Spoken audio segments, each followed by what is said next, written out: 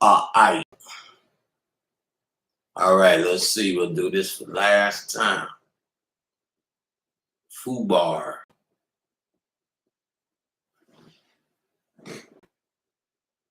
Can you hear me? Jeezy? Can you? Can you niggas hear me? Can you hear me? Good. All right, motherfuckers. Be in business. Move this out the way. Whenever the system mic isn't working, I gotta work on a test to see why not. All right, let's go, motherfuckers. MRFers.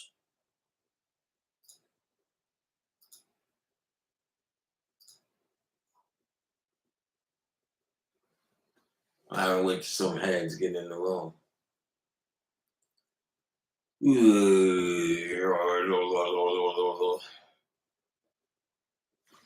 Peace, y'all. What up? What up?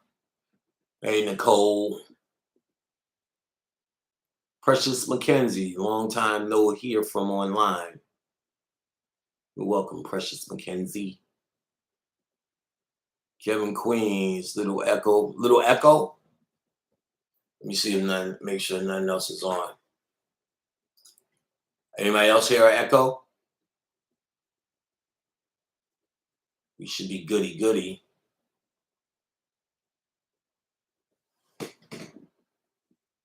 Are you good? All right, no echo. All right, we good. Might be your joint echoing, bro. All right, just gonna chop some things up, some future shit coming up. See what comes up, and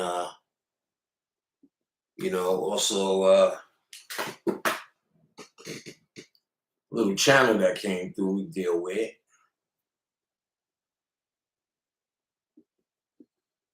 Yeah, fucked up, man. My joint.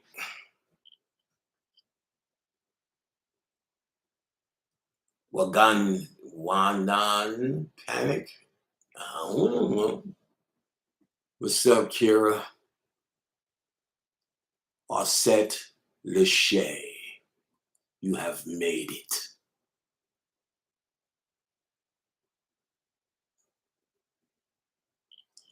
Run DMC, no doubt. My Adidas. Oh yeah, the issue. Also the black and white. The white and the black everlast on that ass. All right. We're gonna really just give up some updated information.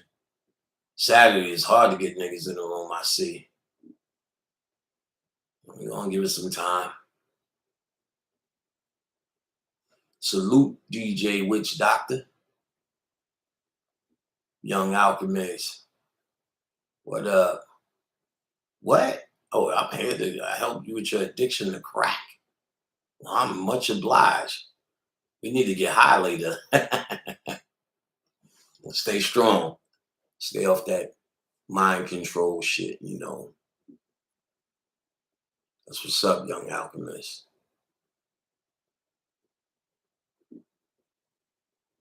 In the cold. Chaos Magic and Peter J. Carroll and the Kia Force. Why? If you already know all of that, then it means you read the book. It's self-explanatory. It's explaining it to you. I mean, I don't have to re-explain what he explained.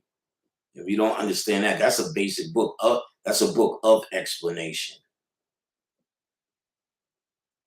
Good looking, Kevin Queens. That's a book of explanation. So I don't know how much more I could go into it. Chaos Magic is melanin. Kia is his code word for melanin. Chaos Magic is actually nigga. That whole book is trying to teach white people how to be black people, how to have that creative mindset to act and react in the moment or in now. White people are logical, so they're structured thought. They need a plan. Though we can plan and do things, but we usually could deviate from that path if we don't think our way out of it. And that's really chaos thought. And that chaos thought is the thought, or chaos magic is the action of melanin. Kia is a code word for melanin. Their problem is if they say melanin, that word is already linked to black people. Not just because we say it, that's what their scientists call dark skin, or what makes our skin dark, according to them. They give you the bullshit, topping. Though we went probed and understand the true science of there's neuromelanin, and also and there's inner ear melanin, melanin in your taste buds. So that's why we feel and think and taste food and make better food and hear music better. All of this is a melanated act. All of this is Kia is what he's talking about. So if you understand that book as them trying to teach white people about melanin, which I've said plenty of times, you should be able to get that. So that's Peter Carroll, Chaos Magic, Libra Nolan, a Psychonaut. What's the other one? Peter Carroll, not Peter Carroll, Peter Carroll, and the other, Peter J. Carroll, and there's another one. You should be able to find all of them chaos books. Those are like step one books. So they're good to have. It's a good thing to read, but just you should be able to understand that at face value. That's not really encoded. You know what I'm saying? No problem, free gift. But it's not really like an encoded book. Try to, because I really try to encourage that you get it without you create your own perspective. You know what I mean? There's certain things that, let's say they're complex, or you have to study a certain amount of things. Then I don't mind giving my perspective, because if I put it together, it'll probably give you a shortcut. But some things are straightforward, where when it's straightforward, I don't really want to taint it. I have my opinion on it, but a lot of this you want to form your own opinion. This is really about see, we need to understand some shit. And I'm gonna go into this, I'm gonna do a real lecture on this soon, very soon, about what occultism really means, because it's mixed in with black pride, and it has nothing to do with black pride. Occult science is natural law. We have been indoctrinated, mind controlled with man-made laws. Natural law is what is the only reality that you should be dealing with. Occult science is natural law. Let's take for another example. Black Law's Dictionary is man-made shit. And that's why, even though it may be right and exact as a standalone book, fucking no one's listening to it but the people who love the book. You can't make anything happen by it, because in that floor is man-made law. But if you walk off the edge of a cliff, I don't give a fuck if you're a Moor, a Nubian, an occultist, a motherfucking angel, from the Christian Soldier Church of Latter-day Saints, and Moorish, and not Moorish, and Mormon double-loved honkyism, you fall in, because that's natural law. You know what I'm saying? And so to understand natural law and to change your circumstance through natural law, there's only one way to do it. It just doesn't happen. The New Age community kind of tells you, just let it happen, and let's just let it come to you, and the universe will provide. And the universe sure likes you, that old good old universe. Oh, the universe. Fuck is the universe saying that? That's so generic. That's like saying, if you live in Brownsville, Brooklyn, oh, Brooklyn will provide. Brooklyn says no. No, some motherfucker in Brooklyn may say no and beat your ass, or take your shit, or whatever it is that's happening. But it's not Brooklyn. It's not a real thing. The universe is detailed with detailed niggas in it, just like niggas are detailed. And if the universe is filled with Negroes, you know what I'm saying? There's not a whole bunch of Negroes making decision. We say no. Oh, the universe says not today. That shit don't make no sense. New age foolery. The only thing that's going to get your ass out of this, and you need to listen, is knowledge. The only thing that can change your circumstance is knowledge. And then that introspection, you become wise. You become wise in what you have studied in the form of knowledge. You have to let it marinate. You have to have your own perspective. So if you read the book by Peter J. Carroll, clearly this should be the time and the place where you are taking it in. Let me cut this phone now. This is gonna keep going off. This should be the time after you read the book. And I do respect that sometimes you want somebody else's perspective, but you got to make sure you keep that in context, because I've been around 20 years, and and as I can see, a lot of people say, you did that, you changed my life, you did this, or you did that, you helped me with that, and all the rest of that kind of stuff. So what you want to do, hold on 1 second, let me get this together, guys. You want to make sure that when you look at these things, 1 second, give me a moment. Let me say bye to Felicia. And boink. Boink. All right, so because I have such an influence, if I took a piece of certain information and made it, did that internal work, I'm going to spit it out how it works for me. But though it may be right and exact for me, that same knowledge and information, you may see it a different way and have a different understanding ultimately, and it may work for you. So by you just following me, you take that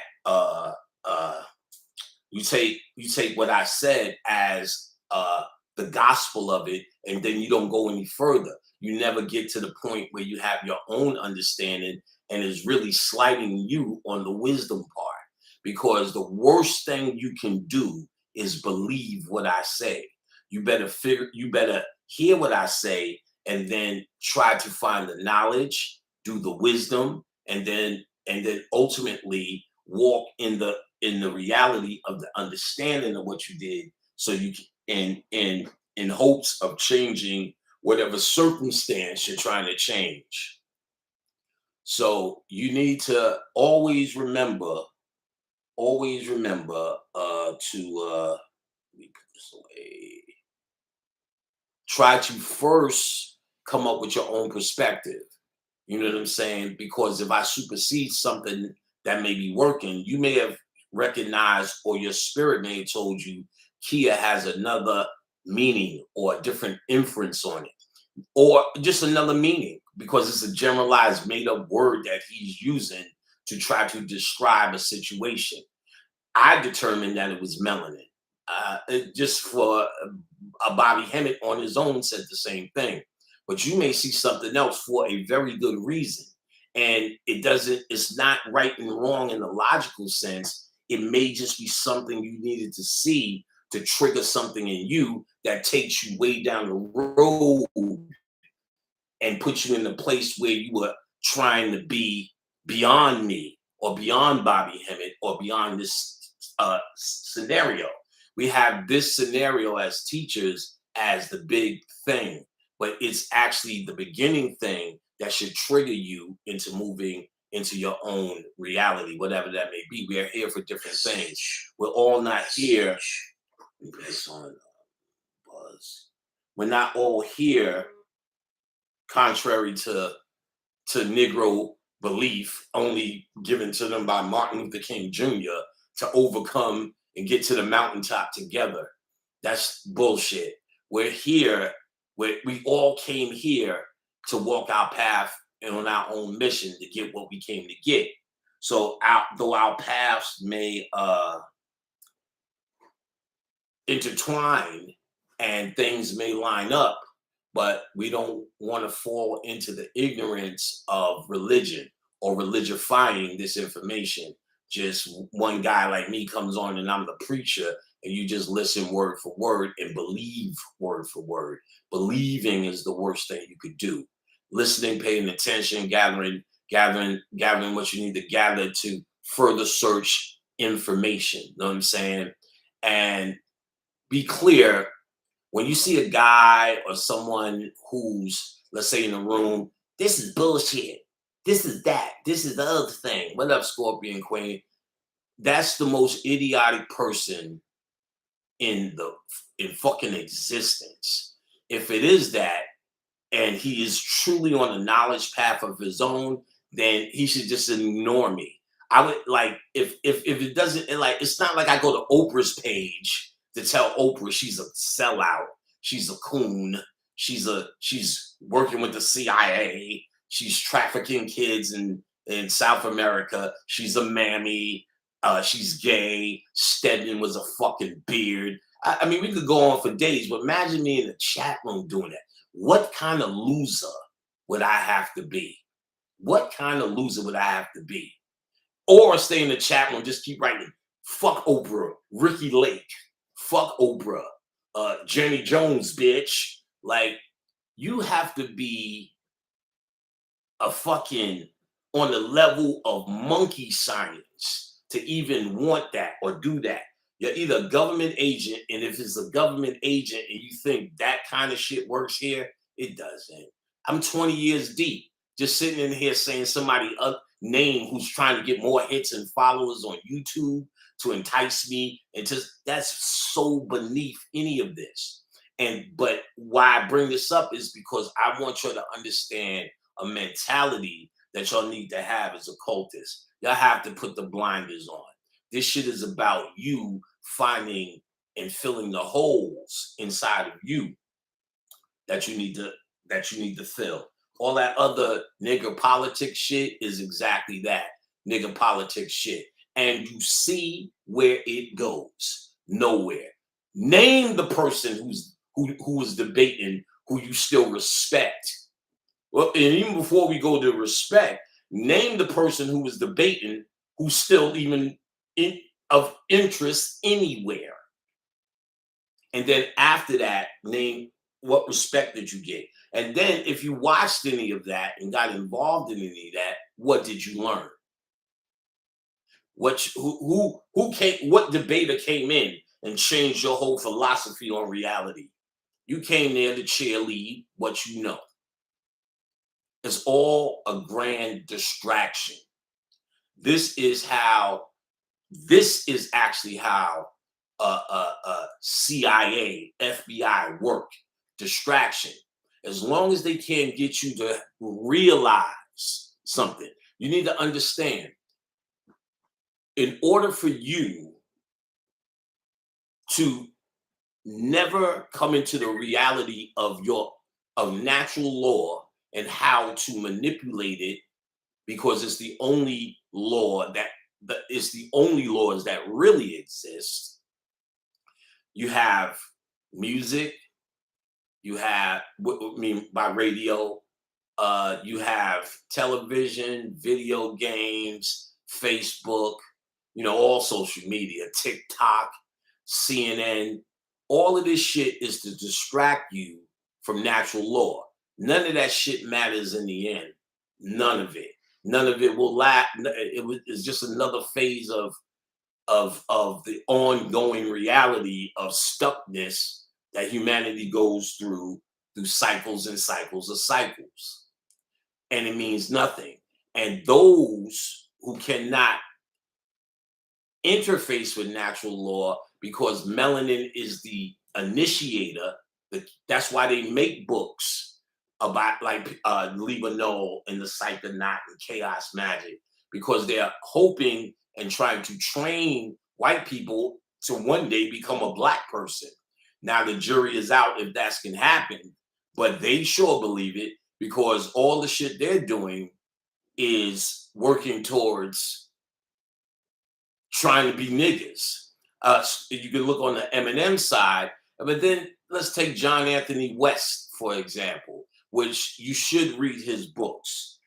John Anthony West, he also did it was Magical Egypt, which is on YouTube, a 8-episode scenario. Let's see what this is doing. An 8-episode scenario about Egypt and who he is, and it's Negro friendly. Now, understand, Negro friendly today, you have to just understand the guy's work because for white scholars, if they say, look, all of this shit is black, history tells us by Rudolf Steiner, Swala Delubis, that they will be ousted of the white scholarly whatever community that's called, and they can't get grants, shit like that, as authors and researchers because they said it's a no-no to say it's just Negro shit. Those two did it. Now Swala Delubis, he has interesting work. You better try to figure that one out off of the phonetic. Swala D. Lubis. I've given his books out before. His daughter married John Anthony West. John Anthony West was known for, one of the big things he's known for was bringing a geologist into Egypt and having the geologist prove or discover or pose that there was water around the Sphinx and there's no water around the pyramid, water damage to the rock. And so, which dictates that the Sphinx, Harmaket, is older than the pyramids. They weren't built at the same time. And by dating by the erosion of the rock by water, or what was water there, what they were saying is actually older than Egyptologists say, which we know that as well. So they pose that to the white scholarly community. You get what I'm saying? We know it. We've been saying it. You know, Bobby Hemmitt's been saying it. Brother Phil's been saying it. So now he posed it to their world, which he checked. Now, see, when you do that and put these dates back, everything else gets out of whack. Just by putting the dates back, you can't say Jews built the pyramid then because it doesn't line up with what the Bible said. Like, you got real Jewish people who think they were slaves in Egypt. Like, this fairy tale was some real shit. There's no record of it, no record of them there, no evidence, no bodies, no nothing. They found nothing. The bodies in the graves that they found, the workers, they said, had broken bones that were fixed and mended. They were well taken care of. So they deducted and they were housed in the houses that they were near, that these people could not have been slaves based upon the how well taken care of they were, and how and according to the fairy tale in the Bible, it just didn't line up. Just off of that alone, that's the physical shit that they're baffled about. We know that shit just didn't happen. You know what I'm saying? It's a highly scientific project. You get what I'm saying?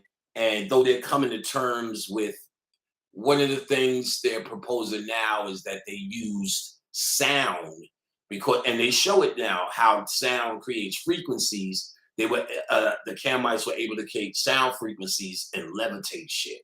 But then Bobby Hemmett talked about this in alchemy after gold, with gold, they know how to create this white powder. You put it on shit floats away. He said these white people so stupid, when they stole it, they put that shit on the boat. And when they was sailing back to Europe to say, look what else we got from niggers, Shit floated away. They didn't even cover the shit. Fucking monkeys. So all right. So you gotta keep in this. It's really the mentality that has to shift when you get in the occult shit. The mentality has to shift. And you have to deal with a bigger picture of yourself. And you cannot be an occultist without dealing with your childhood. There's no two ways about it. You got to look at yourself as a computer. Most of us know that. I studied computer science. I was in IT. I was a network tech. I mean, Microsoft certified system engineer.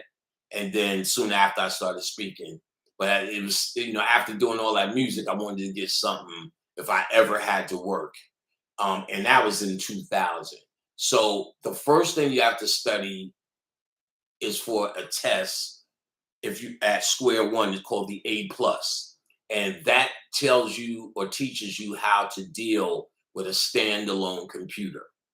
And you have the hardware portion, which is physical, what you can touch, and the software portion, Windows 95, and how to deal with the file system, if you will, in the programming, and how to manipulate and add on, connect, and blah blah blah. But truthfully, actually not connect yet, networking, because there's a whole networking plus next, which tells you how to get computers talking. It specializes in that. This is just really the science of it. And the first thing in class they tell you is that the standalone computer is mimicked after the human body. So know that.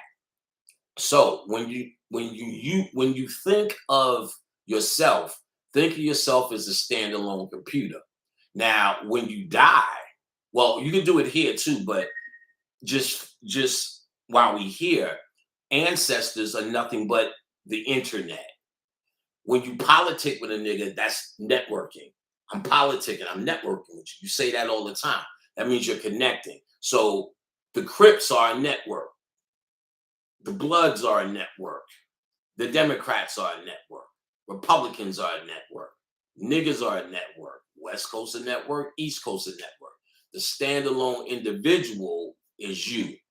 And the internet is the ancestors, where you go ask your questions like Google and you get your answer.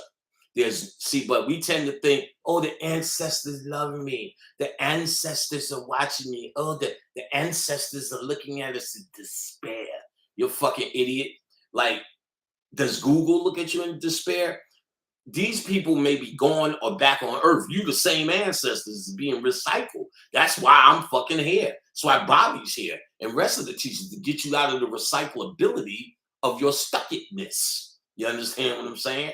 So the ancestors are you just being recycled. The system is that when you die and come back, you still can leave your signature or your spirit in the astral world to be accessed, and it's accessed like Google. No one cares. But if you put your input, if you look, if you put input, if you set up the altar, if you put up the energy by way of sacrifice, by way of offering, by way of then you get answers from an internet thing or the ancestors or your subconscious or your spirit, but you have access. Remember when Bobby Hemmett said the ancestors are in where? Your DNA. You're accessing this database that is endless. It said I can't remember, it's in my book, the number. I think they said one DNA strand unraveled. I believe it was one DNA strand reaches from here to the sun, or that fake shit that y'all, 999,055,000 miles sun right around the earth. Ooh, I'm deep. I see somebody saying that shit on YouTube. I was like, but everybody around him, they saying that shit all deep and all happy, like they going. You know what I'm saying? That shit's all. If you're gonna call this an illusion, how you gonna call that real? The concepts and the symbology, what it means, is real. But those things are internal. Those things are for you to understand. Gateways and whatnot for you to get the fuck understand and go through. You know what I'm saying? All right, so you gotta so you gotta really get down to the boogie. You gotta really get down to the boogie. You know what I'm saying? You have to become your own guru. You shouldn't even be wasting your time saying fake gurus. You should be trying to become your own guru. And like I said, if you're going places and you get what I'm saying. I'm not saying this person is saying that, but if you're in places saying things like that, you're either an agent or you lost your mind. You have no time to be bullshitting. And if you do have time to be bullshitting, why don't you go to Love and Hip Hop's live and go bullshit there or one of them? Because other people here are on a certain different business. There's a line in the sand here. There's a line in the sand with a cult that's not even the same line as metaphysics. Metaphysics is meaning beyond the physical. It's just a description that I've always seen of beyond the physical, which is valid and necessary and much needed. But if you're going to interact beyond your physical, just beyond your physical means, then that's occult science. And that starts with knowledge, wisdom, and understanding. There's techniques and practices, what has been called magic, but there's really occult, those are really just occult sciences. Those are the how to or the interaction or the physical means for opening up realization and getting the mind to go in places to get that information, that wisdom, that aha moment that you need. So all of it, even if you're lighting a candle, I told you in class how it turns back internal. How if you have a physical altar outward, how it works for the internal. If because anything on the physical altar is just a symbol, and a symbol is the communication with the subconscious. So get your shit together, son. Get your shit together. All right, let's see what we're gonna get into. Ooh, Norton, you son of a bitch. Interesting stuff. Now, the next lecture, we're still trying to get the place, but it will be in Louisville, Kentucky. Louisville, Kentucky. Here's why. Like hellfire, this motherfucker has been coming through harder than shit. And that is Muhammad Ali. So we have to go to Kentucky, Louisville, to honor that energy. When I used to get early channels, the more powerful they are, you would just start crying sometimes. It's incredible if you really, if anybody ever gets to that kind of thing. It's kind of like the energy so strong. You know how you have some kids? My son used to do it. When he gets he could be just mad, be sitting there, and then tears just start coming down. Like you'll be dying laughing, and tears will still be falling. That hasn't happened for a very long time, and that was happening when Muhammad Ali was coming through. He has more documentaries than a nigga could count up to. So you can find a documentary anywhere about him. And I suggest y'all start looking at it. Even if you know his story. I should have got some of the titles. Uh let's see, weighing on the spiritual movement, crazy. Yeah. Waiting to hear the vibe on the status on the spiritual movement. Crazy energy right now. I don't know what you're talking about, Inja. And if you're waiting to hear it, I don't know what to tell you more than I just did. All right, so Ali came through very hard as a protector, of course. Right now, okay, one of the things you must see, the first thing I would suggest you see is on Netflix. I think it's something called Blood Brothers. If you look for Ali or Malcolm X, you should find this on Netflix, Blood Brothers. And this documentary focuses on their relationship. And I know this to be real because Malcolm X comes to me oh damn near anytime I'm chilling. And the first thing he'll tell me is put on that goddamn Denzel movie because it is the funniest shit. See, I used to watch that movie, and well, I watched them. I seen it in the movies, Malcolm X, of course. And I was first one, Times Square. Spike Lee was out that motherfucker signing autographs. I still have an autographed copy by Spike Lee, not Malcolm X, of the book upstairs because again, Times Square, first showing, I was there. And then I went with the homeboys again. And then like that was really it, besides when it came to VHS and all the rest of that shit. And I still didn't watch it much because you know what's gonna happen. He's gonna die. Now, in Louisville, I'm gonna drop shit that I'm not gonna say on YouTube. About certain things that will, because not only is it hard for YouTube, it'll be hard for niggas. If I recorded niggas still believing in that bullshit with a bow tie on, you know, or whatever. You know what I'm saying? I know it's your religion and it hurts. It hurts. So I don't want to discuss that because I'm not trying to hurt people. You understand what I'm saying? Because I'm in no religion. So, and I don't respect religion. The concept of it, the concept is flawed by nature. Brother Phil tell you where all that shit comes out the Vatican, when all that shit was made up, how all that shit was made up. I mean, I showed you that fucking Mohammed came from Baphomet, which is Baphomet. Mohammed is Baphomet. That's why Euphrates Levy, the white man who created this in honor of the Moors, because the Moors under the day went, and why they say Islam, because that was the order of the day that day. But they was fucking Moorish science was fucking with this, the concept of it. He just drew a picture of the concept we were dealing with.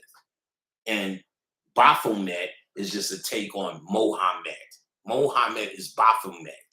But see, that's an occult level understanding. Anyone praying to that, believing in that book that was given to them, they're not going to hear that. So I don't challenge that and I don't debate that. So you enjoy what you believe.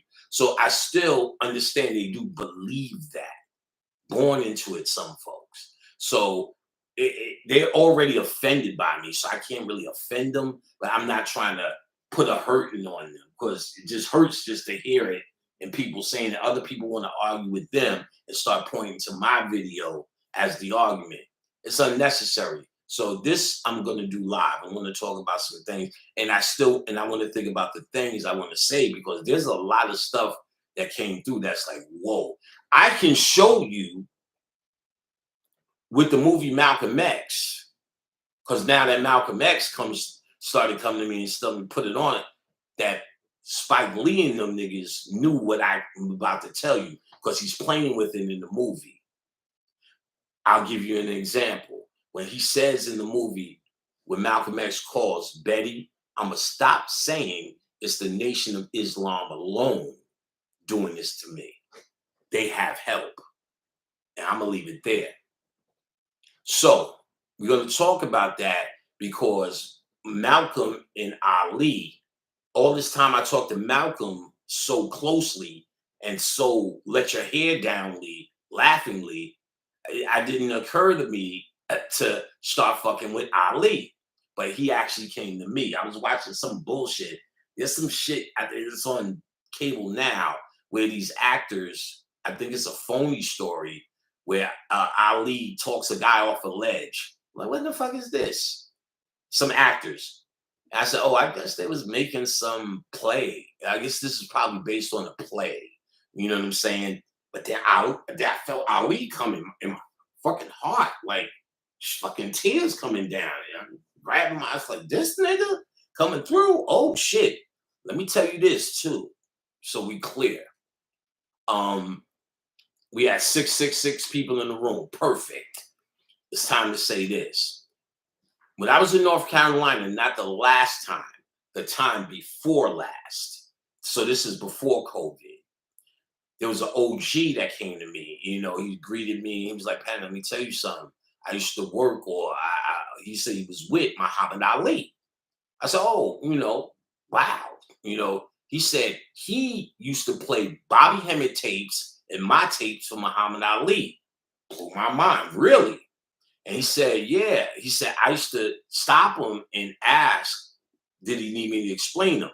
And he said his body wasn't there, of course. He said, but his mind never left. He said, he used to say, like, and listen to him. I'm like, wow, that's, what a compliment. And so there is a connection there too. And there's a lot of things that came through personal over these last few days. But there's things for us too that I plan on discussing in his hometown, Louisville, Kentucky. And we're trying to go for the second week in August. Khadijah's trying to lock down one of the hotels now. We were going to do Nashville next, but she was having problems with pricing in Nashville. And now I know why, because we were supposed to go to Louisville next. So listen, get your shit, you know what I'm saying? Get your shit. And let's go. Let's boogie. Look at this idiot nigga. Look at this dude, Inquisitor Sec, trying to get some you probably just mad at you and get an herb pack. Like Panic's lying. Like, if I am, it like, why are you here then? Like what happened to you in your life that you're here? Like you don't have shit else to do. If I'm lying, then why are you here? You get what I'm saying? So, goodbye. You know what I'm saying? You know, I'll see you later when you come back and get back on my dick. That's the bullshit. That's the stupidity that y'all need to watch out for. And that stupidity, even the stupidity or agent, those type of human distractions, it's for you to decide. I could be 100% liar, but I say go do the knowledge and find your own truth. I've always said that. So really, in the end, if I'm either wrong or trying to hustle you, I'm the one telling you not to follow me, not to believe. I just got finished telling you, don't believe me. Don't believe me. Go research the information yourself. I'm going to drop what I know on this, and you see if it's real yourself. I've always said, channels, you have to trust the spiritualist. Information, you have to trust the author. But that's why these are, if it's an author or a channel, it's still coming from people. And when you get the information, you first try to check the person's expertise. That's usually step one, but you still don't believe it. You still say, wow, that really resonates hard, but you still don't believe it. If you believe it, you're a church member, and we're not trying to do that. So I want you to look at guys like this. You understand what I'm saying? Look at people like this, and I'm gonna let him just do what he do. And if he stays here for as long as I can stay here, good for him. All right, so we're trying to do that. He told me a lot of mantras, which are obvious. He told me it's protection. What you could do now for a symbol is the bat, which I checked. They're all on Amazon. A Louisville Slugger bat. Get one, put it by your door on the altar, or whatever you do, what you do. He's the Louisville Slugger. What else? The colors of black and white are his, of course, his shorts. I didn't search yet if those Everlast style shorts are available, but I hope they are. You know what I'm saying? But black and white is his. You can put those on, underneath for protection, for the fight. Health, he's the fight in health. Let me open it. Oh, it's hot as fuck. 1 second. Oh. Y'all can see I don't even put on pants no more these days. I just lecturing is all about the top. Y'all can see he's all about the fight. So if you got health issues, billing, whatever you fighting with, he's in your corner. He's Everlast. That was on his belt, remember? And I mean, it's the company, but of course, he's Everlast. You get what I'm saying? So when your back's against the wall, when you feel you can't do no more, you feel you just can't make it, you can't go on, and you could call on his energy, you know what I'm saying, to make it happen. And his story is very interesting. He's got a lot of the elements that are us. One documentary I seen when they took his license away, he started speaking. He was just as vicious as Malcolm X. That's why they gave him his license back. They rather him saying he's pretty than the shit he was starting to say, because his cleverness was there. This is early rap music. He rhymed. And not to mention, I already channeled Bundini, and y'all need to check out. Y'all need to fuck with Bundini too. Every rapper, I don't know why you're trying to still do that, but let's pretend every rapper should be channeling Bundini. He was the one-liner guy. He was the guy who threw Muhammad Ali those rhymes and one-liners, punchlines, you niggas call it. So he was doing that shit slick. Ali was slick. There was an interview where the nigga said, white boy said, this diamond, you got kicked out. He said, yeah, I went in there and they said they don't serve no Negroes. He said, good, because I don't eat them. Let me get a coffee and a slice of that pie. Classic. Genius. Know what I'm saying? Black people were scared of his mouth. They were extremely scared of his mouth. Dwayne Wayne is fighting. I'm watching TV too. Dwayne Wayne and Ron getting fucked up by some white guys, and they got arrested. Like so black people were saying at the time, shh, be quiet, nigga, that bragging shit, calling them all sorts of coons, and because they, just challenging white people with his mouth like he was, is a conscious act, is an act of consciousness. Now, just like the Moors of that day came out and said Islam because that's what was going on, he got into the Black Muslim movement because that's what was going on there. And Malcolm X was doing his thing on the other side, and then they finally came together. Their brotherhood was incredible. I gotta find the name of this documentary. I'm gonna get all those names for the lecture. But in it was interesting. Now, I studied mind control, and one of the things I watched when I was studying as an aspect was Charlie Manson documentaries. There was one either on Netflix or Prime. There were two that were really good. And one of them, they showed when he was in court, some of them girls crawled California blocks on their hands and knees to the courthouse, and however many miles it was. In the middle of it, one person got arrested. They had a warrant. And she said, they were showing them, they were old now. She said, I am absolutely glad. You said, because the people, the people they still talk to who actually did that shit all the way, they said to this day they all fucked up. Now they were sitting out in front of the courthouse each day. And one of them, the main one, his bottom hole. And Charles Manson was quite aware of what he was doing. He was saying things like, he said, where did these kids come from? He said, you prepared them for me. And what he was talking about was the neglect and abuse as children. When they go looking, they find him. He was making that point. So he knew what he was doing as a mind control. And then when you hear his story, he was in jail with pimps and hustlers that taught him how to control minds. Now, so he was well aware of what he's doing.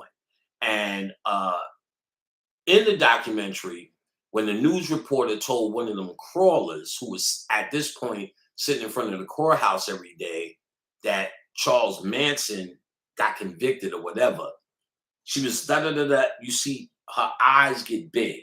When you see the eyes get big, their programming is kicking. This is the same thing like MK Ultra.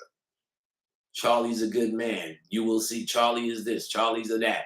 She just went into this robotic statement, this unemotional robotic statement. That's mind control. When you watch this documentary, because this is the documentary Blood Brothers on Netflix. It gets to a point because where Elijah Muhammad tells Muhammad Ali, the messenger tells Muhammad Ali to disassociate with his good brother, Malcolm X. And when the news people ask him, do you currently associate with Malcolm X? Since that, the question, you'll see his face turn just like that girl that was following Charles Manson. Eyes good up, motionless. He should have never went against the messenger. If the messenger says this, the law, blah, blah, blah. Went through his whole spiel. But then they have something called a microface. The microface is your subconscious trying to tell you the truth. Because what he's doing to make his face blink, he's trying to hide the truth.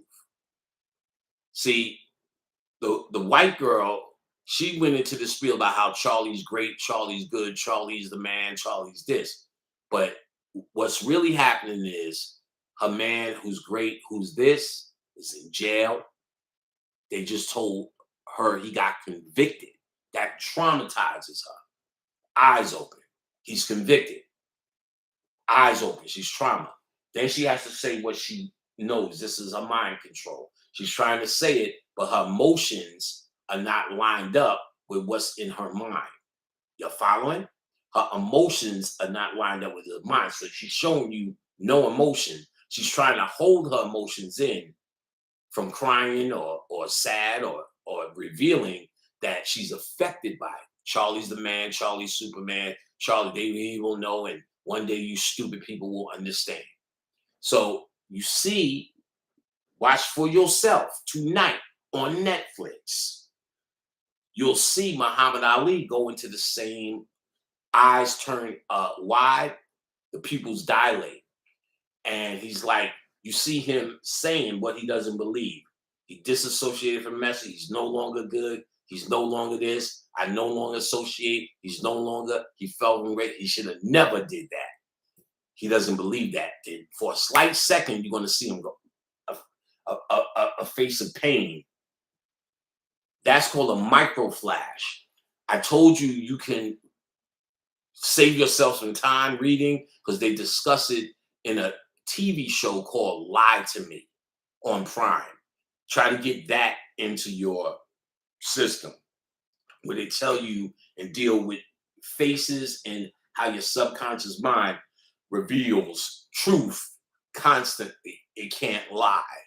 And so you'll see that. And I seen that because I recognize what that is. And of course, because that's his brother. But his religion got in the way. You got to remember, he's of a religious mindset. That's who Elijah Muhammad was talking to. He was talking to, it was perfect. He was talking to people who all grew up Christian with a religious mindset, but who sinned so much they can't see Christianity no more. That's why he cleaned out all the jails. And though it still works, because if motherfuckers is not beating you up stealing, then it works. But again, if they are still beating you up stealing, motherfucker, where's my bean pie money? Then it is what that is. You know what I'm saying? So, like I said, religion is religion. It's designed to do one thing, to create followers. So that's your choice. You understand what I'm saying? That's your choice.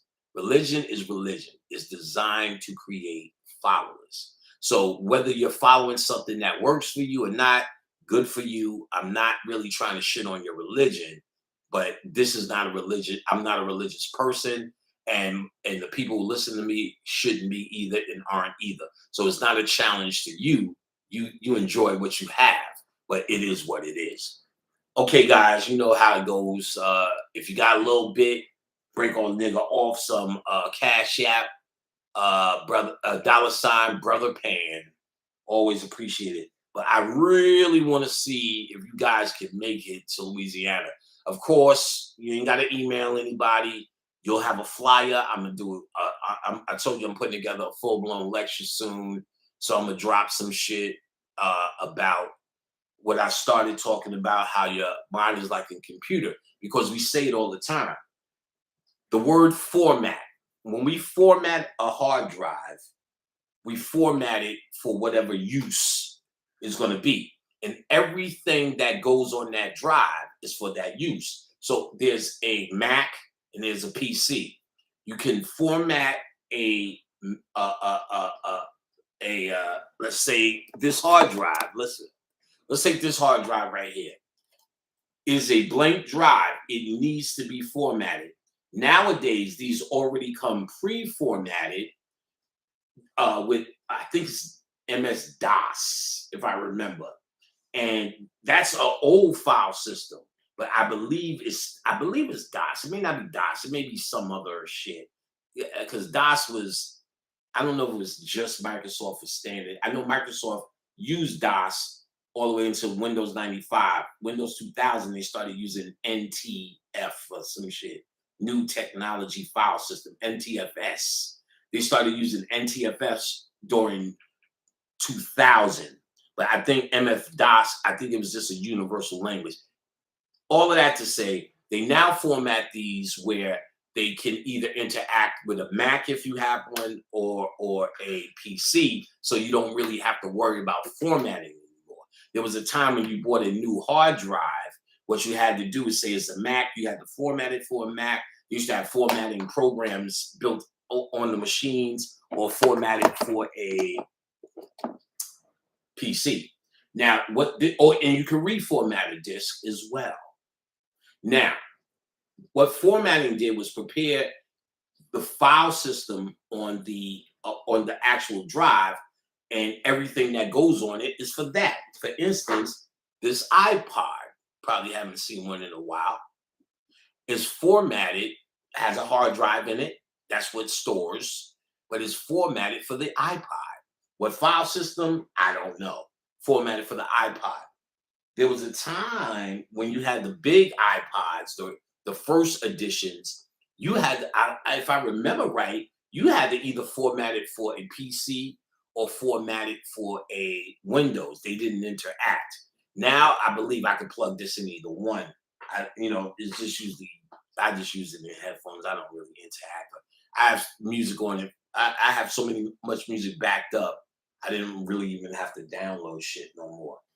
My Akai here, this drum machine, let's see if I can get it here, has a hard drive that's formatted. And your mind or your brain here is also a hard drive. And it's formatted when you're a kid. But do you know what we call it? Your formative years. So in the beginning, your formative years are actually when you are getting formatted by your parents. So everything in your life goes in that context. So no matter what happens, if you have such a bad life, you may have a negative disposition. If you were getting molested, everything that goes on you in life, you're going to see it from that perspective. We call it perspective. This is a perspective. Mac is a perspective. Drum machine is a perspective. You have a perspective. The things, could you change that perspective? That's also called programming. You have your programs. Anger is a program.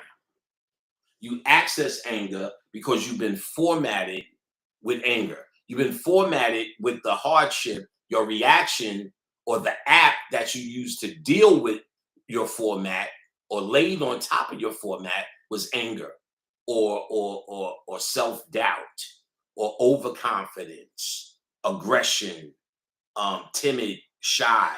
All these things we call, or we're talking about the disposition. You know what I'm saying?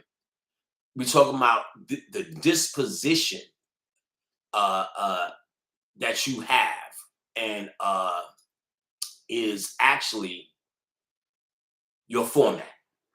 So occult science is the act of reformatting yourself and adding new programming that is truthfully beyond the standard program that you see here all day.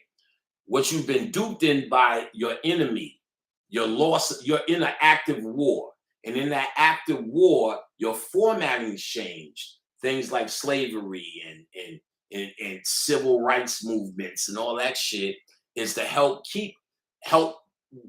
bring you, birth you into the same format of this America concept of you're slight and you got this chore, you're in the struggle. You wake up and as soon as you find out you black, somebody said, well, you know you're in the struggle. Like all of these things are trying to keep you programmed, which we call which is mind control. Mind control is programming. This programming is what is trying to do is keep you from understanding true natural law, which you understand and it comes to you all the time. But your program is overriding it. Occult science is moving back into natural law and really seeing where your programming conflicts with it. And the more you do it, the more you realize, if I see the stuff I'm saying you is through realization, not through reading, through realization, not through reeling. What I started to realize was as I'm changing how I live magically in fighting the programs that are on the top, where the real fight is in my formatting. So that's why I started talking about you have to deal with your childhood. You have to deal with your parents. You have to know how to take your parents and no longer see them as parents, find compassion through them by seeing them as individuals. How old were they having? What circumstance were they in? Things like that. Things that I teach in class, and your monkey asses have to take class or go get it on Dropbox, pay for it and get it on Dropbox to hear the detail and the training on things to do to get it in and get it out. My second book speaks a lot on that. You get what I'm saying? My second book speaks a lot. I went there a lot because it is probably, as an occultist, what I found out to be one of the main keys. It should really, that's actually, I think, I started determining that's what we're all supposed to be traumatized down here. This is not like if no white people were here, we were just chilling. You know what I'm saying? If you don't believe me, all you got to do is watch the fucking miniseries Shaka Zulu before they even knew white people were coming, and he was dreaming that white people were going to come to Africa. I'm sure they was in Africa, but I'm talking about South Africa where he was. And it was all fucked up for him. Ostracized, his mother was ostracized. When she didn't have no husband, this socially was inadequate. So if this story is true and it was sold to be true, shit's fucked up. Another thing I pointed out at a lecture, and other thing I said, nigga said, ooh. I said, if you have the 42 laws of Ma'at, and let's take, I will not steal goats. I will not covet thy neighbor's goods. I will not covet thy neighbor's wife or fornicate or whatever. If we all deep and we all Egyptians and everyone's striving for that because we were so badass and perfect, why would they have to say, I will not steal goats? That means by proxy, some motherfucker was stealing goats. And if they weren't stealing goats, the wise Egyptians who wrote it knew, we may need to say this because one day a nigga will be stealing goats or can possibly be stealing goats. So humanity itself by nature is flawed. There's wars in Egypt. There's depiction of war on the wall. They say if the picture's with the left foot forward, you're accessing the right brain. It's a spiritual concept in the picture. But they said there's some pictures with the right foot forward. some of the later date pictures. And the right foot is accessing the left brain, which is war, the masculine. You get what I'm saying? So this shit was always happening. Humanity itself is flawed. We have to understand that. So what I've come to determine by talking to so many people, no one's escaping this. Not just because we're in America. You know what I'm saying? I want to shout out my absolute African-ish, but Austrian niggas who came to North Carolina. Desden and family. His sister and brother came. And it was like they were my sisters and brothers. I hadn't laughed like that for quite some time. I really enjoyed these motherfuckers. They almost got my ass to go to the UK. I've been asked to go to the UK since niggas even knew there was a UK to go to. With their consciousness, as soon as they became consciousness, and in fact, a big splash in their consciousness came through Eye Opener. And I was, of course, at one of the ground members of Eye Opener. Shout out to Brother Shabazz in Brooklyn. Eye Opener Productions forever. And so that I've always been asked, and I'm not going. Maybe I will, perhaps, but them niggas better get some first class airfare up. I will not ride coach. And they like, yeah, Bobby Hemmitt came and in a lean came. I said, yeah, nigga, what you think? I gave him a high five when he left. All right, nigga, good luck. Yeah, and they asked me to come next. Wasn't coming. But when I met my brother, Destin, he felt like a brother. His sister felt like my sister. His younger brother felt like my brother. And we laughed our asses. We dealt with nothing but stereotypes. That's why I liked them.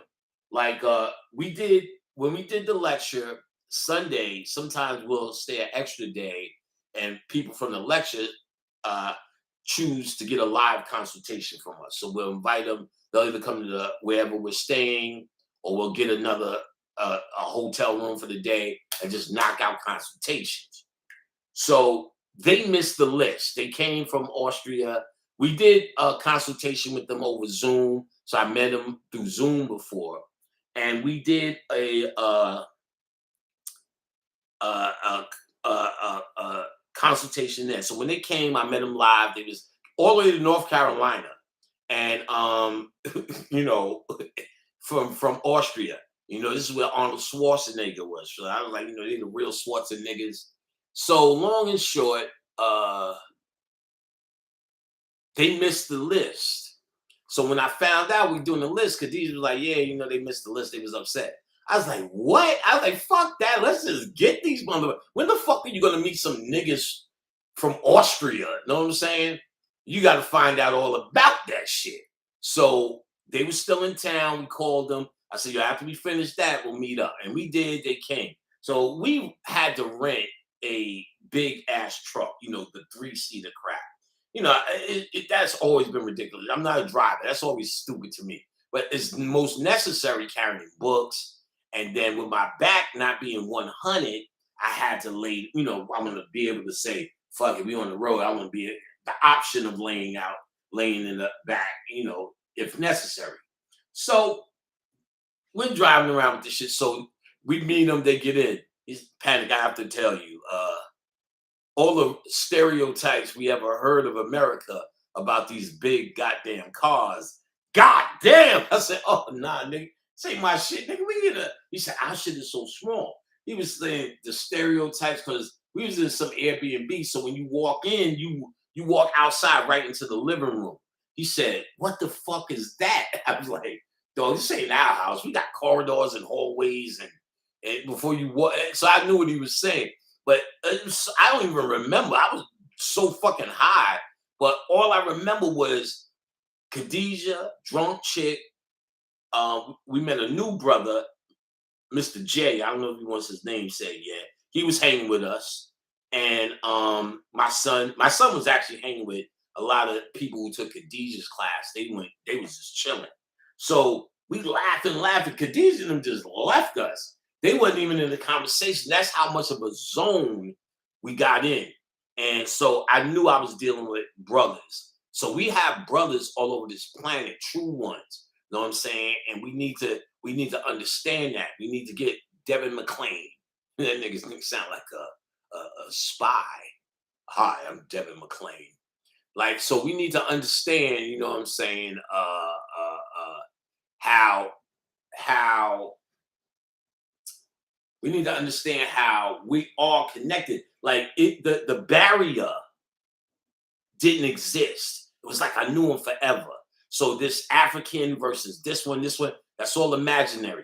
It's people who know and people who don't. My brother Devin said he organizes all the people in Austria. You know, I gave it to him with the stereotypes. So I said, well, I think of Austria. I think your niggas had to chip in to get shoes to get here. I said, I think y'all niggas live in y'all got a black pot hanging in a fireplace and y'all make cabbage soup every day. You know, like I said, fuck being poor. Austria sounds like where poor people were invented, nigga. And like, so we were all laughing, you know, we just had fun. But let me be real with you. He came and bought over $500 worth of shit. And I gave him a discount, of course. His sister bought over $500 worth of shit. And I gave him a discount. Their brother bought over $500 worth of shit. So not even collectively, which would be say, wow, that's honorable that they purchased that much for just if it came collectively, each one of them did that. So they clearly don't live in the pot. And then, Destin, I'm gonna kick your ass, buddy, because I found out what your ass did for a living, and you didn't even tell me that shit. I'm like, oh, now I feel more dignified because of his dignified job. But I'm not gonna put that out there. I'll let him tell me how far that. But like I said, we need to understand consciousness is our brotherhood. You know what I'm saying? The government and idiot niggas caressing this stupid, couldn't see this shit coming around the corner, caressing this word woke. Is how they destroy that. Consciousness is a description. Woke is supposed to be a description, but it was actually the new word that they were going to take mainstream for consciousness so they could destroy it. But see, it didn't catch us really. See, because I kept saying from day one, fuck woke, fuck woke, fuck woke. By the mother nigga, yeah, we woke now. Nigga, you trying to jump on some hit bandwagon, some fucking popularity bandwagon. And now you see Bill Maher and the rest of them saying how the woke people, the woke people, the woke people. Aren't you glad I said not to fuck with that? The ones who fuck with me. Because look how stupefied they first of all, that's how you're attacked. They're not going to come to your house with gun. They're not beneath them kicking down the door, but they're going to attack you. They're going to attack you through subliminal programming. So you got to watch what they do. You got to watch what you associate yourself with. You got to recognize what your brotherhood is and who your brotherhood is. Your brotherhood moves in happiness. If you got a sad, ridiculous,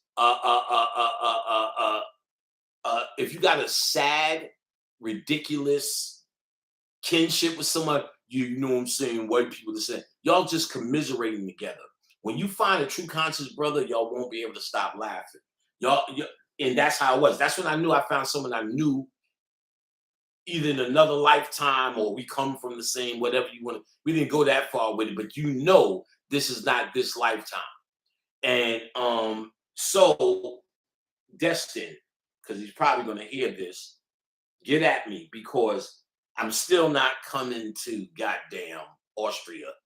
And fuck white people if they did and how rich we pretend it is. Like, that's the whole point. I'm trying to say, if y'all just pay attention. What I'm saying is the ignorance and the separation. This is why white people here still think America is the greatest country in the world. They still think America's this and America's that. And because you are psychologically cut off as a slave from so they make every other place think that is poor. I've seen pictures of Romania. That shit do look poor. These motherfuckers was outside with a loaf of bread like this. Like, this is good right here. Shit look like Charlie and the Chocolate Factory's family. So, of course, I was telling them the stereotypical thing. And then, of course, we went into the African stereotypical thing. They're African.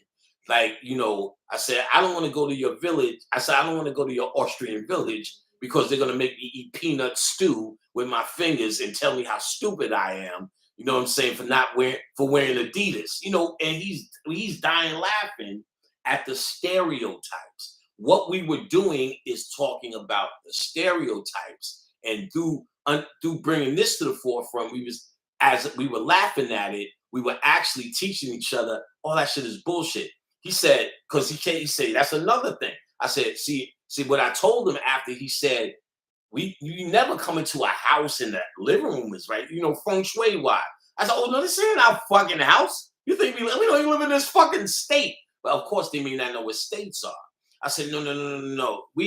I said, in America, you pay for the level of house. And he was not really shocked, but like, oh, you know what I'm saying? So that's what we were doing. Nobody really was stupid. Everybody was questioning the stupidity they've been taught.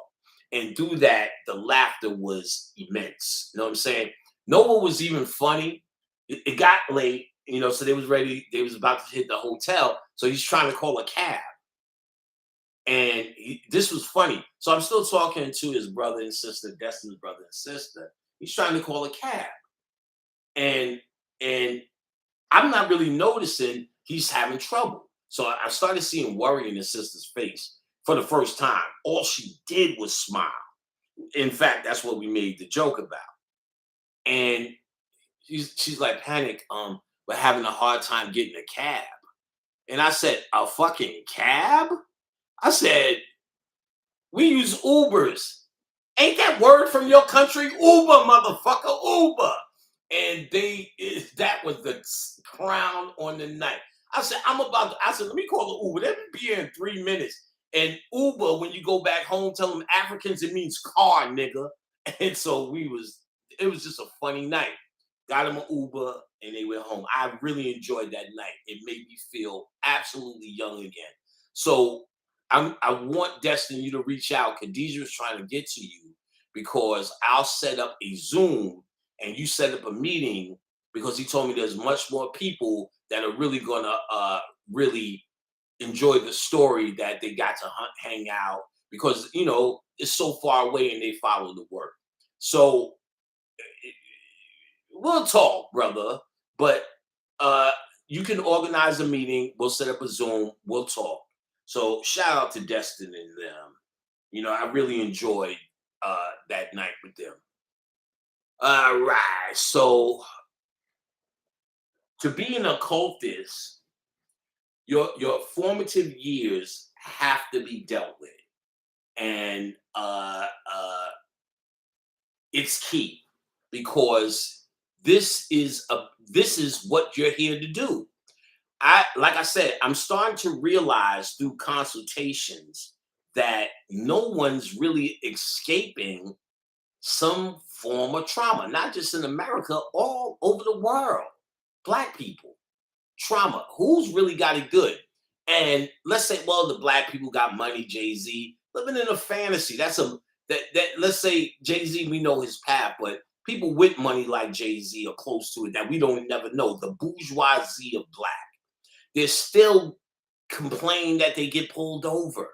They still really are not pulling any strings that we don't know. Entertainment strings all day. I've talked about that, told you about that, explained that in many different ways and forms.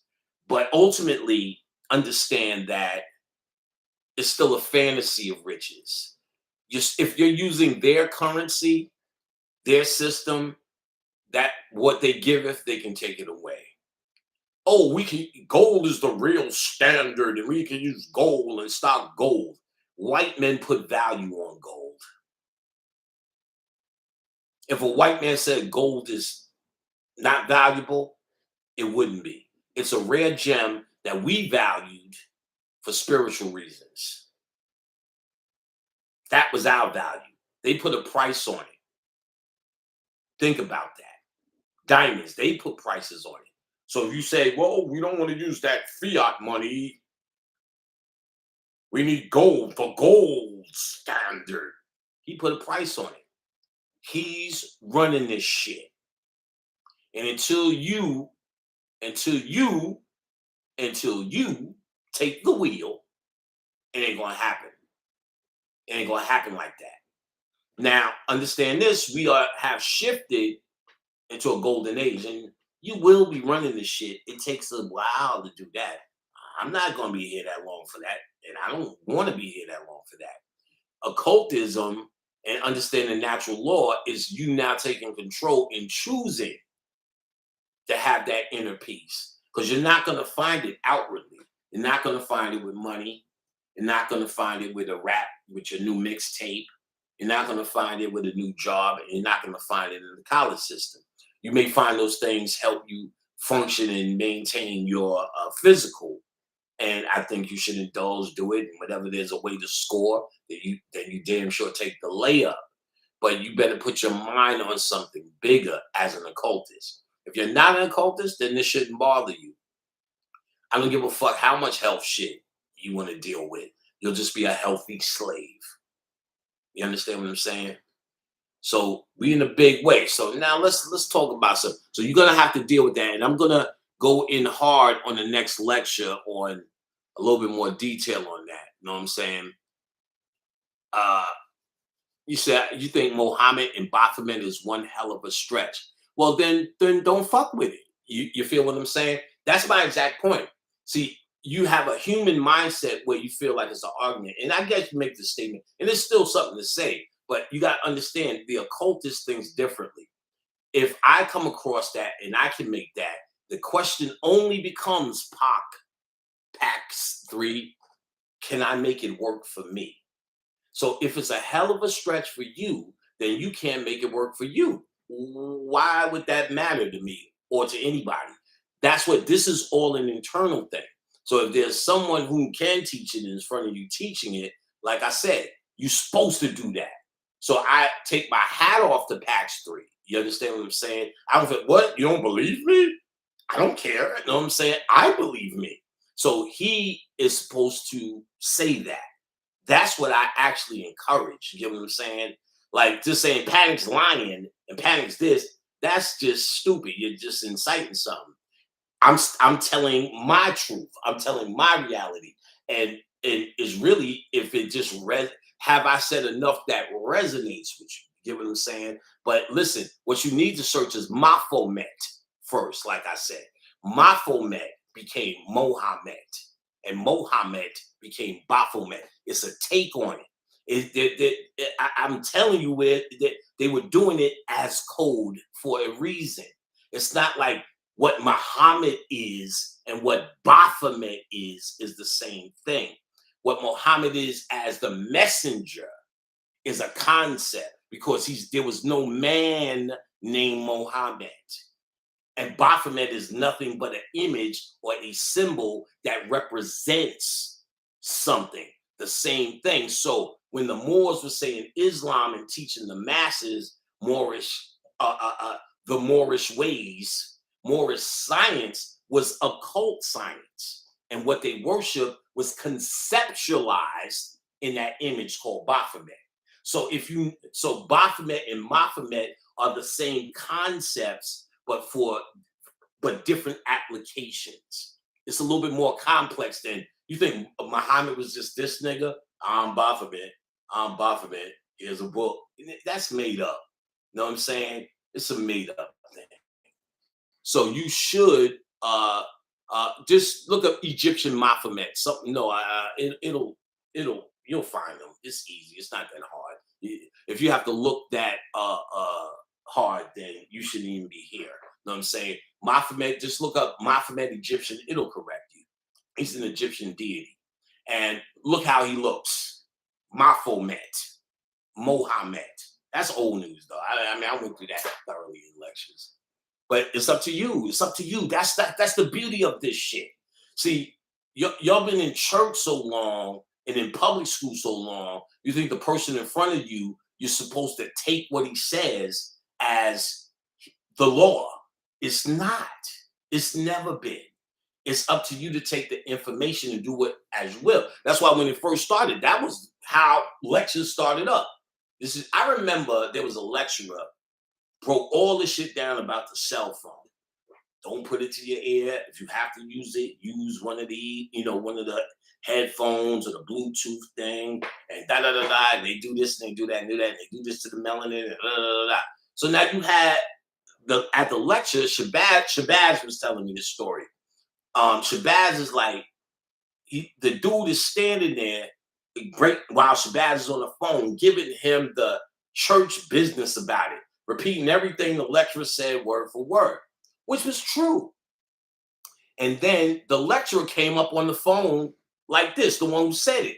The dude was shook, like he's seen his preacher fucking one of the congregants, which they do all the time. Like he's seen it. He was shook. He's, brother, why? He said, well, no, that's the science. But what the fuck that got to do with, that's the level it was on. He said, I'm making my own choice to do this, but I gave you the science so you can make your own choice. So if you can't make the leap, I don't care. I made the leap, and I feel good, and I feel good in the jump. And that's really what I want you to have, that too. That's not just me trying to be arrogant. I'm trying to, that's what I said from the jump. I'm trying to encourage you to have that shit. You know what I'm saying? And see, that's some shit I said fucking damn 45 minutes ago. That shit must be sticking. You know what I'm saying? What up, Murphy Blake Belazzi and Sarah Jones? What up, Sarah Jones? Steve Coakley, Maurice White. Let me see. You ever get a tap on the shoulder, Steve Coakley and Maurice White? Yes. Not Maurice White. Yes. Not Maurice, but good one. Good subject. Don't let me forget Maurice White. Don't let me forget Steve Coakley. Not Maurice White, but there was one of the guys from Earth, Wind and Fire, Stephanie.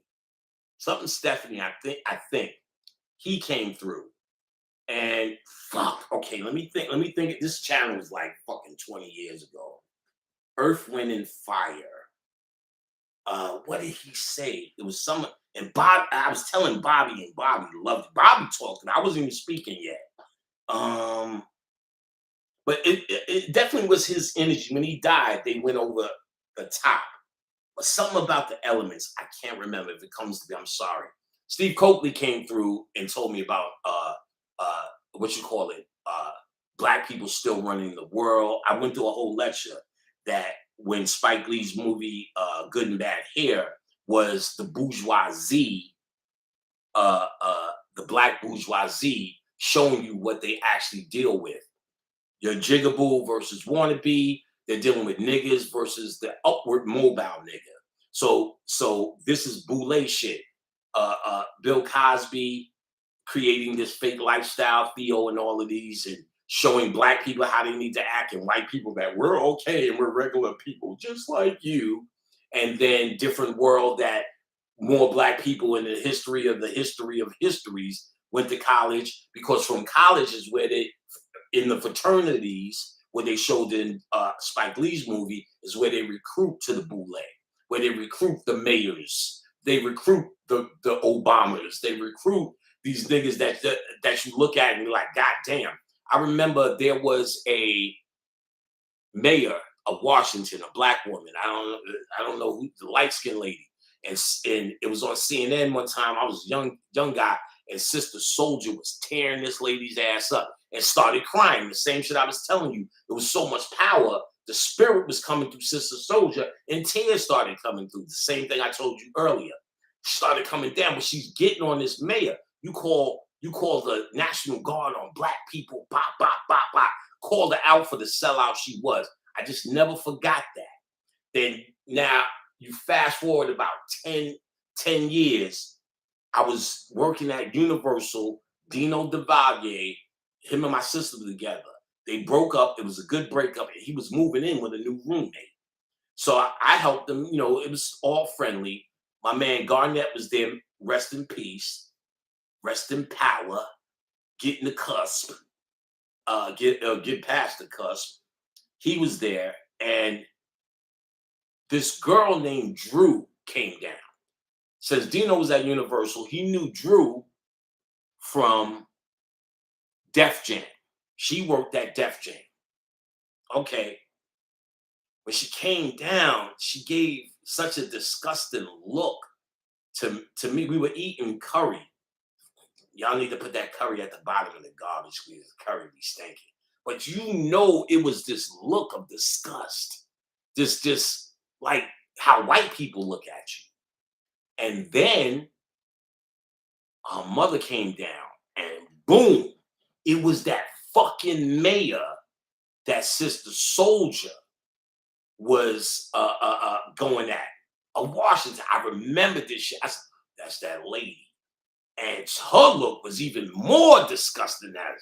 Like these miscreants, these Negro miscreants with their old hippity hop clothes on. Put your pants up, nigga. Face. The energy is rare at that time in life. Very rare you felt that hate. Not from no black woman. Black women, no matter what state you walk in the room, they have a genuine love for you, no matter how dysfunctional humanity has made them. Not these people. It was almost like they were aliens. So I remember that. Turns out Drew is one of the defendants accusing Russell Simmons of sexual misconduct. I don't know if it's agent shit or if it's real shit, because the rumor has always been that he was gay. All them supermodels were beards. That has always been the rumor. You get what I'm saying? So when these women are coming back now, I know her, it just may be an order of operation. You follow what I'm saying? Because there is a black bourgeoisie that does not like you. Spike Lee depicted it in School Days. You're just a nigga jigaboo. It was represented through DAP and represented through wannabes. So the wannabes represented those who wanted to go to college and be more. And that's in your family. So you may have 3 kids and there was always this one asshole kid that felt they were better because they went to school and your monkey ass didn't. You know what I'm saying? I didn't have that in my family. My sister wanted to. She would have been that person. Circumstances was just too rough to get there. But she would have been that person. Khadijah has one. You know what I'm saying? So Cosby was trying to pull those people out. That started from slavery. Remember, you're the first one to go to college. You're going to be better. You're going to be something. So because of self-hate, when they go to college, they just reflected as the real hip hop nigga, the nigga with his pants down, the man that can't get the job with the incense. No other reason. They don't feel like they need to redeem them, to raise them up. They need to get rid of them. Chris Rock also did it, and that's when he got 20 million a movie. You got niggers and blacks. Think about that. It was weird, even the thing. He just went into this spiel. You got the niggas and blacks. And the average guy said, your enemy calls you, they don't step on your head and go, wait. Oh, my bad, you're a black, not a nigger. Come on up here. Or you're a Moor. You got other laws going on. My bad. I was just going to beat you with a billy club, nigga. But since you have blacks laws, excuse me, I'll go to the next nigga. So we know it don't work like that. But Bill Cosby from Philly, Boule Master pulled him right on out. So now, see, Steve Coakley did a lot of conspiratorial level things of it. But when he went to the other side, that nigga was giving me the occult science of it. And like I said, there's somewhere in my archive, I broke all this shit down. And later updated that shit when I put, knowing that in 88, when that movie came out, it set up all the other hood movies. And if you watch my hood movie thing, which I probably mentioned Steve Coakley on there as well, because it stemmed from him. He got me on there. It just made me think, what if black people still running the world? Because the first question I asked was like this: how come when you hear the history of the world, we built pyramids, we was running for millions of years, we did this, we invented this, we did all of this shit, then all of a sudden there's just white people here. They sailed from Europe and fucked us all up. Columbus came and fucked. It's like there's no fluid. It was like we were running everything for millions of years, and all of a sudden they just running everything. Something seems fishy there, unless they had some black help. I said, well, now here's a theory, not a fact, not a researchable fact, because these are channels now, so separate the two. Here's a theory. What if you got black, if the Crips were running the world, then they would get never-ending conflict from the Bloods. If Republicans were running the world, never-ending conflict from the Democrats. If the left, if the right, if it's up, then it's the down. So there will always be either a change in the guard or conflict. What if a group of black people said, what if we create a race that we make them the target of everything? The entire world looks at them as important. And I'll take this moment to say, remember when Bobby Hemmett said, they actually don't run shit, they run around this motherfucker. We're distracted by them, making the white man the devil, the main object of your fucking attention, your main opposition. Think about this. If he's not your main opposition, it throws it off the black trail. Because if you think you're a man of God and he's the devil, he's your forever enemy. What if you come into knowledge of self and go, wait a minute, he's no more enemy than a monkey. I just been thinking he's an enemy, and it's my energy that's actually raising him up to be an opponent.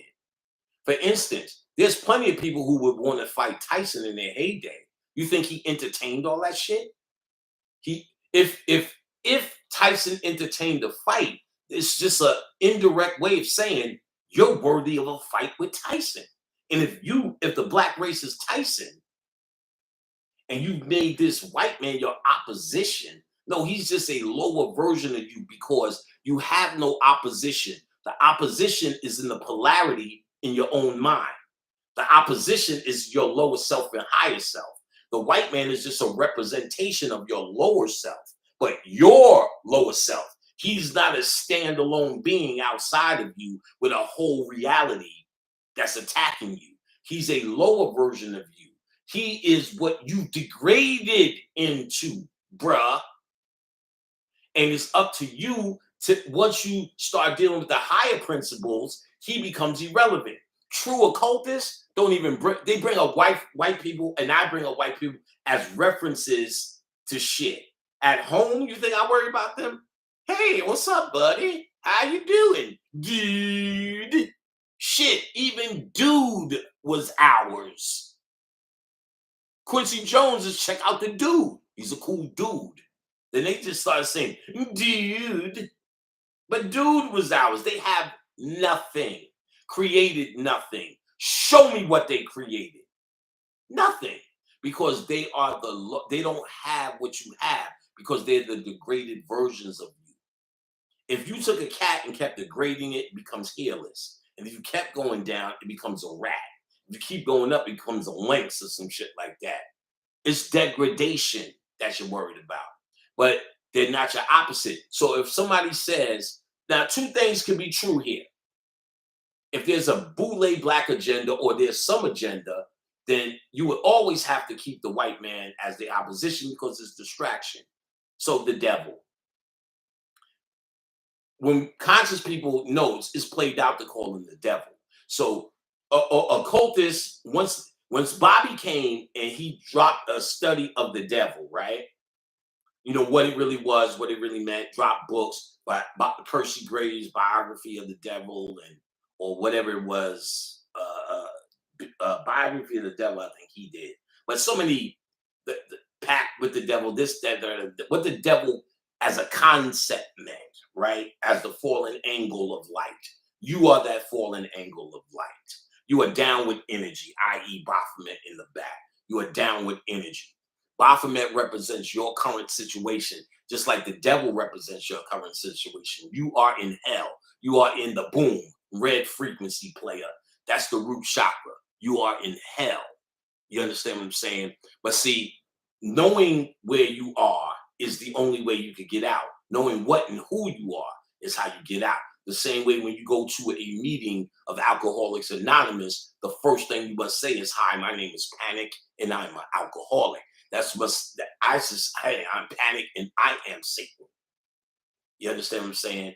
So, what if a group of black people said, "What if we give them something to chase, and while we run the world, and no one knows, we run it as the true hidden hand, true hidden hand, while they run around it." Okay, that's a possibility now. That's not none of that's true. That's channel. So going off of that, then or me going off of that, after I get a channel, you try to see if things line up with it. And so when and I'm politicking with Steve Coakley on this, and uh a lot came. You know what I'm saying? Like I said, no one would have ever known there was any science in '90s movies. As far as I'm concerned, I busted the door open on that shit. There is nothing like that in existence. That's a thing. That's a channel. Harold Barnes is here. He sound like a nigga I went to school with. You know what I'm saying? Harold Barnes. Like uh he like so like I said, as far as I'm concerned, I think I busted the door wide open on that. No one's seen that. I didn't see that for years. I called one of the best channels I know, Brother Roswell, and said, "Yo, tell me what you ever got about whatever you got from nigga movies." Now he's got some things, to be quite clear, but I'm talking about science. Still, and it is science, because he told me some other shit that is also true, I believe too. Yeah, and always, as I say, more than one thing can be true. Um, he was like, "Only thing I got is they shouldn't have made them motherfuckers." I said, "Let me tell you something. Let me tell you a theme that I seen all through the '90s. That it started in '88. Spike Lee set it off. They went through a whole hood movies in the '90s making this point. That was a black elite system doing this, and then they went to and they're no good. They're the ones making niggas wear dresses. You need to understand that. Not white people. They're white people. They're slaves. They're doing it. You'll see a white face ask and probably write the script, but it's a nigga hand that's doing that shit. You need to know. It means they are, because to the group you must submit. Bobby Hemmett told you about that. Skull and Bones, these motherfuckers laying coffin naked, suck each other's dicks, and all sorts of shit, because they're bounded to the group with embarrassment and acts that they can't live with as they couldn't survive with. They're compromised, and it's another way of saying they dedicate and so dedicated to the group. Look how far they would compromise and go, and that's how they prove how dedicated to the group they are, because when they're put in positions and maybe get pressure, they'll never sell out the group, never tell. And doing these acts is a ritual to solidify that in a commitment, if you will. So wearing the dress is, so they'll say Kevin Hart's wearing a dress, and that's when he blew up. Chris Rock wore a dress, that's when he blew up. Chris Rock made that statement, got 20 million after a black and white. I mean, I went through all of this. I remember it at the time, but I went through them all. You know what I'm saying? Martin Lawrence in the dress, Bill Cosby, when his, see, they move in phases. So there was a time for the Cosby Show phase. Coming out of the '80s, he gave a roadmap or a diaphragm, and he did well, because a lot of niggas pretend to have that lifestyle or lived up to that lifestyle or was on the edge of that lifestyle and felt that's who they should be. And that's who a lot of black people became. The other half was record numbers going to college from the show A Different World. And mind you, everyone who went to college, none of them said they ever thrived because so many college jobs, well, because there was only a few people going to college. So you had the pick of the litter, but then when a college person comes, which was rare, of course you put them in that position. But if everybody goes to college and community college, it has the same fucking degrees, it has been devalued. I could go to Phoenix. You know college is over. Truthfully, college is only valuable because you paid so much to go. That's what it said. If I sat in front of you as a nigger and said, I went to college in the 60s, they would say, shit, nigga, it costs whatever it costs, which was a problem, a real arm in the leg. How did you do that? You know what I'm saying? That alone says, I want to hire you, nigga. The mere fact that you were able to do that and pay for it, nigga, or get the loan or whatever the fuck you did, that alone speaks to your credit. And then you the rare nigga. So you know how they feel about niggas. You the rare nigga out the pot that can do that. So at least I'm getting the smartest nigga of the lot because it's rare. But if everyone comes, I graduated from Phoenix University online. You think that's more valuable than Harvard at this point? No, it's not. And that's not because I say so. That's what stats are saying. Nobody's getting jobs anymore. They now push towards getting a skill. I seen a whole commercial. It's like I seen my friend, what was his name? Well, I seen Sarah Jones, and it was great to see her. And she said she graduated cum laude. Sarah Jones did. But he's on the telephone. He's on the top of a pole. He said, and I went. He said, I didn't go to school like my friend Sarah. He said, I just went and learned electrician at Matchbook University. And now I'm cutting off her power. Oh, that's how they were selling commercials about go to a trade school. More people need that than they need a college educated invisible guy. So Bill Cosby was also sold on that on a different world, ironically, which is on now. This college life and the only black people they aspired to be Dwayne Wayne, Whitney Houston, Whitney, whatever her name was, and all of this. All of that is where the boule picks who are going to be the leaders of the rep of the jigaboos or the good and bad hair, the bad hairs. The bad hairs are the niggas that just can't get it right. You know what I'm saying? Can't get along, talk funny in the bank, talk funny at the doctor's office, EBD cards at the store. You know what I'm saying? They don't want to save them. They're embarrassed by them. And that's the idea. And there's hate for them. Let's think. Look at Obama. You think you could sit down and just chill with him? He's a different nigga. Now I could go further with that. You know what I'm saying? I think them niggas is aliens. You know what I'm saying? But that's a whole different story because they also call themselves archons. If you understand Gnostic science, it goes a little bit further. So if they're the angelic archons, the archons are the helpers of the demiurge. The demiurge is nothing but the energy of humanity, the energy of the ego. So the archons are actually a smart group of niggas that help this energy form and develop.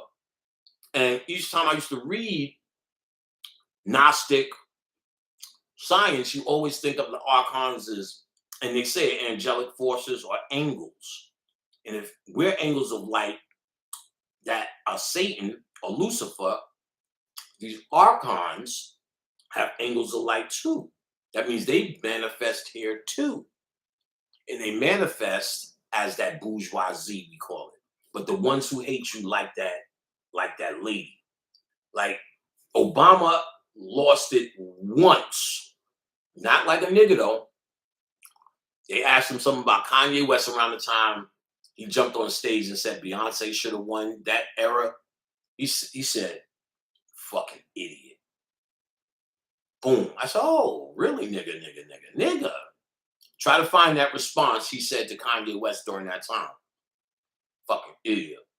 And it's not just saying fucking idiot because Kanye West is a fucking idiot. But Kanye West, I believe, was struggling because I think they was trying to really indoctrinate him into that bullet shit. But him doing shit to try to get attention George Bush is not your friend. He doesn't like black people. Fucking two things about that. Of course, they killed his mother for it. That's why he started going crazy. And then when the second president, so he shit on George Bush, they killed his mother. Then Obama said he's a fucking idiot.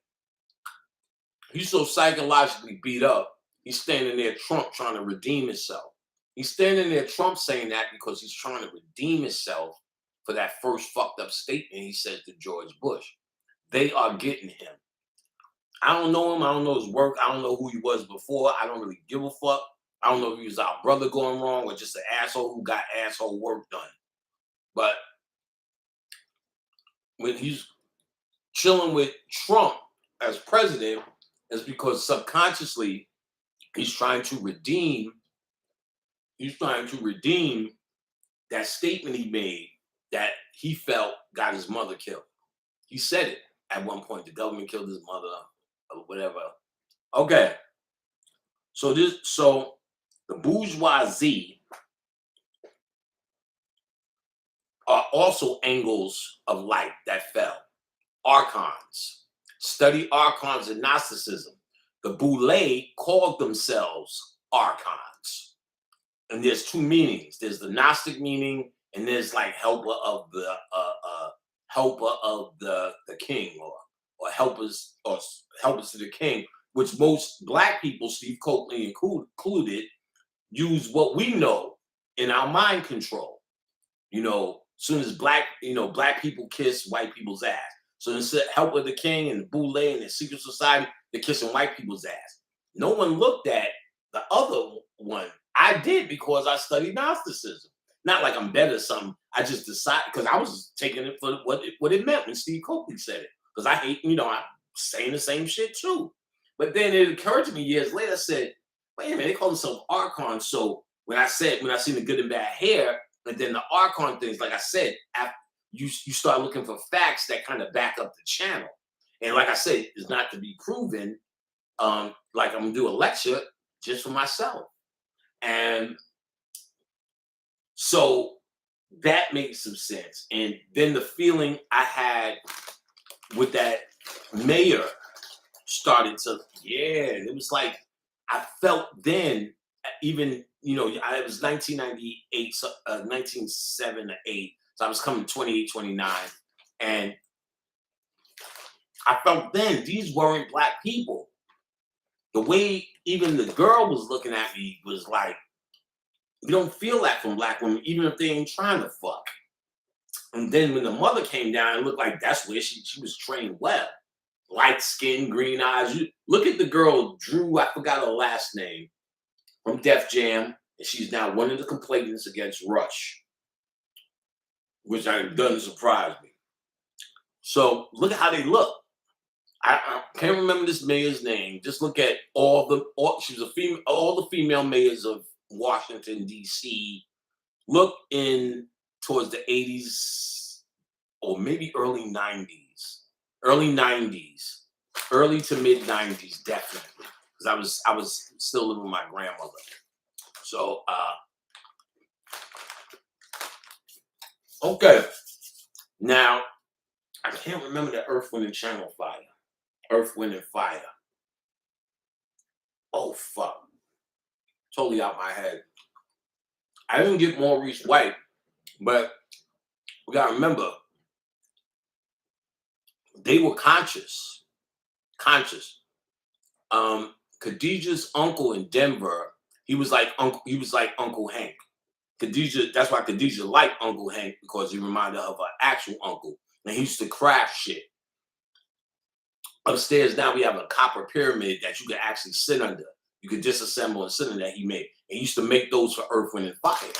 You know what I'm saying? A lot of them I heard. So they were conscious guys, no doubt. I can't remember that channel.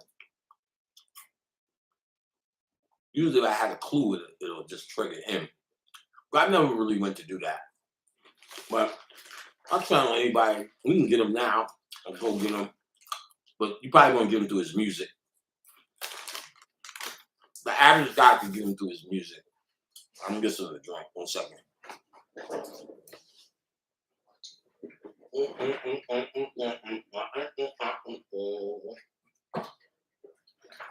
All right, let's see what else we got going on. What else we could talk about? Remember, look for the lecture. Louisville, Kentucky. Louisville or Louisville? Louisville. Louisville, Kentucky. Louisville or Louisville? We'll be clear on it when the flyer comes around. And it's going to probably be the second week in August. And like I said, we're going to go through it. Some of the stuff that he was channeling, like I said, it's new, so there's going to be much more. They've been telling me to watch movies, including his movie. There was a movie he was in. Oh, the acting is fucking horrifying. Like, I was looking for it, and I said, fuck it, I gotta buy this shit. I got to. $16, and I was like, God damn, if this wasn't a channel, I'd be so mad. I fell asleep on it last night, so he was seeping into my subconscious deeper. And you know, that's the kind of shit they want to do.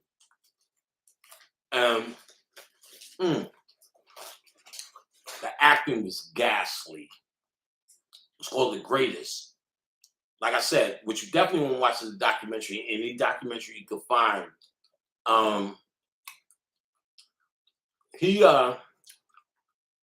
That Blood Brothers is a good one. Like I said, it showed that union. It revealed a lot of personal stuff. A lot about me and a friend and a dynamic. And that's ultimately what he was showing me. And he was showing me the things you could do. You know, when my back was fucked up. So he was showing me things like that.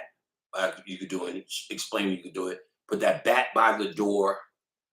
His color, you know, he's giving me his color. So it's still flowing, but we gonna get down with it by the time we there. And whatever, you know, I'll talk about it when we there, but whatever I lecture about is gonna be in his town. So his energy gonna be there. I'm going to do a big libations to him there. The shit he revealed to me, oh man. I could eat these goddamn chips and still be healthy. So, all right, let's have some more shit. All right, let's see.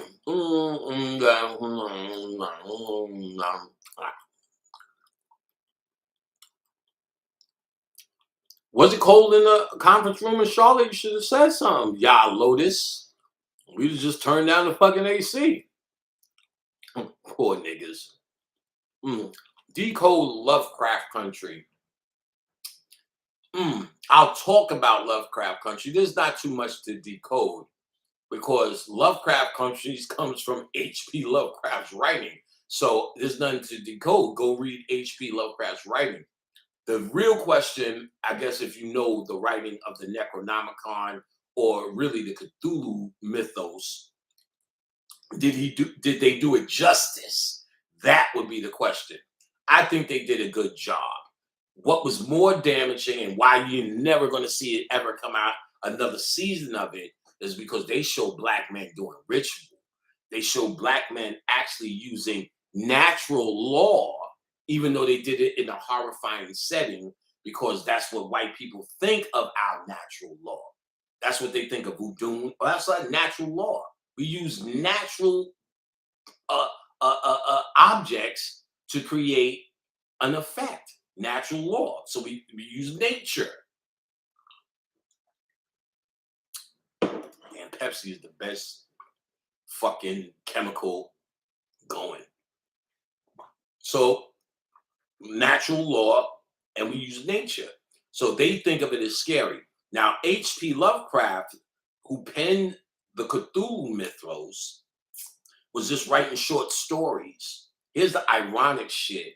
Well, my grandfather was full-blown conscious. He was in the OTO and the Thule Society, all that weird shit, because that white people were stealing and pretending they invented, because, you know, we was pretty much trying to figure out you know, what's the best way to season a rib tip at that time. And he was conscious. Now I understand why he was grumpy, mean, and a recluse. If I was conscious and there was no network or no one to, or even one person to talk to, you know what I'm saying? You already got to come home and take a shower when you interact with motherfuckers, regular humans. You know, you want to just sit in the tub and scrub like some mommy dearest shit and bleach. And imagine if this is just everybody. He was a straight recluse and he was full blown conscious. And when he passed, me and my aunt Yo Kevin was cleaning out his house, and he had a bunch of comic books called Weird Tales, old shit, one from 1920, 40s, all this real old shit. I just grabbed it, didn't know what it was. And turns out that's where H.P. Lovecraft first started writing Necronomicon, information, short stories, short horror stories. And you could read some of these short, I have books on it. Bobby actually sent me, Bobby Hemmett actually sent me these books, some of these books. And you could read some of these short stories and they are horrifying, man. Like, I don't know you could read and be like shook like that. He'll just tell a story about carnival cats. You'd be like, God damn, he just had a way with it, right? And then he started having these dreams about a deity, or not yet a deity, but a monster named Cthulhu. And he gave the story. He first wrote it in a writing called The Hound, 1924. Don't give me the line. There's a whole chapter in my first book on all of this. I have a chapter on Necronomicon. It's the last course in my class because I break down what it actually means, that no one breaks it down on this level for Black people. I was one of the first to decode that, what Cthulhu means, what Shub Niggurath means, what what's his name, Nyarlathotep, what's my man, Yog Sothoth, Azathoth, Yig, some of these deities, because he channeled about 7 deities of his. Now, moving forward, the stories were so profound, he made it public domain and allowed anybody to write on it. So you could get volumes and volumes of these stories, but you want to look for Lovecraft stories because those were from the dream. Everyone else was just building on his horror. So collectively, his short stories became called the Cthulhu mythos. What was odd about it that he would be continuing this same dream. So occultists were saying those are channels. But because his writing was profound even before Cthulhu, they were saying, no, he was just a fucking legendary writer.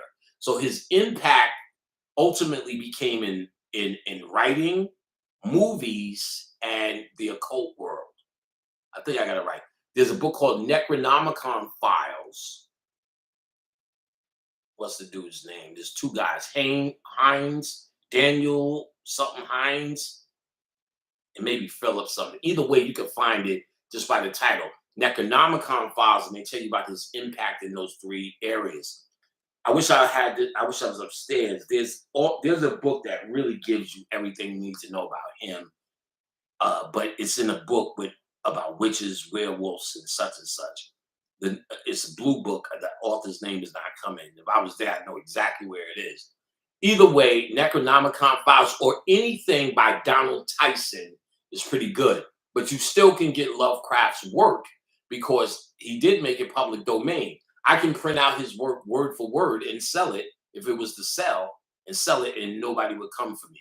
And because he made it public domain, understanding the climate back then, horror consisted of like writers like Edgar Allan Poe, and which was creepy. So all the OGs who know who Vincent Price is, all the new niggas, Vincent Price is the voice you heard on Michael Jackson's Thriller. Ha ha ha ha ha. He was a great narrator. He was an actor, but he was one of them horror actors that was in everything horror, and he was in some creepy shit. So like,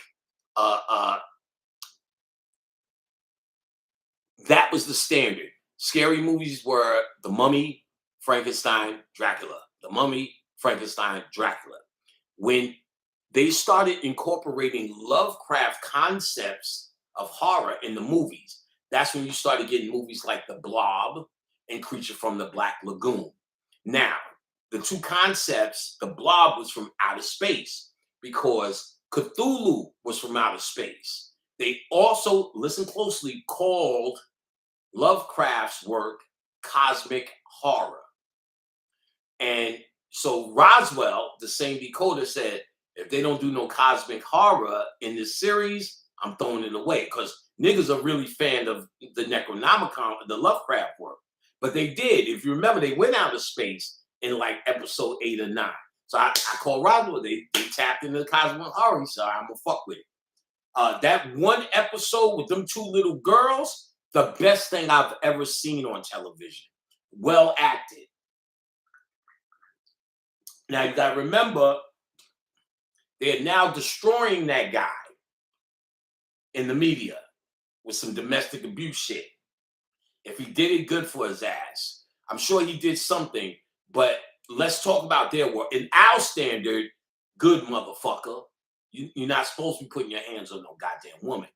You know, not no sport. And she, you know, not if she ain't coming upside your head with a goddamn stick or a knife, you know, that's not a thing. But actors that they favor, they're gonna let that shit slide. Terrence Howard did all of that shit around the time he did Iron Man. He was in some domestic abuse shit. But that nigga went on to play Lucius and that other movie where he was rapping like this. That it's hard to be a pimp. Whatever that crap shit was. But I decoded that shit on the 90s one too. I was actually shocked that that was science, real science, you know, because they show you the stupid shit in the front. But if you're a cultist, you know, I never watched it, but I watched it understanding what Steve Coakley told me it was on.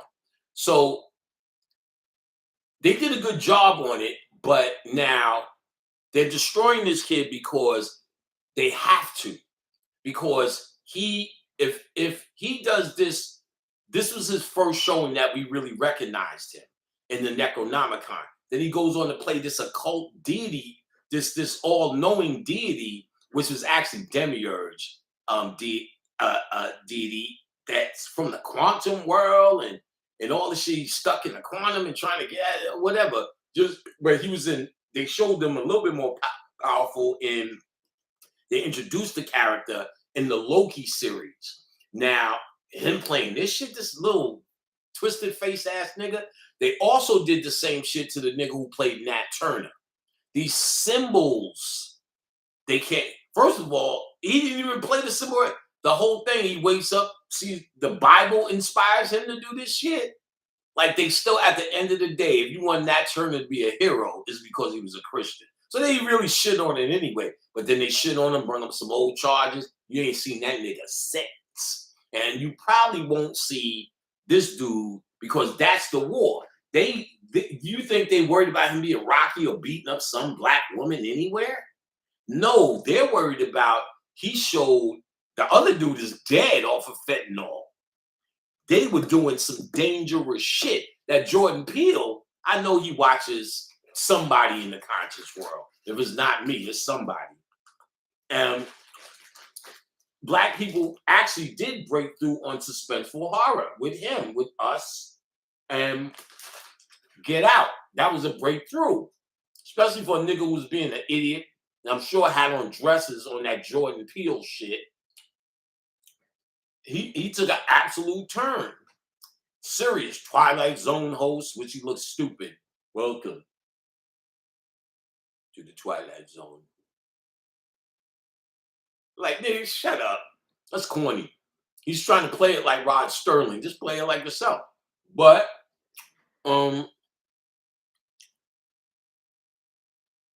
Joker movie. I'll keep it in mind, Keith. So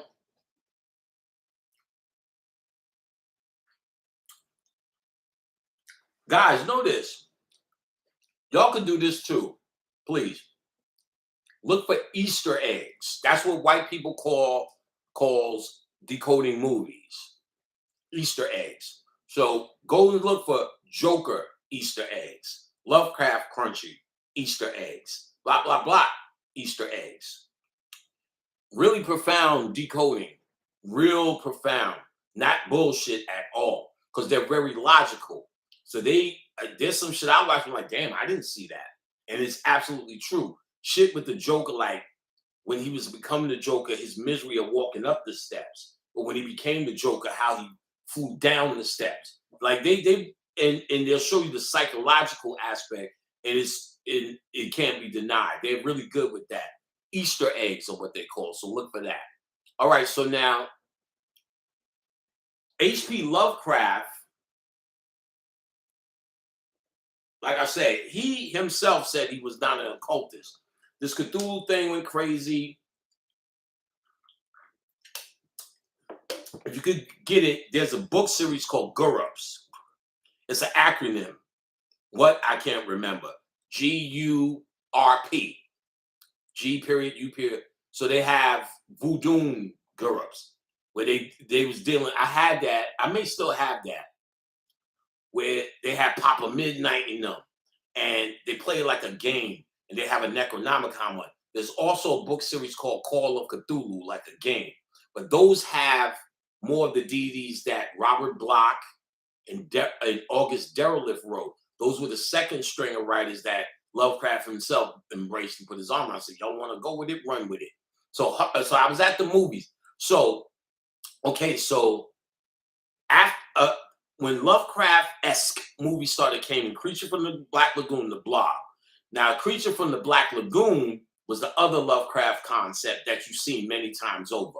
Something deep from the dark, something from the subconscious, not from the outer world, but from the inner world. So the Creature from the Black Lagoon. You hear this, something dark has returned, something from the abyss, ghost ship, mimic, something in the underworld has risen. A straight unapologetic, and I thought I would never say that word ever. I'm an unapologetic whatever.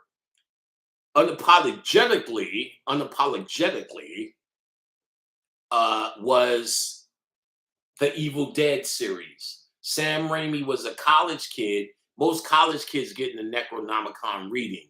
So inspired, he was a college kid, film guy. His first film was The Evil Dead, where they referenced the Necronomicon in the woods of natural law, in the nature. Second one, same thing. Third one, he made it more funny because some Lovecraft shit was funny as well. The irony of the horror of humanity and the horror that you're in. The Fog, The Mist was an unapologetic one. The Last Mist, where the what Lovecraft says is right next to us, these monsters dwell in this dimension. And when Cthulhu rises, because he's sleeping at the bottom of the Pacific Ocean in a gateway in his sunken city, Crystal City, called Relaya or Rayleigh, however it's pronounced, but people pronounce it both ways. That's where you get into Pacific Realm, where the monsters were coming out of the Pacific, out of a gateway. That's just Necronomicon, and no one has to say anything because Lovecraft made it free. So he changed the face of horror. Stephen King will tell you his daddy is Lovecraft. You think Stephen King, if you know what Stephen King is, I wouldn't even go as far as to say he's a modern day Lovecraft. He's a child of Lovecraft. Alfred Hitchcock. What's his name? I just said Rod Sterling from the Twilight Zone. The Dark, what was the other one? Dark Shadows. All that shit's Lovecraft. Lovecraft-esque, I should say. There was something else I was just going to tell you about it. Either way, Lovecraft's impact is legendary. Oh, the whole Alien series, Species series. There's a guy who's a Baphomet Lovecraft fanatic. I have his book. Fuck, why is it not coming to mind? And I bought a signed copy of this shit. And he actually is the guy who drew the monster for species and the monster for alien. Things like the astronaut's wife. There's a movie called Life about an alien that they find. Uh, uh, all that Prometheus, all of that born out of Alien, all of those things are Lovecraft stories. Then there are Lovecraft stories done over. The Dagon, which comes from the Dogon, the fish people. All of this shit is broken down in my book. Then you have there was a movie OGs know it called Reanimator, classic. 13 Ghosts is Necronomicon. There was one with Michael J. Keaton, Michael Fox, and another girl, and they had to get these invisible killers in this town, and they were shooting people. I don't know if anybody remembers or got the reference. Got me a score, one more, ma. Frighteners, thank you. Oh, that's Kinetic. What up, motherfucker? Oh shit, is that Kinetic Q? Oh, we gotta hook up. We gotta talk. Gotta see what you up to. Got it. I'll be checking you out on that's a personal friend. I'll be checking you out on Instagram once in a while. Look like you happy, still smiling. I'm good. But yes, my girl, Frighteners. Frighteners is the one I was talking about. That's also a Lovecraft. So it goes in. So Lovecraft's influence in horror as we know it is absolute. A lot of the alien movies too. So now, Lovecraft Country, black people. Soon as I seen it, we sat back and said, they're going to fuck this up. And we just sitting there, oh, wait till it happens. Okay, not this episode, wait till it happens. And it increasingly got better, actually. Most of the beginning was like, good to go. I would have loved to see season 2 because the black dude himself turned into the monster. Do y'all understand? This was probably one of the most dangerous scenes ever shown because the monster is what they're trying to keep sleeping in you through your trying to make you fucking love rap and want to be nothing but a fucking rapper, college, radio, television, loving hip hop, all these video games, social media, all of these fucking distractions, your phone bill is trying to keep that monster fucking sleep. To them, it's the monster because it represents their end. And Lovecraft says when Cthulhu rises, it's the end of humanity. But see what I broke down is something, an energy that sleeps within the soul. Cthulhu represents the sleeping soul in the form of the hypothalamus as the physical representation of it in the mind. And if you look at, I show a picture of the hypothalamus in Cthulhu, who's an octopus. In fact, what the fuck am I doing? This is Cthulhu. We don't play that game. This is Cthulhu. We don't play that game here. Let me get that close. He's this winged octopus figure with that big ass head. Cthulhu. Let me tell you how powerful this shit is. And you still can find this right online today. In class, the almighty shaman from Brooklyn, I can't believe his name just left my head. What's my brother's name?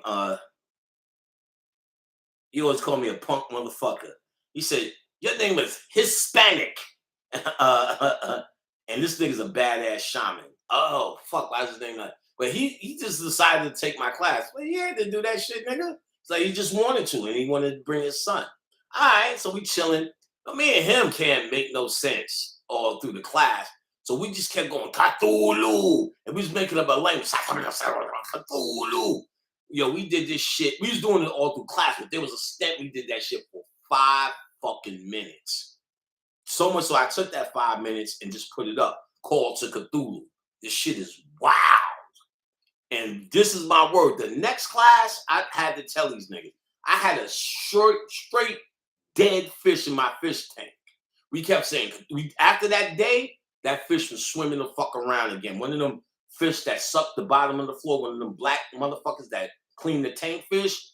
And, I documented it in the class, and I may have said something later on. But that chant is, you can find it. Call the Cthulhu Panic and see if you can find it. Powerful shit. So it represents the sleep in you. And in the Lovecraft, in the 8th or 9th episode, this nigga, or maybe it was the 10th, became one of the monsters. I'm like, this is going to be some fuckery. And that's why they're not going to let that lie. That's why they're tearing his ass up now. If anything might have triggered maybe the little memory, or even triggered a conversation like you're having right now because of Lovecraft Country, that's the war that you're in, that they have to stop. So later, when you see them destroying, they're just trying to destroy the black man. He was in Creed. He was blowing up. And look, you're not even connected. They waited. You're not even connecting Lovecraft Country. So you seen Lovecraft Country and they would shut him down. You'd have been like, why? Maybe I need to pay attention. So now you're just thinking because they put him in Ant-Man, that his star he's with the muscle now. He's big dog. Now he's in Creed, opposite that other idiotic guy. And boom, they get him. You just say, well, his star was rising. There when a black man rise, blah, blah, blah, but not connecting it to Lovecraft Country, that they had to shut that guy down. Because and then remember, his father, who the guy who played his father in this movie, they killed, or he's dead too. But, I wouldn't have been mad if they would have got him for playing Omar. Let's not forget. In that goddamn movie, and see, they didn't leave it without, and see, you know how they know they're playing in dangerous territory, the black people who made this? Something like this with Lovecraft, they want to do, but they don't have a pathway to do it until Jordan Peele gave them a pathway to do it. By the time he got success with Get Out, and then Us backed it up, now they're saying your horror. Remember, they got some shit called Them on what's his name? He's doing the Twilight Zone on Prime. That's the show Them. Them was to attack you. If you have the stomach, you can watch it and see what I was talking about. They literally show them taking a black baby in a sack and either swinging it or beating it, killing it in the sack. They show this shit. They show them doing it. It's that white lady who with the fucked up crunchy face. They always get her to play poor white trash, and that's what she's doing. And then they move to Compton when it's new, and then the white people who lived in Compton who don't want them there. The whole movie's about racism until I can't even remember what it builds up to. It builds up to a point where black people, but they go through every goddamn degrading thing to make the point. And when they do that, it's not about the point. It's about all the degrading shit. And they connected it to Jordan Peele.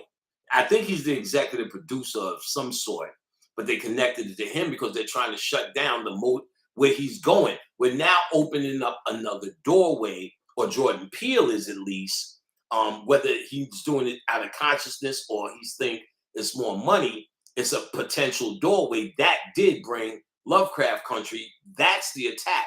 They do not want you to understand these concepts. These concepts are who and what you are.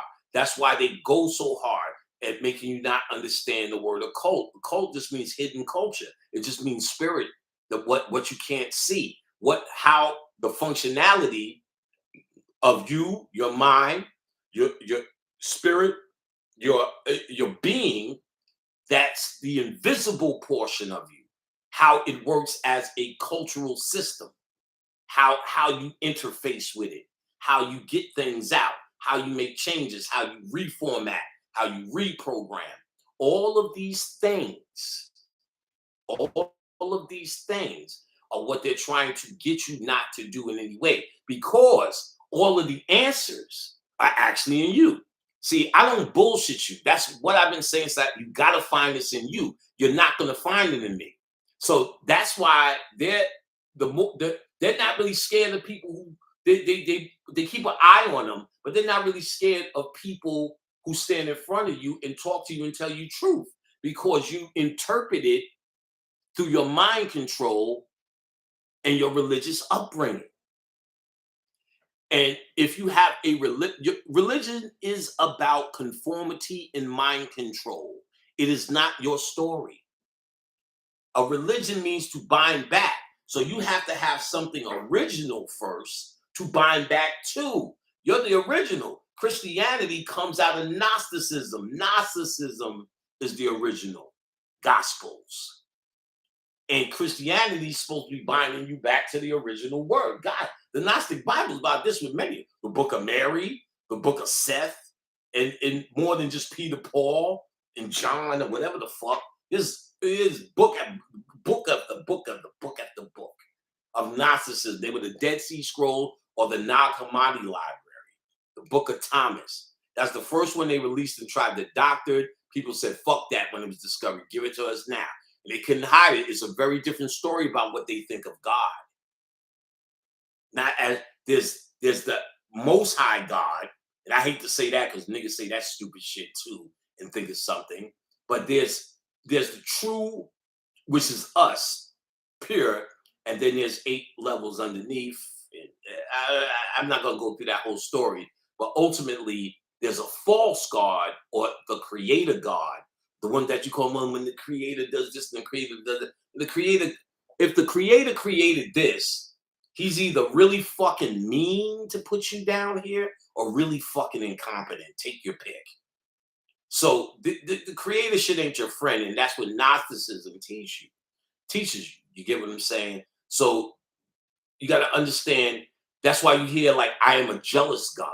Why would you? Who are you jealous of if you're the only motherfucker ever, and you created everything under you? No, he's jealous of your soul because it is above him. That's from the purity. That's what you are. And in the Gnostic story, after man was, or after this creation was, this embarrassment was created, mimicked terribly off of the real world, the great mother got involved and called down the true light. And that light was endowed in man. And that's when he became upright and conscious. Other than that, he's just another animal. He became upright and conscious. So y'all consciousness has landed here to go through, to actually go through conscious process, build pyramids, do all of the shit we was doing to fix this flaw. Those with a soul came to fix this flaw through our consciousness. We did it. And now we went to sleep saying, all right, now we're just waiting for the mothership to show up. Hey guys, it did. It was called Phage Lambda. That was it. It happened. So now we do have the vehicle. It's actually in your melanin now. That light from this is a whole nother lecture.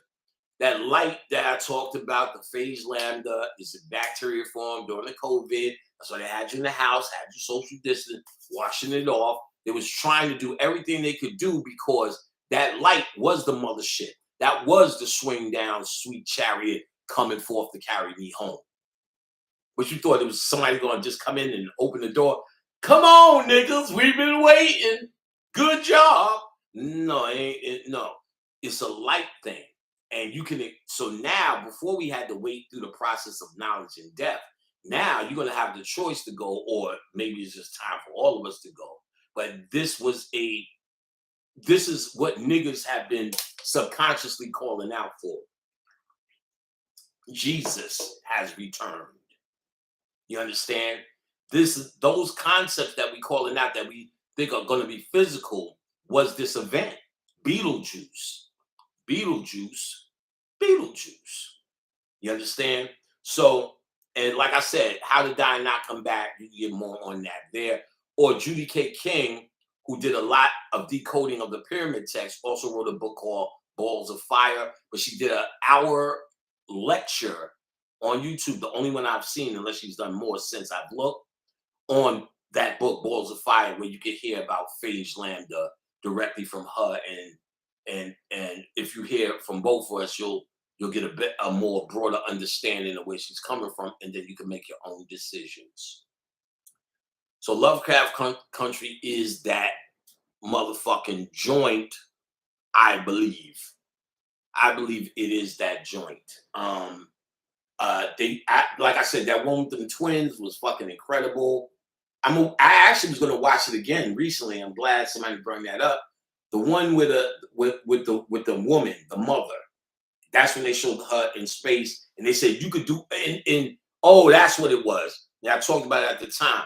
Everything I've ever said, Bobby perhaps too, about what happens when you die, what the concept is in your new quantum reality. Once you make a quantum leap, once you hit the cusp, sunlight comes down, you walk that beam, your DNA changes, you get your new Osirian body, you're in a quantum world.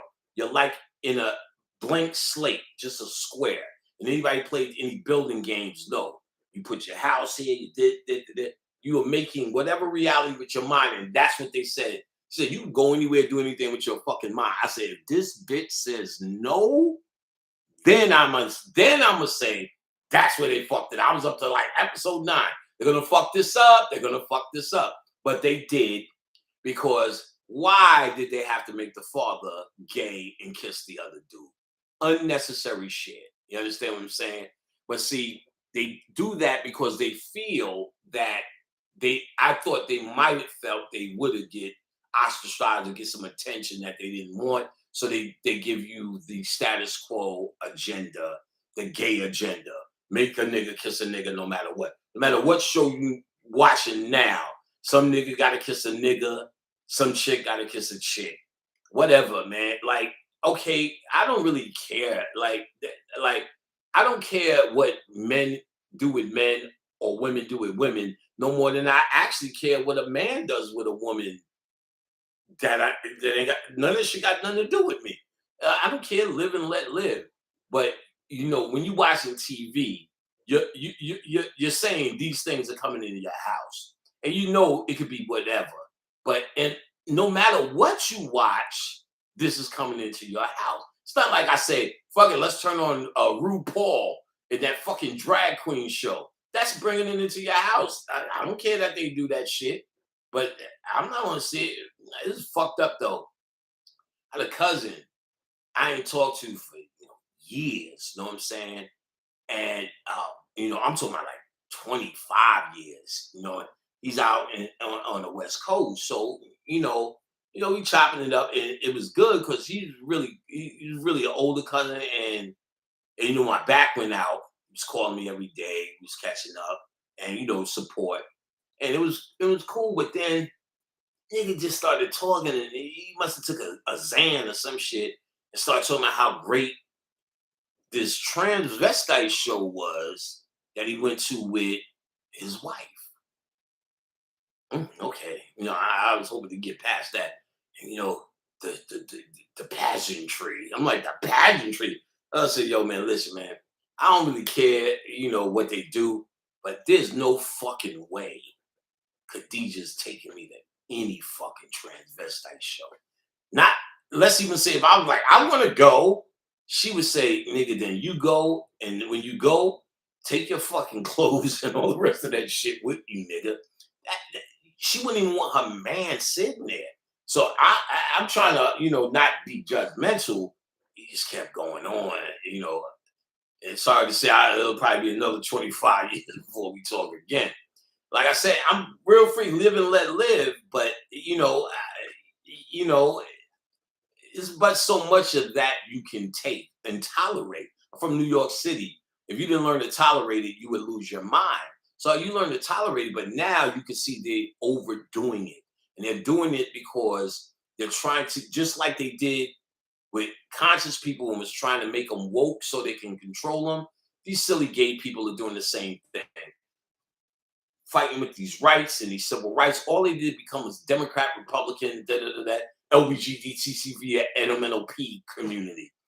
Imagine you get on someplace and miss a letter and it's trouble. You know what I'm saying? It's an imaginary power. And Dave Chappelle showed you that it was imaginary power. They tried to cancel him. He said, nigga, that's impossible. And you ain't heard shit yet. It's an imaginary thing. And it's and how it becomes powerful is because they keep showing you more and more homosexuality. So in your mind, you believe they're becoming more powerful because you see it more. That's mind control. You see, that's the gay agenda. But the gay agenda is not gay people. Well, they probably gay people, but because them politicians love fucking sitting on dicks behind everyone's back.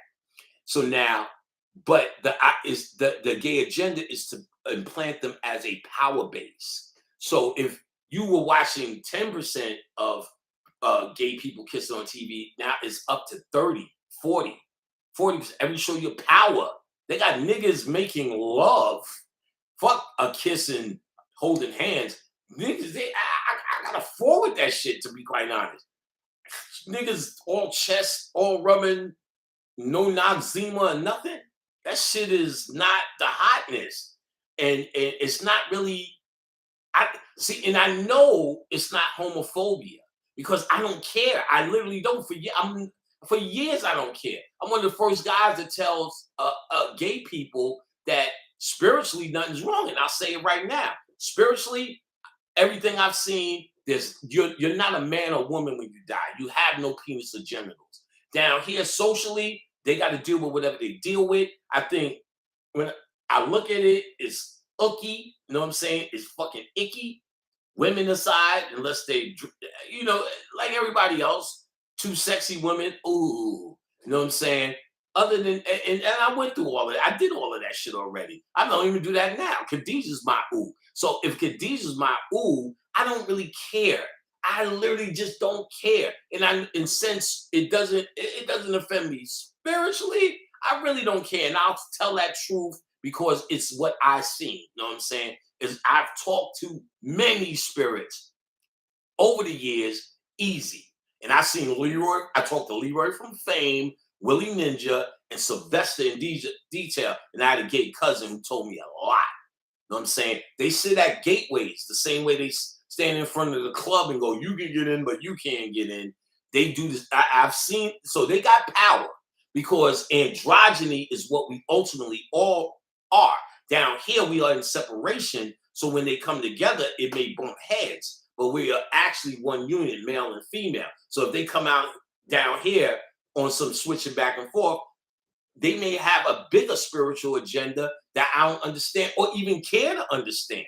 But physically, what they're doing, that in their lifestyle and what they're doing, what I've seen spiritually is one thing. That's not the gay agenda.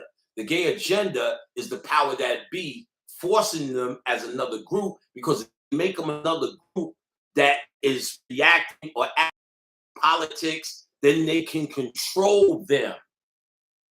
These gay people are so relieved that they're being shown anywhere. They not the conscious gay people that I've interacted with, they know better. But the standard gay people, my sister is a lesbian, and it doesn't bother me. In fact, I started to think when she finally came out that she wanted me to be a little bit more bothered so we could have some sort of discussion. But I literally was like, okay, business as usual. And then later I asked her, well, I started asking, she said she always had the feelings. And I like cognitive dissonance like a motherfucker. When she was bringing me back, I was like, fuck, oh yeah, what the fuck? This one, that one, the other one. And, it was more surprise. If anything, I felt me and her were so bonded that if she knew all these years and didn't tell me, but she was struggling with it like all of it. So when they see it on TV, they think the struggle is over. You know what I'm saying?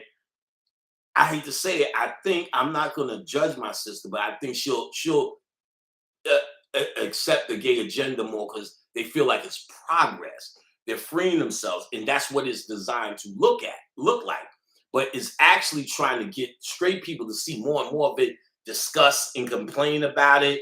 And do all this because psychologically it says they're getting bigger, they're spreading, they have more power. And when they feel they have this invisible power that they can cancel anybody, when in reality they don't, because Dave Chappelle just showed them they can't. And when he directed it to them head on, and then he showed talking about he met some transvestite. You got to see that stand up. He met some transvestite, and when they because he was already in beef with some transvestite thing, and when that transvestite came out in support, the transvestite community destroyed this person to where they killed themselves. And he went in, and the punchline was fucking magnificent. I was a Dave Chappelle fan before that goddamn show. That motherfucker was a genius day one. Watch the stand up before he was doing it. Always a genius. You know what I'm saying? He said, know why we don't fucking help the homeless? He said, because of Oscar the Grouch. He said, we just step over and he said, get it together, Grouch. And I said, yo, this nigga is hilarious. All right, so that agenda is what they're forcing on us. I don't know why we still, but so in Lovecraft Country, they play it safe when, for no rhyme or no reason or absolutely unnecessary, they got the father being gay. You know what I'm saying? So that'll kind of take a lot of humans out of the equation. But I think if the creators of that know what time it is, know what the story really means, and it's a good chance they do, because you'll see documentaries on Lovecraft. You got half the people saying he was an occultist, this shit is channels, and you got the other half saying, hell no, he said he wasn't an occultist, it's great writing. So if the people who created Lovecraft Country thinks it's just great writing, they may have just did the gay agenda. But if they know what time it is, if they did the gay agenda thing, if they're really telling the story that they're trying to tell to Black people, then the people who know can look past it. Because I just said, ugh, but I kept with the movie. Some people who are human look at it, I'm not watching this. This is da, and that kind of thing. So that's the gay agenda. And like I said, if you're gay, and I do have a lot of gay followers, you know what I'm saying, don't fall into the agenda. Be whoever you are. You know what I'm saying, and feel free in doing it. Spiritually, nothing blocks you. That's always the question I get, and that's the question I still get. On MySpace, people will come to me with that. Like, Panic, is there anything wrong spiritually? I said, I've never seen nothing. And then when I started channeling, I was like, not only have I never seen nothing, I've channeled gay people who are showing me power. There's nothing up there that judges you. Know that, step one. You are your own everything. And the only thing that gets you to the next level, knowledge, wisdom, and understanding. That's it. Panrific, Mr. Murray. Panrific. All right, guys, come on, man. Make my day go bright. Cash App, $ Brother Pan. I do appreciate everything. I appreciate you guys sticking in. How many people we got on a Saturday night? What time? Oh, 8:16. We good for about 989 people. And so I'm gonna keep with it. Ask me something else. Somebody asked me something. Won't he will, pimpin', won't he will, pan dope hook. Yeah, y'all know all the lines. We're gonna talk that sass tonight. Complexities decoded to simplicities is the key. Yes, that's what's called breaking it down, Darius Mack. And that's a good point. When you hear someone taking information and putting bigger words to it, they're not breaking it down. They're trying to show you how smart they are. When you have a person, Malcolm X said this, if a person could explain something that like you're in the third grade, then you're in business. They took complex concepts and break it down to a simplicity, like Mr. Mack said. What was the woman in the UFO about in Lovecraft, McKinney? Well, I got to see it again to remember it. I knew I understood it at the time, but remember, she became a quantum being, if I remember correctly, because she was it was posed to her, if we give you this power, you can go anywhere you want to go, be anybody who you want to be.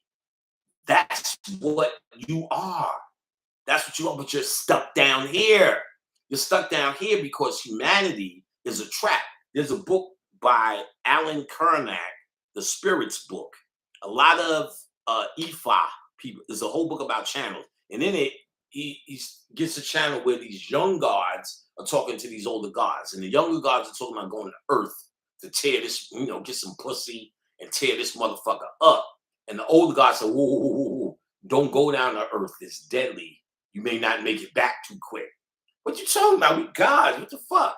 He said, no, when you get to Earth, you're going to get something called the baby brain. And he said, you might not make it out of that. Now, watch the movie Being John Malkovich, where they tunnel to John Malkovich, the actor's head. And Spike Jonze did that movie. He was a former director, a video director who was making a lot of noise. And this was one of his movies, if not the first. It was in this very high scientific. They're finding this tunnel in John Malkovich's head. These old people, occultists who knew the score, at a certain time, if they go in John Malkovich's head, they become his conscious, the new baby's consciousness collectively, and they live again. So it's symbolic of them having everlasting life. And oh fuck, why did I bring that shit up? Ugh. I can't remember why I brought that shit up. So what's the name asked so we are actually stuck in that loop down here. We're stuck in that loop, this baby brain shit, right? The baby mind. We're stuck in that loop.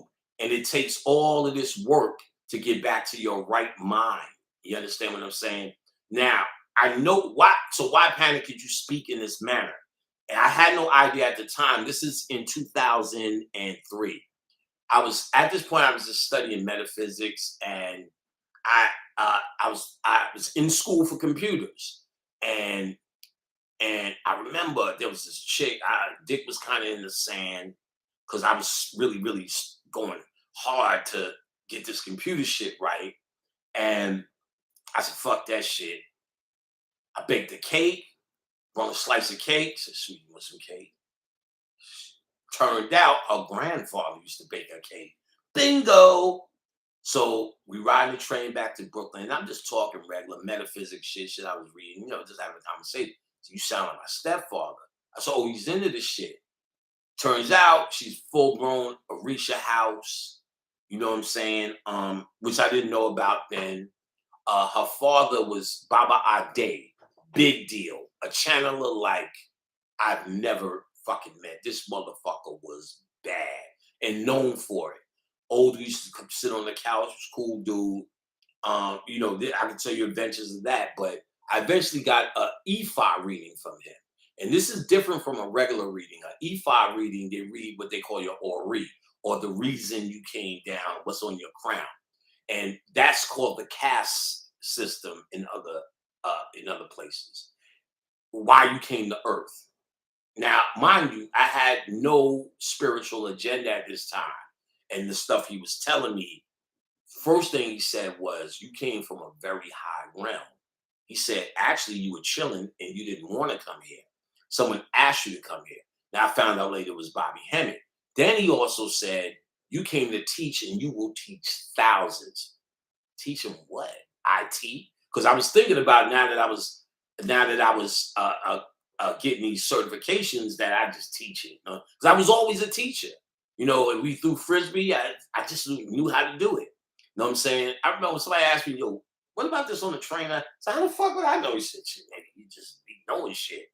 And it was weird. I remember trying myself, little things. I remember I would see these little orange lights on top of random street lights randomly. So what the fuck are these? I said, those are for fire. And each time I look, oh shit, a fire hydrants right under these lights. I just knew it. So things like that was in my mind, but I never spiritual. So it was always my nature. So when he said that, I was like, yeah, I was going to teach IT, and fuck, I bring that shit up. So he told me a lot about the future. He said you're going to be writing first, and then they're going to ask you to start teaching. Sure enough, I was writing on MySpace blogs, because you do blog talks and then so he was on point. He was a bad motherfucker, and he read why you came down here. So, but the thing he said, that's why I brought this up. He said, you came here and already did this before. You were already, I already went through this. My soul a long time ago fell. I went through the human thing and I graduated and was asked by Bobby Hemmett to come back. I found out it was Bobby later, to come back and teach. I was always slated to do this. So I'm glad to finally do my purpose and help put the spark to get others out of this unending cycle called the brain. You follow what I'm saying? So that was played out in the cosmic aspect of Lovecraft. When those elders or ancestors or that symbol of wisdom came there and said, this is the gift. Now they gave it to her and they were trying to portray the downtrodden Black woman is deserving of the gift because of who and what she truly is. And that's absolutely correct. But the true way to that world is through the knowledge, wisdom, and understanding, through your conscious pathway to get to where you can go, see, and be anything you want to be. You understand what I'm saying? Down here, you got to go through a lifetime. You understand what I'm saying? But my soul is not down here. See, I would have thought like anything until C. Freeman L passed. When he came through, he said, no, your soul's not down here. You know better than that. You're an avatar, Bobby Hemmett. You're an avatar. Your soul is still cosmic, but you're reflecting your consciousness through this vessel. And when you die, I don't have to go through the path of death. I just be like, ooh, nigga, that was a terrible dream. You know what I'm saying? A lot of us are becoming born here and getting stuck here. Or young guards, like I said, who came here, got stuck here and don't know how to get out. So the young guards are the ones we're talking about. The ones who are born here, some of the Black people are so degraded, they're empty vessel. They're what you call non-playable characters, NPLs, NPCs in what you call it, Grand Theft Auto. There's characters that you interact with, and there's some characters that you can't interact with, or things you can't interact with. Watch the movie with Ryan Reynolds, where he's a non-playable character, where every day he goes to the bank and but in the game, he's in a video game, he doesn't know it. And see, that's what's happening to you. Those concepts are deep. Watch that movie. What the fuck was it? NPC, non-playable characters, where he was a non-playable character. And him and the fat dude that was in Get Out, that everyone is the new fat comedian, the corny, but he's real corny. I can't remember that nigga's name. But he was in Get Out. He was the funny guy in Get Out.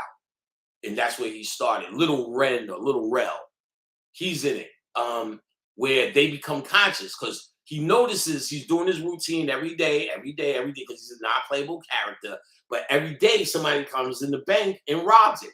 The players come in the bank and rob it. He does the same thing.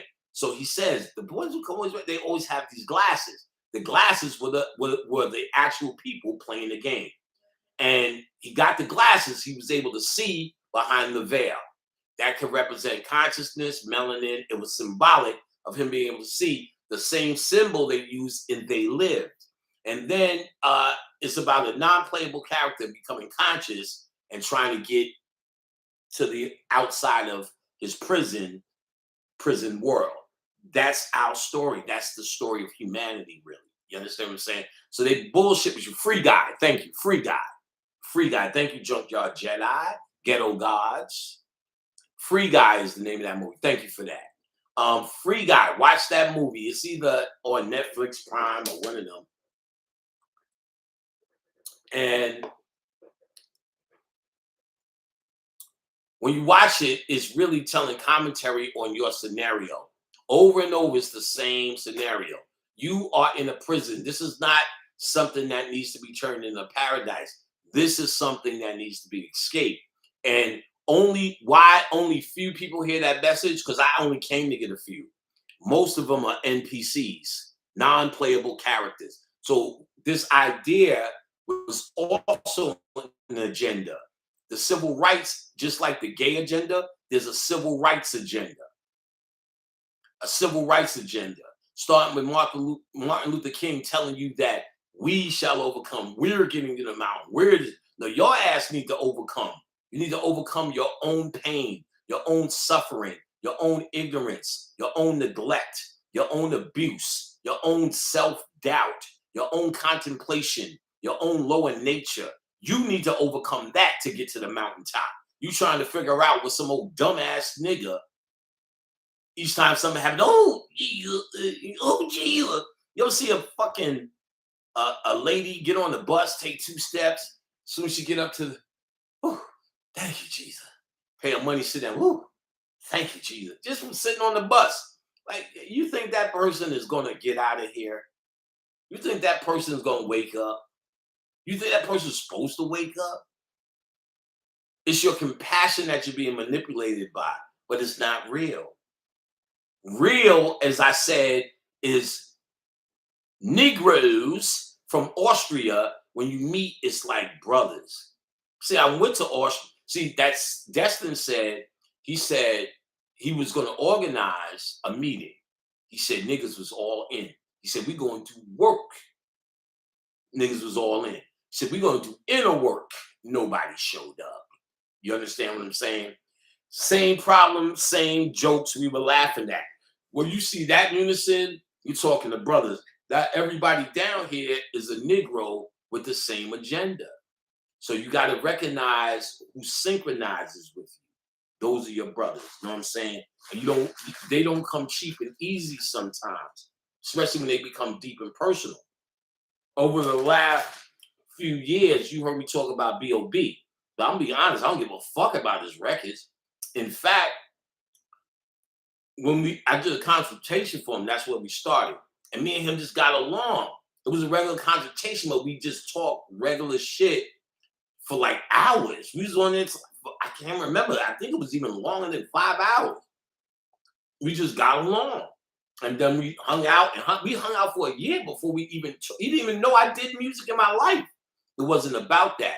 It was when you find a brother, you just can't, it's not that easy to come by. You synchronize on so many frequencies. So you heard me talk about him a lot, but it was really our personal relationship that came about. In fact, it was almost a year before I said, well, let me see what records he made. And he made the nothing. And that's all I knew about that record. Everything else, I was like, okay. I couldn't get a kind of nothing. So I kind of was there. I don't listen to that type of music. I really don't listen to. He makes new albums. I haven't heard them all. I'll hear demos or whatever. In fact, I took the elements and made it boom bap music. We did a whole joint for that. We still talking about what that's going to shape up to be. I took 3 from each of the elements. We did a few records from the elements too. There's something else I just gave him that he wanted a boom bap version of. So that's the extent. And really, that's the last thing we do. I don't know. Music in the start, when he comes here, he lets his hair down like a regular person. And that's actually how I know him. He's actually a brother, and it's hard to find that. Now, I grew up with plenty of brothers that were physical in the streets and da. When you find a spiritual brother that you know is a brother, y'all better stick to that.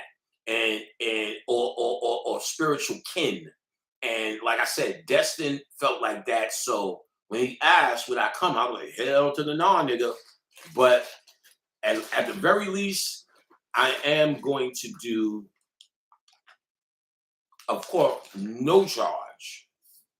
And ever how many times they want to do it, according to Destin, and Destin's running the ship, meetings with them on Zoom. And that I will do. If for nothing else, like I said, Destin came and spent over $500. Like I said, I just gave him a discount, but they was trying to spend over that. He spent $500, his sister and his brother. I've never charged them for nothing again. Just the generosity of that. And remember, they came from Austria just to see me in North Carolina. So you got to be humbled by that. So humble, so much so that I said they definitely got to come to the house. They can't just go home now. And they did, and we had the experience of, but it was such a union that I didn't see coming that I think there's more. So that's what you need to look for. That's the litmus test of who your kin is. Just, I mean, of course, you still shouldn't be punching non-playable characters in the head. And if there's some, you still should be get still that lady that gets on the bus and go, oh Jesus, still give her your seat because it ain't about her, it's about you and what's in your heart. So remember that too. It's not a way to dismiss, but you still need to know what you're dealing with here. You know what I'm saying? All right, so let's keep going. The ISIS thesis she talks about nowhere stuck in the double lying on to the right tomorrow. I got that we're dead so can't see. Okay, double lying. That's a good one. Who Eric Illmonger? Killmonger. Eric Killmonger 44. Because by the third, I did 12 hours of that lecture because that probably was the most antagonizing question you get ever. In fact, if you go back in the archives, you'll see one of those tapes I was with Bobby, eye opener at Shabazz's house. Jazzo was there. Shout out to Jazzo. I have to actually give my brother a call soon. Jazzo was there, a few others, and I was doing the Q&A with Bobby. One of the questions was, well, what happens when you die? I ain't gonna front. It was very vague. And the answer, no, well, we're there, the concept. We still go, we still this, we still that. I wanted more detail. So that means I have to study, like I encourage you. And but it's still Bobby Hemmett who recommended the ISIS thesis. And he recommended this, and when he said it, he said, most of these books that can come out, we got to be real. It's the same shit over and over again. He said it's just the author's interpretation of information being read. But every once in a while, they have to put out new information because they need the reactions because they're stuck. They can't get anywhere without melanin. And this is one of those books. This is in 2004. Unreadable shit. But again, the year I did the lecture was whatever, last year or 2 years by now. I was reading this shit like Dr. Seuss. It came through. It was the time for it. 12-hour lecture because it was the most antagonizing question even I had. And detail on step 1, step 2, step 3, and that's what you get. 12 hours. I was falling asleep on this shit. She was really like, huh? So the niggas touching me and shit. And then I did 6 hours the next sitting, the next whatever, to finish off the lecture. But I had a realization in between. I'm saying like all of this stuff happening when you die. When you die is just when your body's gone and then you make the decision to come back or not. But it's happening now. And what you learn here is actually how your DNA changes. Because what I talked about is you're going through the death phase and they go through all story of your DNA, that all the deities are symbols of your DNA in this cosmic boat, which is the soul. So you are actually fighting between going back to humanity's set or using the Eye of Horus to become the Eye of Osiris. If you're successful, then you're now slated to move out of this place, quantum leap, into the quantum world, in the world of the real. So now you're going. I was explaining where your boat gets stuck along the way. One of them was between a deity called Akar, the two lions. So I'm like, well, and I'm talking from the cosmic perspective. But when I remembered the same thing about the archons and the boule, well, how would it transfer to Earth? I said, wait a minute. And it's said all the time. This is the world of the dead. You're in the land of the dead. You already died. This is death. When the body goes, you're actually back in life. And death is calling you back here. And you're transforming yourself beyond this point. Now, it may be more to do, You may go through another dimension and have to go through another obstacle, maybe, hope not. But know why I hope not? Because just like everybody else, when all them other niggas who don't deal with any spirituality, just breathing, fucking bodysuit bending. This is my yoga move. Fucking manipulating their meat suit, thinking it's spiritual. Now those are spiritual practices, yeah. But a true spiritualist, no, you got to go a little bit hard. Think we want to go to the fifth dimension next. I'm gonna go to this dimension. So I was saying that like everybody else. Then Bobby Hemmett said, "Fuck dimensions. If I'm in the," and then I thought about it when we talked. He said, "I want to go home. I want to go beyond the dimensions." I said, "That makes so much sense when you put your. If I go to the fifth dimension, that means I can't do sixth dimension shit or seventh dimension shit because you can't do it now in the third dimension. So you can't do that. So you're still in another place of stuff. So that may be the pathway. You know what I'm saying? As you go down, as Judy King would say, because you already are dead. You're in the land of the dead. We know that. We got to turn it. We're so egocentric. We think we're alive, and when we die, this process happens. But if you take away the ego, everything in spirituality says you're dead, and that's the world of the real. So when you're dead, you get the opportunity to go back home like a parole hearing. But if you ain't learned shit, you going back to jail, player. You understand? That's what's happening today. But you're dead now. So then the house of the double lion is where Isis comes in, the divine feminine, and that gets your boat moving. Interesting, because we're in the middle of the Sphinx, and on Mars, the face on Mars, when they take the left side, just the left side of the face, and just turn it around and make one face, it looks like a man. They take the right side of the face, turn it around, or vice versa, and put it together like this, it looks like a lion. The Sphinx, the house of Akar. We're stuck there now. And that's why you're in a patriarchy, because you're supposed to walk towards the divine feminine, Isis, to get what you need. That's why your Horus is on the ship and he gets weak. He's a baby between the house of the lion. So that's why you have the Madonna, where Isis has him on the left titty because he represents the left side of the DNA.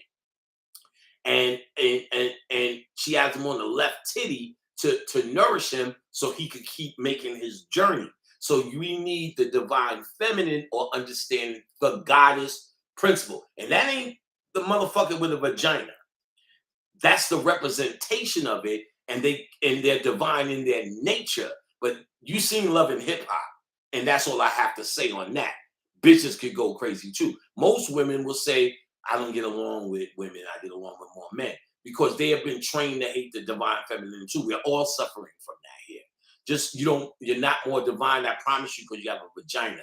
You're more divine when you do knowledge, wisdom, and understanding.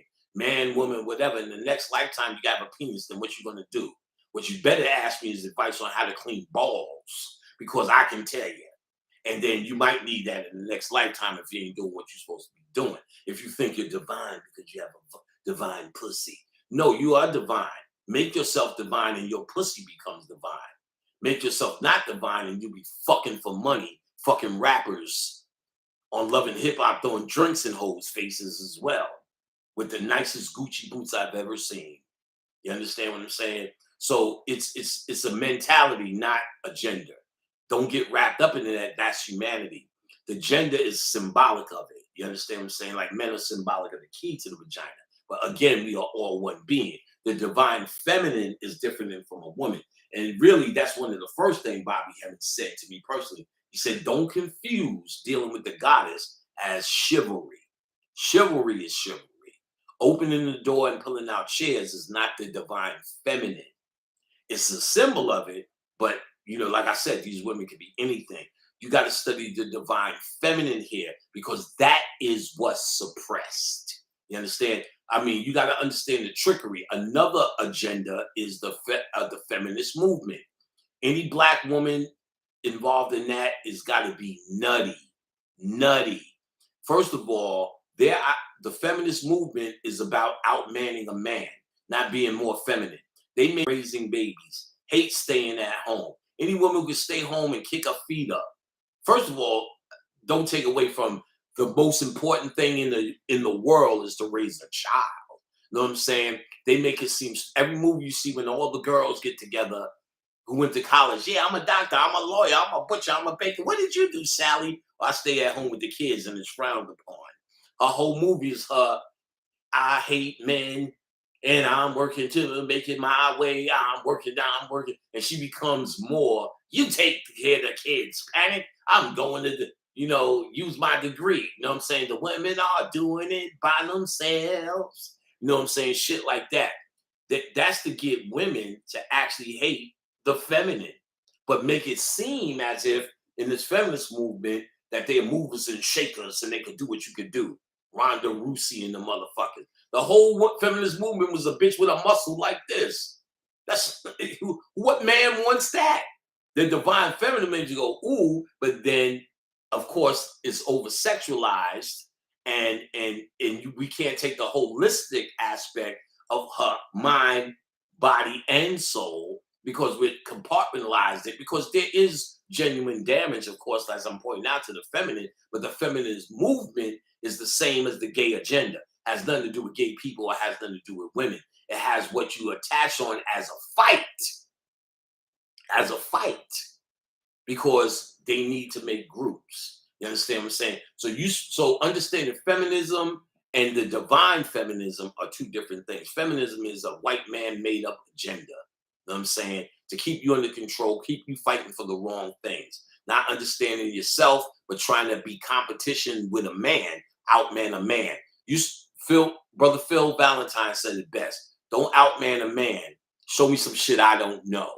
You understand what I'm saying? What in the feminist movement show me some shit I don't know? And women, I'm gonna say that y'all motherfuckers are sharper than men. I thought y'all just had better brains, but now that I've been with Khadijah for 15 years, y'all motherfuckers just pay attention to detail when we don't.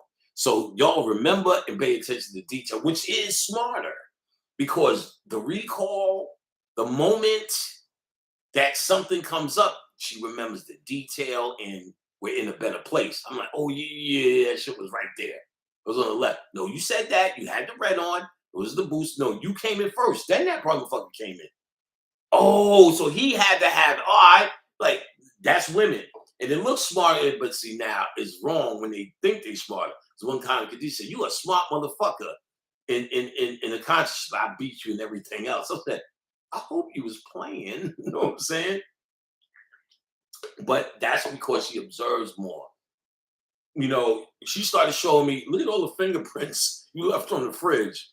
Fuck. I thought I cleaned the fuck up.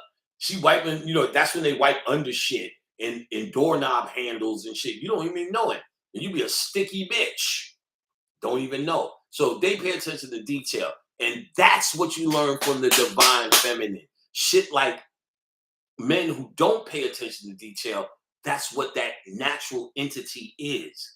And maybe, see, I started trying to pay attention to cleaning up, paying attention to shit because I'm studying the divine feminine. So I'm studying Khadijah for 15 years. She'll tell you out her own mouth, this nigga was this nigga, and this nigga is this nigga now.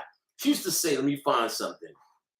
She said, first thing she said, nobody taught you nothing. No, in your house. I'm like, the bitches taught me. What do you mean? My mom problems. I met and my aunts and there, I listened. And then when she got my sister here, let me ask you a question. He didn't listen to nobody. My sister said, hell no. I'm like, what do you mean? No, nigga. And co-sign Khadijah shit. Khadijah said, you will be in our house, eat a piece of candy, and just, I'm like, throw the wrapper around. I'm like, Khadijah, I don't do that. She said, then why all the fucking rappers on the floor? That was in the beginning. Now, she let me keep, we got our own spaces to do whatever. But shit, you would back in the day, you seen this kind of that shit would have been piled up to the Baphomet sign. You know what I'm saying? But that's really understanding and respecting Khadijah. I don't really understand some of the shit she does. I do now more so, but that's the point. You find the one you trust in, and if you're really studying divine as a man, from the man, the women, you're supposed to do this too, to the man. If you came down here as a woman, you actually came here to study your masculine side because now it becomes we're mirror images of each other. So now looking at a man, you're looking in the mirror. Me looking at Khadijah, my soulmate, significant other, all the stupid shit that are made up names that you guys want to try to differentiate, but the same concept, twin flame. The only one that's kind of different is like kindred spirit. Kin is brother. Me and B.O.B. are kindred. Me and B.O.B. are brothers. And I know that. And we've gotten stuff even deeper. But me and Dane are brothers, and we were physical brothers, brothers from other mothers, but we are absolutely kindred spirits, kin. But twin flames and all that shit, soulmates, you have to get to a level of honesty within yourself because most of us find our mates through our ego. But when you, at least, you're still going to have your ego. But when you're dedicated to losing it and you find a certain level of yourself, you're going to magnetically attract that person. That's the best I got for you because that's how it happened. I mean, I can go into a little bit more detail, but that would be a lecture. But you have to at least be at a place where you're honest. Let's say that, and that person, because, and then you start dealing with what's left in the ego, and you'll find everyone's protecting themselves and what they know and what they went through, and with the last guy or the guy before that, or whatever trauma and whatever they learned, blah blah blah blah blah, until you just more and more trust and more letting go. We were 9 years old. I was abruptly everything was fine. The next day, pretty much, we was in the foster home. So change for me was extremely rough. I want to change these doorknobs. What you mean, bitch? You know what I'm saying? So so she said, you got a problem with change. So I have to accept that and recognize that, right? And then have to start working on it. But I have to trust Khadijah to get there. Because clearly I couldn't get there on myself. It's so psychologically scarring. So I have to say, if we're gonna make changes, I have to trust in her judgment that will be in this, even though it's something small like the doorknobs or light switches, it becomes bigger because any change says there's a whole downhill waterfall psychologically for me. So I have to trust that she's saying, I got this. Her competence is probably one of the most competent people I've ever met. You know what I'm saying? My sister, I think, is extremely competent, and I have a lot of trust in her and her judgment. She's very smart. But there is no comparison, and it shouldn't be compared. But Khadijah, I've never met someone that I can just say, I don't even have to look. You know what I'm saying? I know shit is going to be quality. It's going to be up to a standard that she understands for us. She's going to factor me into that scenario, and I have 100% trust. So things like the change that I couldn't deal with because of my childhood trauma, she was absolutely one to spot it because I can't see myself, but my mirror image can reflect it back to me and make me see what I can't see. When you're doing this conscious work, you're doing it, but there's but so much far you could go. You need somebody else that knows and can see you and can tell you. And it's going to be hard because the stuff that they tell you is the hard shit. You don't even realize it. That's how deep. You know how they say the subconscious mind could either bury it. So, like, my mother got bit by a dog when she was 9. She knew, she remembered she got bit and she was scared as shit as dog. Remember, we was walking somewhere, a dog came out of the fucking garage.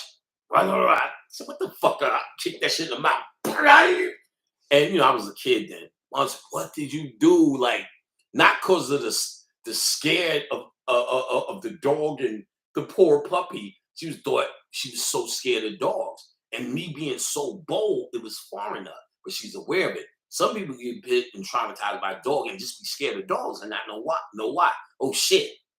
And I just don't like them because they bury it. So things like me having a problem with change was buried. I can't see it clearly, but I just think that's how I am and that's how I flow. And that's normal. She's seen it and pointed it out. And then because I'm dedicated to trying to deal with it. It was hard. That's the shit you work on. That's the shit. Oh, you right.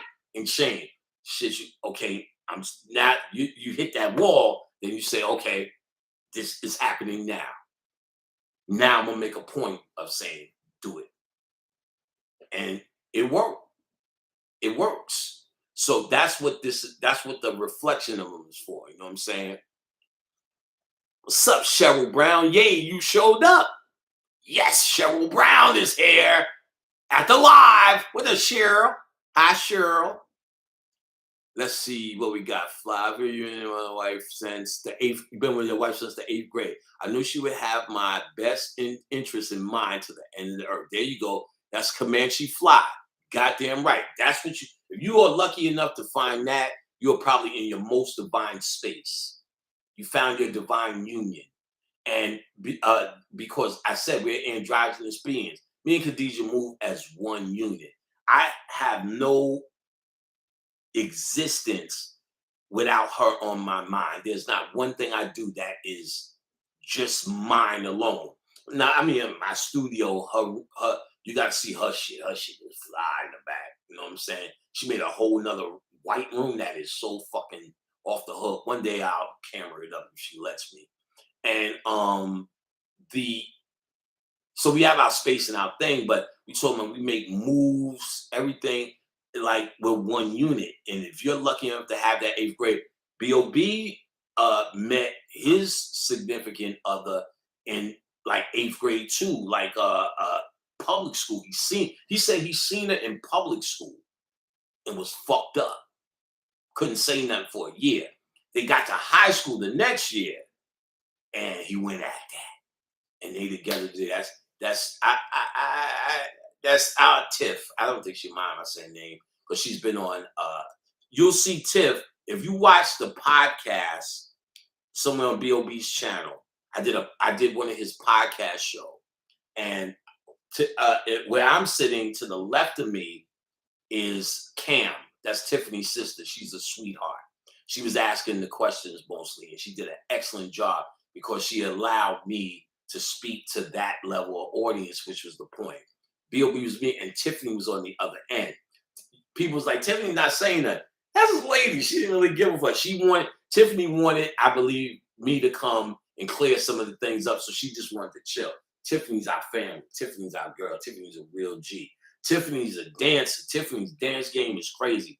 And she teaches dance. So we went to we went to one of her recital things. Crazy. You know what I'm saying? So Tiffany's our girl. And he knew her since that time too. To be lucky enough to have that is your significant other flow. You know what I'm saying? We're in the green pool of imagination behind the head. Can you expand on the green pool of imagination behind the head? I've never heard that concept, little Baxter, the green pool of imagination. Well, I guess if you're talking about the back of the head, the medulla oblongata, let me know, little Baxter, if that's what you're talking about, because there's a thing. That's right, old Shayla. Caught alive. We live, boo-boo. How do you know people are NPC and NPCs have so good one? NPC is not what they are. I'm using non-playable characters because we understand that in things. How do you know? They are the undeniable Christians. They are the ones when you tell this shit almost get violent. They cannot hear any of this under circumstances. So that's most people. Then there are people who get the gist of what you're saying. They're not conscious. We used to call them, they're not conscious, but they're aware. You know what I'm saying? So awareness people are just lower on the path. But awareness equals divinity. Awareness equals the real deal. Now, non-playable characters, there's not much information on the soul. Me and Bobby did a whole bunch of things on the soul to say they don't have a soul or they have a soul. They may just be actually sleeping. But remember, the body's only a vessel. So they may be just vessels here while there may be only, let's say, okay, there's only two things. We either came here or we're trapped here, all right? So in this cycle, The conscious people that are in front of you in this cycle, because in 1930 there was another cycle, and 18 something there was another cycle. And remember, there was another cycle in 1930 because my grandfather was conscious. It just wasn't happening much. You get what I'm saying? Because we were waking up then. All right, so we're all vessels, the same way I said avatar. So some souls may be stuck in this cycle, but when you die and get a body, you just come in vessels all in all. So some of these vessels may be down here without a soul or without consciousness, which is a soul. Let's say that. So those are the non-playable characters, because though there may be a planet of a billion, it may be only 1,000,000 true lights having this thing going on. So maybe 1,000,000 of us, but 1,000,000,000 of the motherfuckers around us that are just vessels. That then when we make the transition out of from our phase, because of Bobby Hemmitt's teaching, Dr. Africa's teaching, Joe Polkman's teaching, Wayne Chandler's teaching, Brother Phil Valentine's teaching, Duke Tears teaching, the work that Brother Rich is doing, all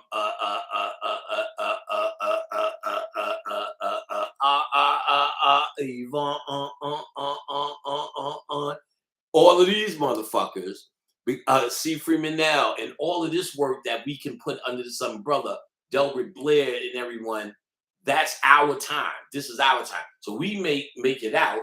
A new phase of light may be coming down here to do the work, and they may choose certain vessels for their purpose. And it may be 1,000,000 new motherfuckers and still in the other billion. So don't get twisted. Whatever the system is, if we were put down here, that's what's happening. And if we're coming down here, that's just the system. Because there's only one or two things. You're coming down here to learn, which is happening, or you're trapped here. I guess it depends on which way you want to go with it. I lean more towards we're coming down here to learn, because there's too much learning going on. So you know what I'm saying? This is sass talkery right now. Sass talkery. I'm saying, what's up, Sassomet? Sassomet's hanging on the wall over here. I'm on my Mac stable one, so I can't really move it around. I'm gonna do it on my Mac lap. You know, you need two of them in the studio. This is the studio computer. It is. I want to see how it is, because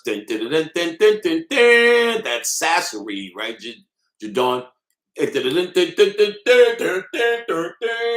Soon I'm putting together a podcast.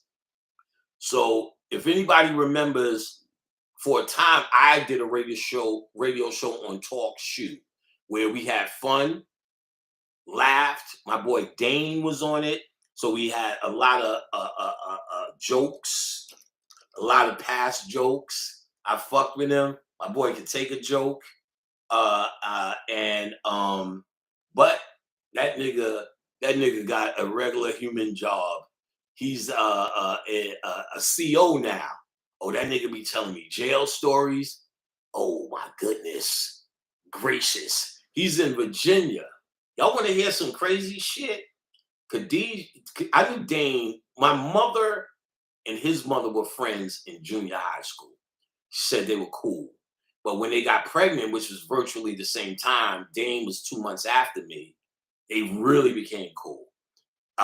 They were so when me and Dane were born, or truthfully, Dane 2 months when he was born, we knew each other immediately. The first memories, 2 years old, and knew each other since then. I can tell you spiritual stories with him in Egypt. I asked him to come down here with me, and he's the nigga that got me to be human. Manners. I had, I'm a wild motherfucker. I used to curse at old ladies. You can't do that. He was socially, now I go back, he would socially keep me straight. He was living with his grandmother. I remember that because his grandmother's our babysitter, and they got their apartment on 10th Street across the street. This is Queensbridge. So now, at this point, we lived on Vernon, and we get to the end of the block, and we would go diagonally, cross the street, go diagonally to his grandmother's house for the babysitter. It took years but our mother walked us for years. Then she said, I want you to do it yourself. I remember the first day we went to the corner, we stood on the corner. She said, Rosie, the crossing guard, will cross you. We stood on the corner for like an hour. Rosie didn't come. Rosie was standing right there, just crossing people. So our mother came, half an hour probably. house yet? We said, we waiting for Rosie. She said, Rosie said, I didn't know they wanted to cross. I thought they was just standing there. I remember that shit. And then I remember when Dane moved, I was like, yo, I'm going to go see Dane. My mother said, well, he's not at his grandmother's house. They moved. So now, this is what she was trying to explain to me. We live in 4101. There's 4102, 4103, 4104, 4105. That's a straight path through the block. You cross the street, then it's 4101 again, 10th Street. I was on 4101 Vernon, 41-01 Vernon. He's in 41-02 10th Street. So she's like, okay, you know next door. I'm like, yes. Go on the next block, not diagonally. It took her an hour to explain this shit. Now I got to Dane's block. I'm talking, we like 5 years old. A nigga's playing points. That's when you bounce the ball against the wall and catch it. This nigga I didn't know yet, name was Mark. Later, the guard Sincere. They're like, we all grew up now. It's fucking wild. So Sin was out there, but Mark. So he's outside. I said, yo, you know somebody named Dane? He's like, no. He's not even making eye contact. I said, he's supposed to be on this block. I think I knocked on the door. I think I made it upstairs and nobody was there. I came and I started asking him, Then he was like, no, you never made. I said, well, can I play with you? He said, no. I said, I'll take your fucking ball. And stood in front of him, took the ball. And he tried it. So me and him started fighting. Slammed on. I remember go, Mom! And went upstairs. And I turned around. Dane was coming up the hill with his new crew. Sean Black, Dale Grady, Bub, King Bubba La, Dwayne, Bubba La, Itch and Grady, Dale Grady, Sean Black, maybe somebody else. Dane started yelling, you already came on my block doing this shit. Like I was born with these anger problems. You can't do that, these friends, So we knew each other forever. This nigga's a CEO now. Oh God, he be telling me shit. He keep getting written up for beating them niggas up and fucking them niggas up. Like, you can't be an inmate with them niggas like us, but he's busy, so he can't do the podcast. But I think we're coming together. I got most of the crew. The fourth one was a bitch. I'm trying to find the fourth perfect one, but I think I got the trick. So I think it'll be soon. We're gonna have fun with that shit. That's why I got the podcast mic. I really don't need it, but I got the podcast mic to look official. You know what I'm saying? I gotta get it with my fucking regular studio mic, which is way more expensive than that podcast crap that these plug and play ass mics. This is the real deal shit. You know what I'm saying? You need a motherfucking, you need, let me see if I can get it up here. A mic cord to plug it in, not that USB shit. You know what I'm saying? And this this is a step up because this uses the same, there's a name for this mic cord though. I can't remember the name, 3-prong name.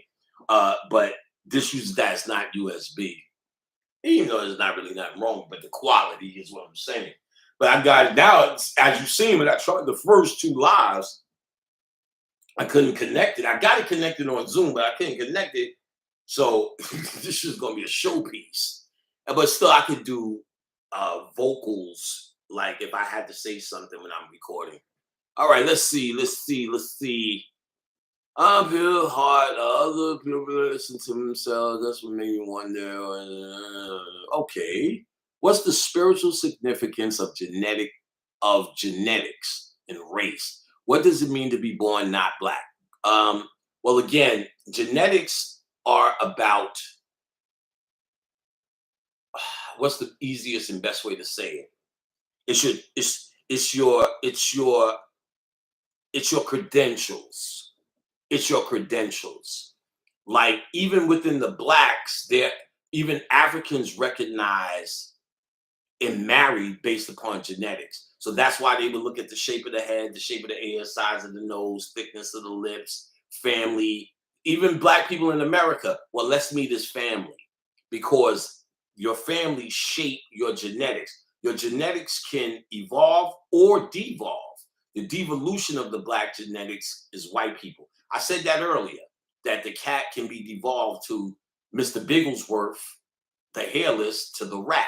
When they devolve anything, it always comes down to the rat. So the rat is the most evolved shit that in the game.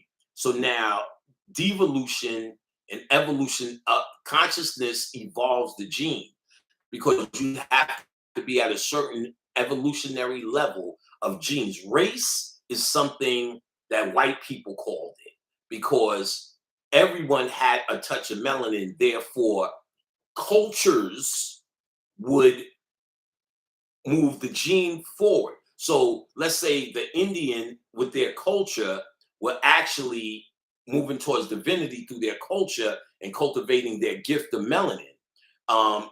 African is like the resource of melanin, but don't say African.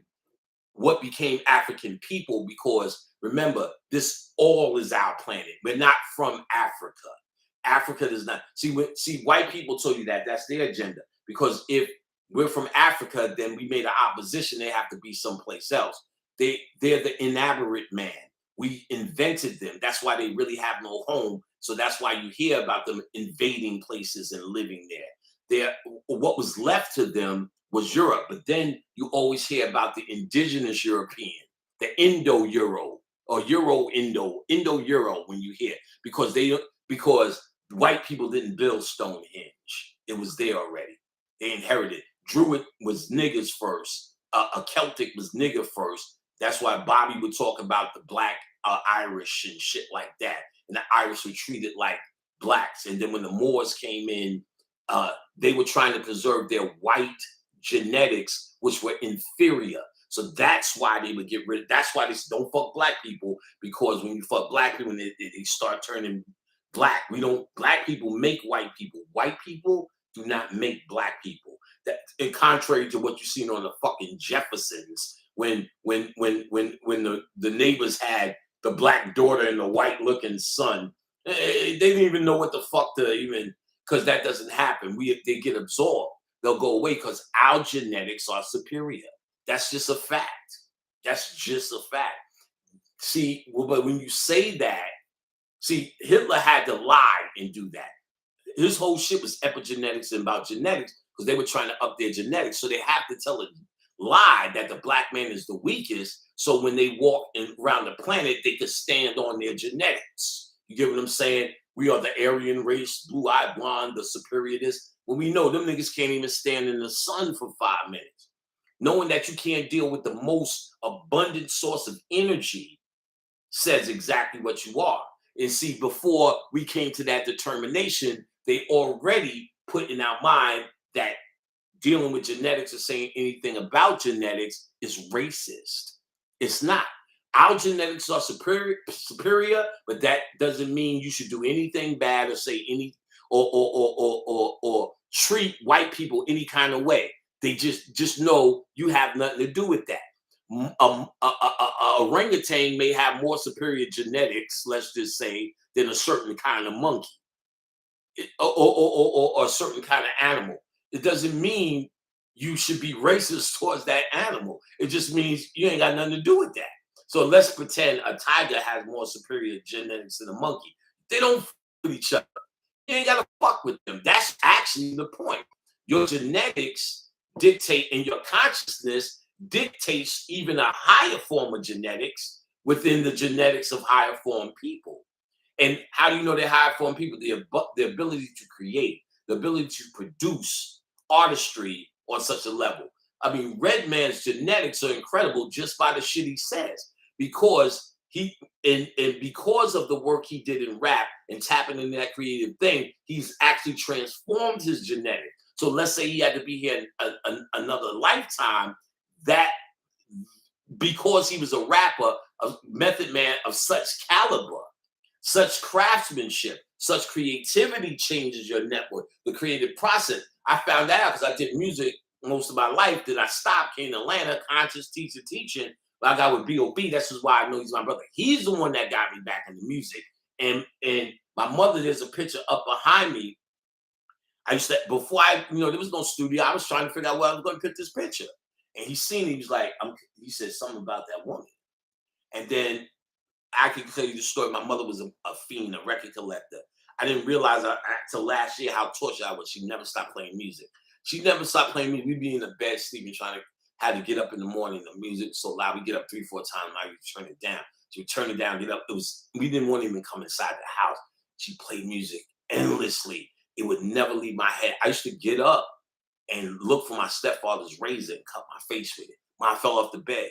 The third time I did it, she recognized I was using a razor and just started crying because I didn't really sure. That's how tortured we was. I remember my uncle told me, he said, yeah, one time I came home, you was in the closet. I was like, really? He was like, yeah, you was in the closet. I said, oh, I remember that. I said, I was cool. And I was sure I used to like hiding this one. And he said, no, I took you home with me. And then I thought back, no, I was trying to escape music. We couldn't go out. After a while, we couldn't go outside. She would not turn it down. A fiend. So I started making music. So I lived with my grandmother at the time, and she came over. She used to come and get a check. Remember, she was schizophrenic, went back and forth having episodes. Came over to get a check, and I was in a good mood, so I was talking to her because I had a lot of animosity towards her for our life. And I was explaining to her how sampling went.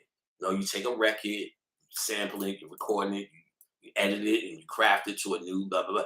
Because she's a record, she said, so my record collection, that would be a gold mine. I said, you got it. And I didn't know then, but I realized she was so content that I found something because I was so angry, so fucked up over my childhood. When she seen I found something I was enthusiastic about, now I can see there was a certain contentment she had that she didn't fuck me all the way up. You know what I'm saying? And so when he said he has a connection to my mother, she was trying to come through him to get me to get back into music, not to make business, not to play it. I play some in front of the lectures just because I could, but you've seen the lecturers who was really trying to be rappers. I did it. I'm successful. I made it. I know how many records I made. First, Molly Mall lived on the same block. My grandmother used to give Molly Mall a summer job. I just went to his house. Could I make a record? Actually, went to his house with Tragedy, Intelligent Hoodlum. That's my brother, my little brother. He he rapped to me. I'm one of the first dudes he rapped to. He still tells the story. He just says Larry. He doesn't say Panic. And me and DJ Hot Day going to Molly's house. We got a record deal. I've sucked as a DJ, but Hot Day didn't. Hot Day was teaching me. Hot Day got me into music. And I said, fuck it. Let me try. There's a group called Frickin' Frack. Their biggest deal is actually Biz Markie shouting them out, going, we got Frickin' Frack in the house. I brought him to the table. Green Eyed Lou, who got killed, put me on to his cousin Gerard. And he took me out to a farther part of Queens, which is where Southside Queens, where 50 Cent is from. Queensbridge is on the beginning of Queens. Manhattan, you can see the water. And then Manhattan, which is an island. Deeper in Queens is Southside Jamaica. Went out there, 2 girls, Frickin' Frack, running to Molly. We did records, we did shows, we did this. And then from there, Molly got me a job at the skating ring, USA. Then from the skating ring, I met Super Lover C. There was contests. Father MC, Kwame, Jay-Z, and Jazz. I told Jazz what happened. There was an incident with him and Jay-Z and us. It was real funny. I told him he didn't remember, but he was laughing. Couple of more names. Master Ace won that contest, and that's why Master Ace was on the symphony with Molly. That was the gift. That's why you didn't hear much from Master Ace. His only gift was to do a record with Molly. He did the record with Molly, and it didn't do shit, but then they were going to do the symphony, and Coogee Rap and Kane, Brooklyn and Queens, had an unspoken battle. So they didn't want to go first. Why didn't they want to go first? Because if Kane went first, Coogee Rap was going to hear what Kane did and make a better rhyme. If vice versa. So Master Ace said, I'll go first. If you remember the record, Molly goes, I don't care who's first, who's last, because these niggas was complaining about it. So Master Ace, and he won that contest. After USA, I met Super Lover C. We became homeboys. He did a record due to James, and then Latin Quarters, all the glim glam. I got records played for him, and after that, we met a lot of people. Scratch, Clark Kent at the skating rink. I started working with Clark Kent for a while. We did some remixes. There's more detail to the story. Then I started working with Molly again.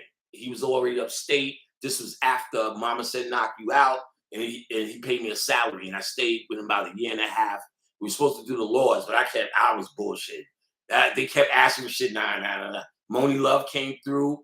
This we was doing Moni's album, one of the most goodest, bestest people you could ever meet. I don't know what's going on now, but such a sweetheart. You know what I'm saying? I seen Instagram with a grown daughter, but she was a baby in diapers around this time. So it was just interesting to see that. And glad to know she still survived in radio, but she was such a sweetheart. Real picky. She wouldn't pick shit from me. Everything I was playing, nope. I was going for that. But in my mind, I wanted to work with Public Enemy. So Marley fired me because I wasn't doing shit a little bit before 14 Shots to the Dome because he wanted me to work on it with that. But at this point, I brought so much nigga hood shit back in his house. He started making beats again hard because really he needed the hood to inspire him. And that's what I was doing. I was talking, ranking, and he was back. So he was like, all right then, nigga, I ain't paying no salary. You don't even come up here no more. And he was right. He just paid me a salary to hang out with my girl. So I went back to Clark. Clark was talking about Jay-Z was coming. Couldn't wait because there's a girl named Monica Payne.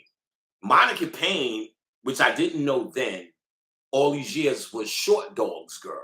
If you watch Short Dog's Unsung, Monica Payne is on it saying, yeah, I was his girl, but he talks that pimp hoe shit, so we couldn't say it. But Monica, we met her back in the 80s, Super Lover C, in the late 80s because she was in a group. It wasn't the Good Girls. It was something comparison. They was calling them the Albie Shore Girls. It was 3 of them.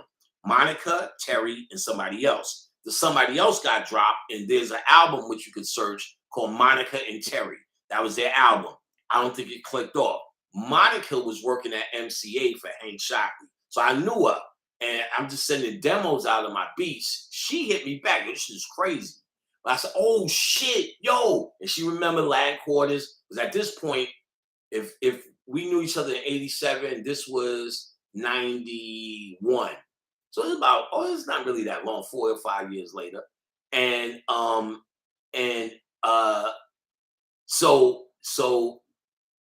So introduced me to Hank because all I ever wanted to do was work with Public Enemy. And sure enough, Hank and I did remixes first. He was testing the water. We did some ABC shit, some other shit. And what made them really impressed was the shit I learned from Marley. Marley Marl is a fucking hands down genius. If you don't know who he is, you need to look. He is the most underrated. He's the first nigga to take sounds and isolate a kick and a snare, which is the standard for rap. He's the first one to do that. And listen, there's something when there was a 2-inch tape. Now they record digital. So now you just make MP3s on your computer. But before you had to have a physical tape. You literally couldn't carry 2. These shits were so heavy. It's metal because it's magnetic dust. That's what tapes are. When the magnets line up into waves, and that's how you get your recording.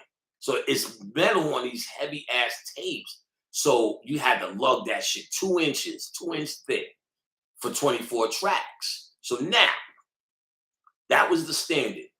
When you did remixes, because most producers would get remixes, how they would do it would be like MCA would say, okay, we're going to remix this Pepsi. Give Marley a 2-inch, Pete Rock a 2-inch, Premier a 2-inch, and somebody in the West Coast, Dr. Dre a 2-inch. And then they all remix the song. And whoever has the best one gets the remix. Before Puffy made it the remix. You know what I'm saying? But each 4 people get what they call the first half. Because they're not going to do this effort for no money. But if you get the remix, you get the second half and it's completed. So Marley was just living off of first half. He was getting like 100, not 100, but about 20 or so remixes. First half, didn't even care about the second half because he did LL. And he was going to, and they had plenty of records for the next one because they didn't even do new records for 14 Shots. Pink Cookies in a Plastic Bag was done on the other one because LL came to live upstate with him and they did records like for a year together. All right, so Marley was just like, y'all just do all of that. Some of them shits made it. Like I did Class Act. I remember he was going to do Class Act. Some of that shit came in Class Act. He heard Kid and Play and said, fuck that shit. Got up and said, I ain't doing that crap. I know y'all like Kid and Play from the movies, but they never had any records. None of those records ever were hits. None. They had one last night, their first song, and nothing else was hits. Their music videos were so out of control that and funny and entertaining and cutting edge for their time that it parlayed them in the movies, but they never had the records, and they never was really great rappers. This shit was all offbeat. So Marley just got me and said, y'all want to do it? I said, I'm gonna fuck with it. You know what I'm saying? That shit going in the movie. And you can hear my sounds in the class act one of them ones in the middle of the movie, they start rapping for some reason. And that's the song. But we did In Control Part 2. I haven't y'all gonna laugh at that. If you listen to look up Marley Marl In Control Part 2. Look for a group called Pure Cane Sugar. That was us. We did a song called Sweet Tooth. I produced it with Marley and my boy Prince Rap. Funny as fuck. 80s. But it was on In Control 2. Marley put me on in a lot of places. And In Control 2 was done. We ran into Marley, and Marley said, yo, call Fran from Def Jam. I'm gonna get a song on there. Fran was like, what's he doing? The album's done. Just looked out. Marley got me jobs, gave me jobs, and looked out. Niggas complain about Marley. I have no complaints about that nigga. That nigga kept my shit going. Got me on with freaking Frack. You know what I'm saying? Like was put me on to the Lords. I just turned it down. You know what I'm saying? So now, okay. Ladies love James L. Like Cool James. All right, so now Monica, when they sent these remix tapes, to make the tape line up with like the drum machine, you would MIDI it up. And that's how this drum machine could speak to this. MIDI is how music machines interface. That's what it means. Something digital interface. Music interface, digital interface, MIDI, M-I-D-I. I think it's music interface, digital interface. So these MIDI chords, I don't think I have one around. There's and I know you can't see it. Well, a little bit. These are actually MIDI plugs. It says MIDI in. And you'll see there's 1, 2, 3, 4, 5, 6 MIDI plugs. Because MIDI is important. Because if I needed to talk to this, that, or that, and all this equipment, you MIDI it up. Now USB does that. Like I couldn't fucking hook my keyboard up for the longest. They said just plug it in because I'm looking for the MIDI control. I said, oh fuck, the USB is MIDI. Remember, I had to learn all this shit again. USB is the new MIDI. All right, so they have to send something called the offset time. Usually they try to make a standard of 20 seconds. So if I set the offset time on my tape machine for the 2-inch for 20, usually all the machines will lock up. Nobody sends the offset time. Nigga shit. So you find a long time trying to put in offset times, trying to get the machines to trigger right. And see, the crazy shit is you can put it in, the machines will sound right, but they'll slowly go off. They'll slowly come out of phase. You'll start hearing the snare come out of phase. If I have the offset time, you usually calling what's the offset time, why the engineer didn't write it down, call it what studio, and you calling people from California, you know what I'm saying, to try to figure shit out, and it's a headache. Marley was such a genius. Instead of finding the offset time, he would take the 2-inch tape where he'd be sitting like this, and he'll blend that shit like a DJ and be mixing that shit to the beat, catching it. I'll be like, yo, this, and then let me go. He's like, we leave it here. Word is born. No, we don't even look at offset time. Fucking genius. So when we did that, Hank Shockey was testing to see if I was ill. Couldn't find the offset time, ABC, another bad creation. And I said, hold on, let me show you some shit. Boom. That nigga said, I seen his eyes light up. I said, I got him. Sure enough, I never even asked. Y'all play some of your shit for Chuck D. All I wanted to do, see, I didn't know about consciousness, but that's why I was leaning towards it. Chuck was supposed to pick one song, he picked four, and then that story was it. Then after that, I was like, I ain't got shit to do no more. I didn't know what to do. I quit.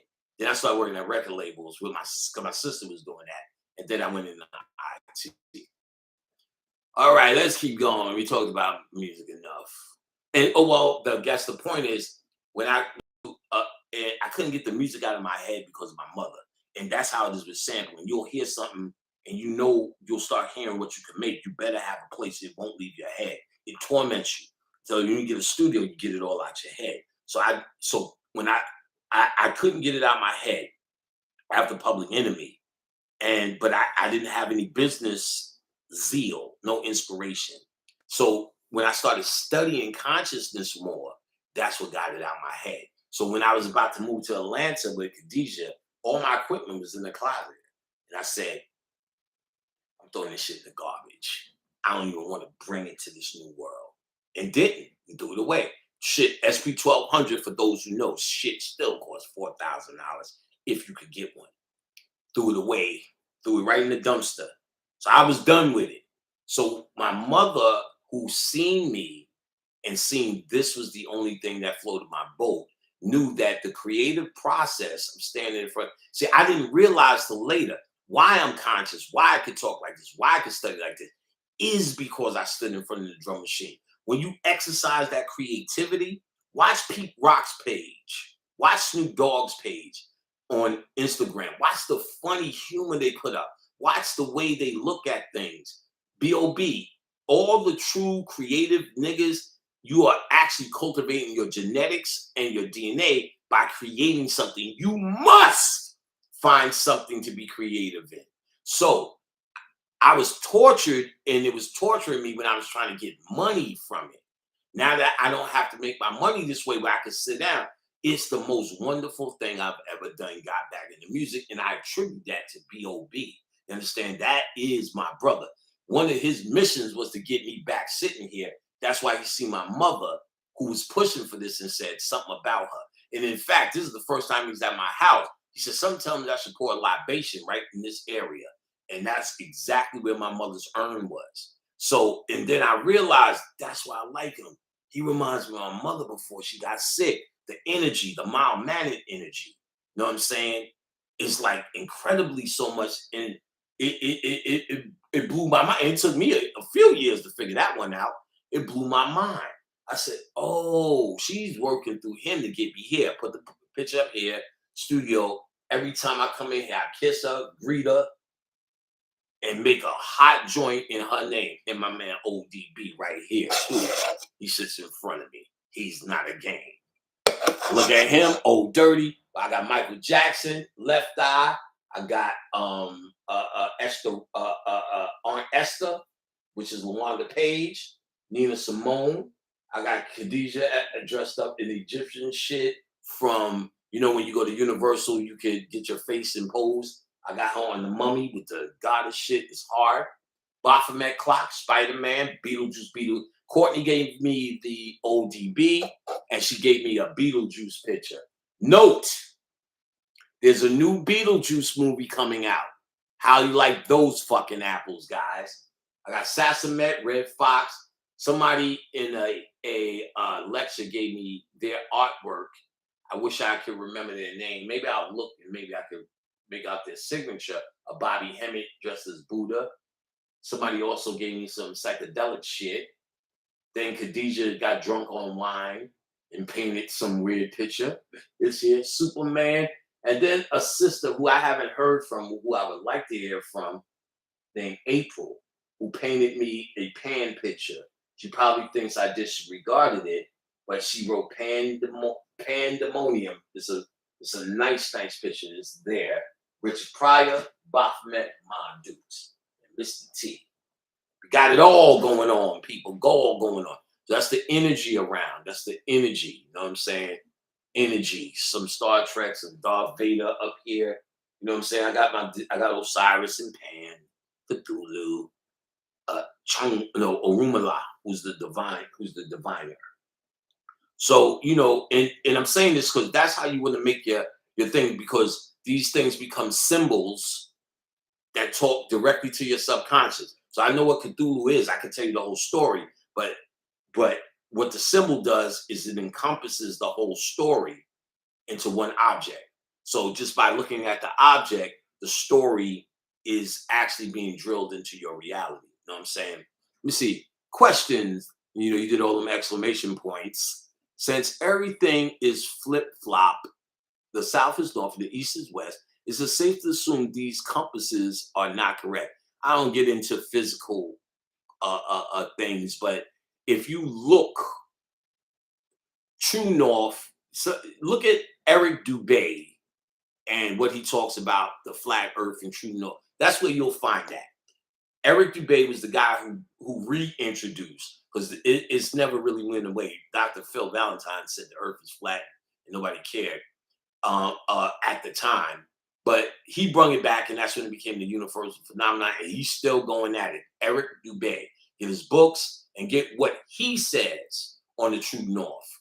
And where the aurora borealis is, I already broke that down.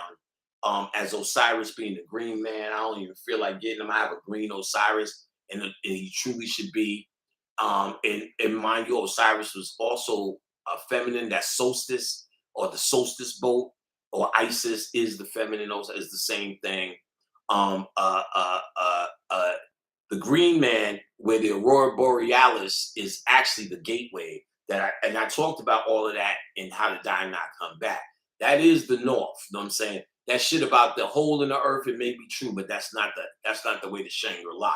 You still have a physical existence. Even if you somehow get there and they tell you how to live for 4,000 years, you're still down there for 4,000 years. You're a cosmic entity. All right. They getting Jamie Foxx back for what he did in the Django. I don't know.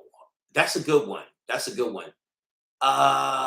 They got us back. I broke this down in my book, guys.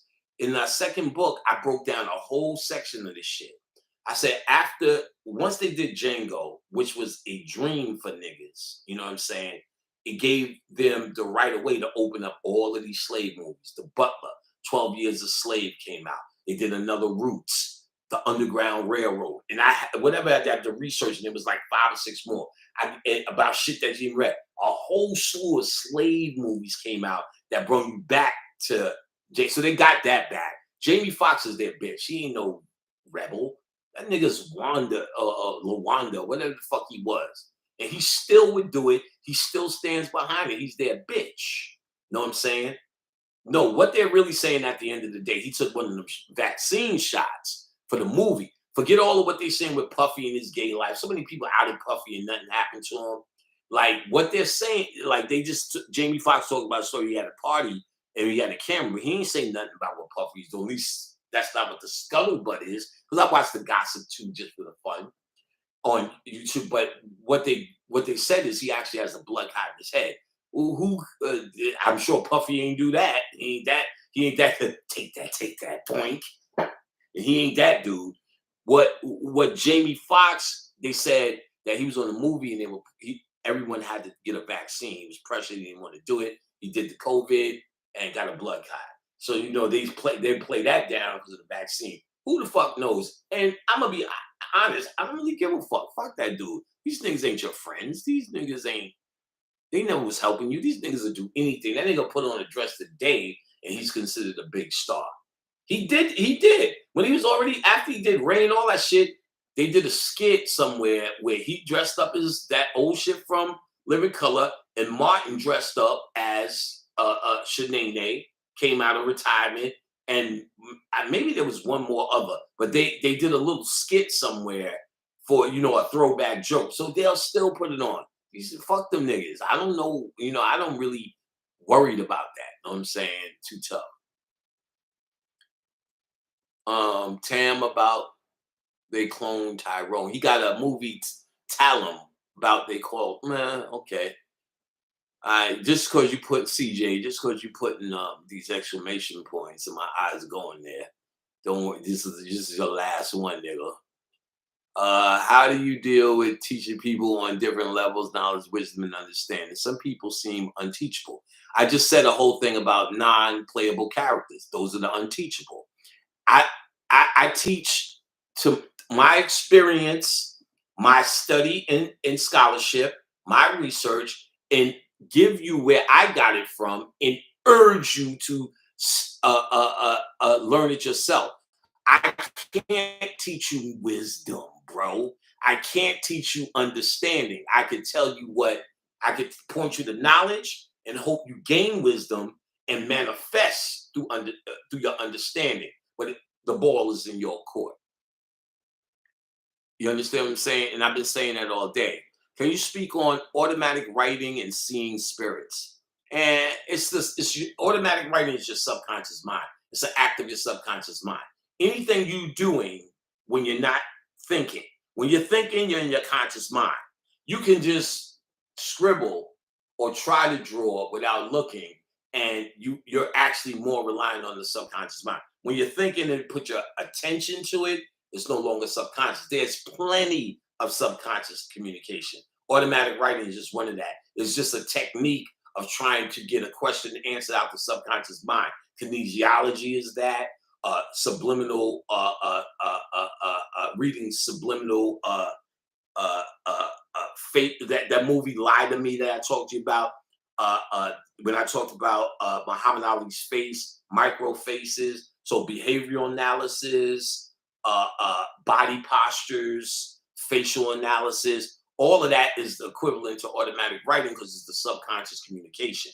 Automatic writing is just a deliberate act, just like remote seeing is the deliberate act of using the subconscious mind, knowing how to shut down the conscious. So what is shutting down the conscious? That's what you're doing when you're meditating. You're trying to shut down the conscious, but your conscious doesn't want to it resists. That's why you get a lot of chatter, or you keep coming out, or you just go into thinking. But what you're really supposed to be doing is learning how to shut down the conscious to let the subconscious communicate. You do that every night when you dream. Seeing spirits physically, not many people want to see them. I have, but it's usually when I'm in the sleep mode or zoned out. I see spirits. There's one time I stayed up like 3 days. I just seen niggas standing right there because again, my conscious mind is overbeared. It can't do it. So my subconscious mind is showing me the world of real. Same thing when you're waking up in sleep paralysis. People say they see spirits as well as feel the pressure because spirits are all around you. Energy is all around you. And all of this, even around you in the physical world, is energy. You understand what I'm saying? It's just moving at a slower pace in its atomic form.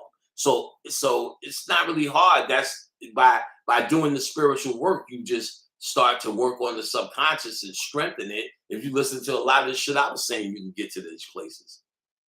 Unteachable, what do you call them? Unteachable NPCs, unteachable resonance so deeply. Yeah, they're unteachable, but understand they're just empty vessels. Bobby Hemmett used to say, "You can't try to save everybody. Know how that was dealt with. Never throw pearls to swine. Let the dead lie with the dead. We call them the dead people. You're alive because you're conscious. They're dead. The dead people are NPCs, non-playable characters, non-teachable characters. You understand what I'm saying? And they're not supposed to be because the energy or the light isn't in them. But you still, but still, they're conscious to a level where they feel pain, they feel emotions, they feel everything that you feel. It's just, but they feel it for dumber reasons, and they can't get out of this because what's in them that would transform them is not happening. See, if you met me and you see me at Red Robin, I would look like every human. You wouldn't think I've studied as much as I studied. So genetically, there's a physical genetic thing, and then there's a cosmic aspect to your DNA and your genetics. That's when I'm changing. Spiritually, I am not the same entity. I look back at the stuff. It's like I'm reading somebody else's memories because I'm not the same entity genetically on a spiritual level. Physically, shit, I'm worse. Back is hurting, tired of walking. I eat this shit. You know what I'm saying? I don't give a fuck. I drink and eat this bullshit. So you got to understand concepts. You just got to study the basic concepts before you even know what you're going for. You know what I'm saying? Let's see. the good and the evil is conscious and versus subconscious. People create good and evil, and two, because it's just under control. No, good and evil is duality here, and that's really not real. That's an interpretation.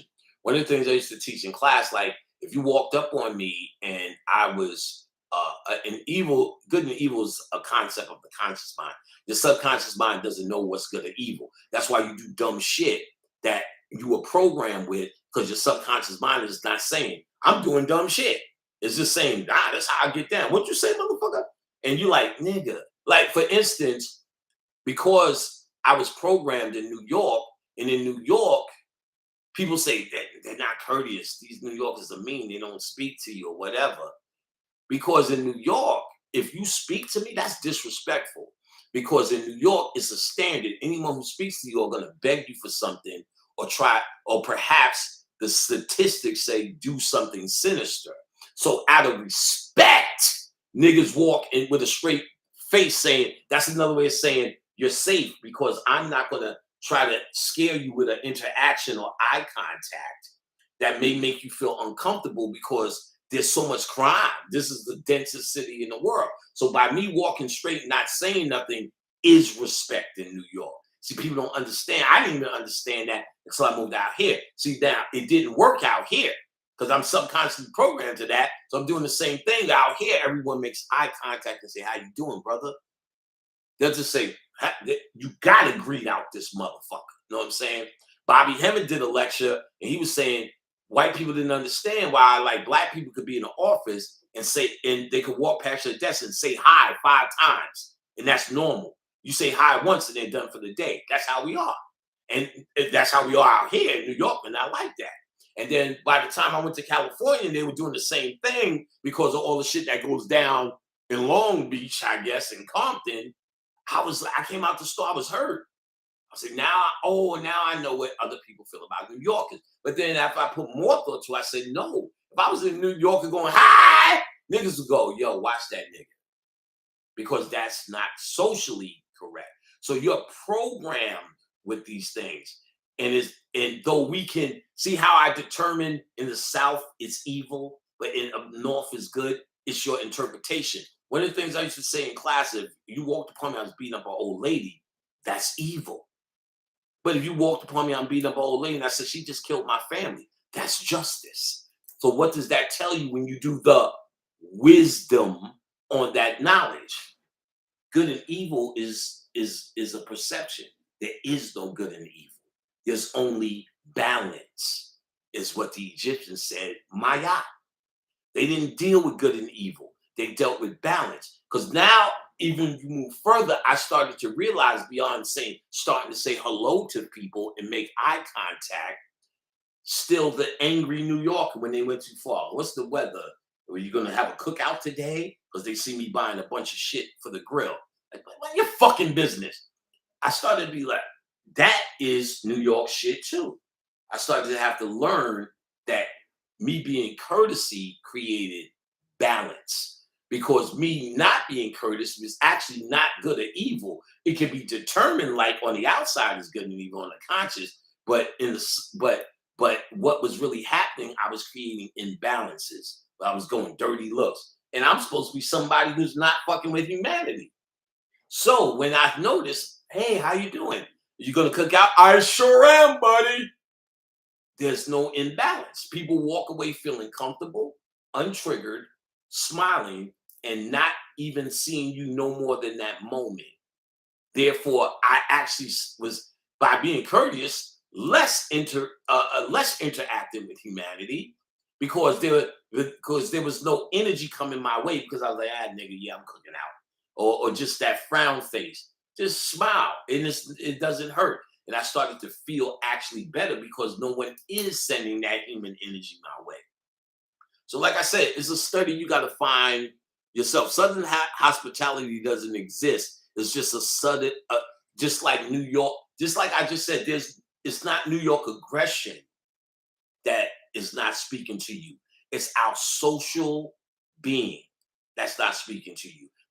So it's not evil. So it can't be Southern hospitality and lack of hospitality in New York. Because New York niggas will feed you, clothe you, because when it comes to hard, that's what people say. When the crisis came, no, all the New Yorkers, I seen people fall down the street and a crowd of niggas will take shirts off their back. In fact, my sister told me she was a biker got hit by a car the other day, and not the other day, this is months ago now.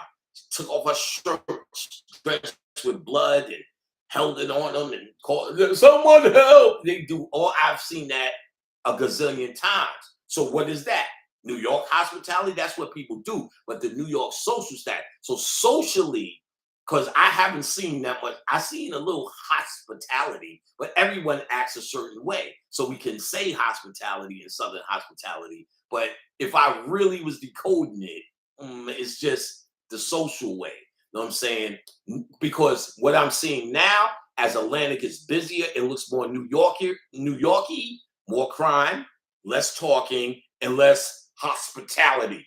Because when I first got here, there was a snowstorm. People got stuck on. It was about this much snow. You couldn't even really go outside and make one good snowball. But they was all fucked up. People was getting stuck. People, random people, they was taking them off the highway. Come stay at your house? Yeah. See, there's guest rooms out here. You can't do that shit in New York. And niggas be sleeping together. So what do you do for a living? And what's your name again? You be in the same bed with the motherfucker.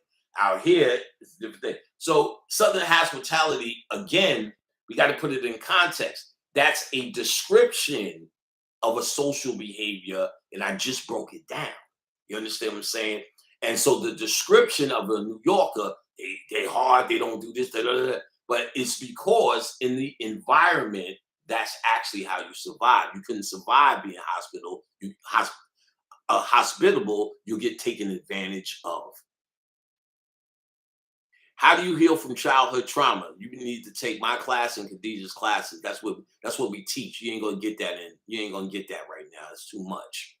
That's detailed, nigga. It's your childhood trauma. So you got to hear me talking about that. You've heard me talk about that for years. I wrote about it in my book. It's a thing. So see, we got to stop looking for microwave shit because that's really a microwave question. You know what I'm saying? It's like, how do I become a millionaire on a fucking live blog talk show? You know what I'm saying? No, this is chakra work. Khadijah deals with it in detail. I dealt with it in detail in my first class, and I dealt with it in detail in my book explaining it. So it's a study, and I realize how necessary it is. But you start understanding your chakras. So if you need a microwave answer, that without going into details, start understanding what chakra works is. My first book is a detailed mapping of chakras, and you don't need that. You can find chakra work free online. What the 7 major chakras are: root, sacral, solar, heart, throat, pineal, crown. You know what I'm saying? And see what they are, what they mean, what they are balanced, what they are overactive and underactive. Judge it against your feelings and start dealing at the root of it. Being honest, dealing. You're gonna have to deal with your moms, your pops if he was there, or if he wasn't there, what that means to you. All that crap to say, you got work ahead of you. It's not gonna be easy. What time is it? I'm getting the fuck up out of here. We're here for 4 hours. I'm going to fucking make me. What time is it? It's about 10. I'm going to make some eat before it gets way too late. We'll take one last question so somebody make it good. The new Spider-Man with the multiverse, yeah, it was all right. But, they just doing, DC started really killing the multiverse on TV. So they use Spider-Man for the multiverse. Oh, no, with the little black kid. I haven't seen that one yet. But I'm going to check it out because they did that one. First of all, Stan Lee, they were deifying him with the first one. He dies, then the the multiverse comes out right at his death. And understand, with all the characters that he either worked with or developed at Marvel, everyone kind of knew. I don't know if he just said it, but everyone kind of knew that Spider-Man was him, that Peter Parker was him. And so they made him a little black kid. Remember, I said for white people, their next step in alchemy is becoming a black kid or a black person. So that's a genetical, because all the superheroes is us. I mean, they are telling you so many times, y'all niggas want to be non-playable characters so bad. Y'all not listening. It's been, you so much think they're opposition, you don't get that they're trying to be you. You so much think that they're opposition, you don't get why they celebrate Eminem. You so busy, he ain't the best. Why they saying anybody? And the white rapping, the white da da da. Because you're not getting, they saying it because they need finally for someone who could rap to get it in their morphic field grid. So, and then after he started rapping, all these other white people started coming up and at least being able to stay on beat. They all sucked, and Eminem could suck a ass crack sideways. He sucked. That nigga sound like a fucking metrodome. You know what I'm saying? Corny ass nigga, and motherfuckers is writing that for him. All that crazy shit about his goddamn mama. You know what I'm saying? The weirdo. You know what I'm saying? And but for white people, they couldn't rap on beat.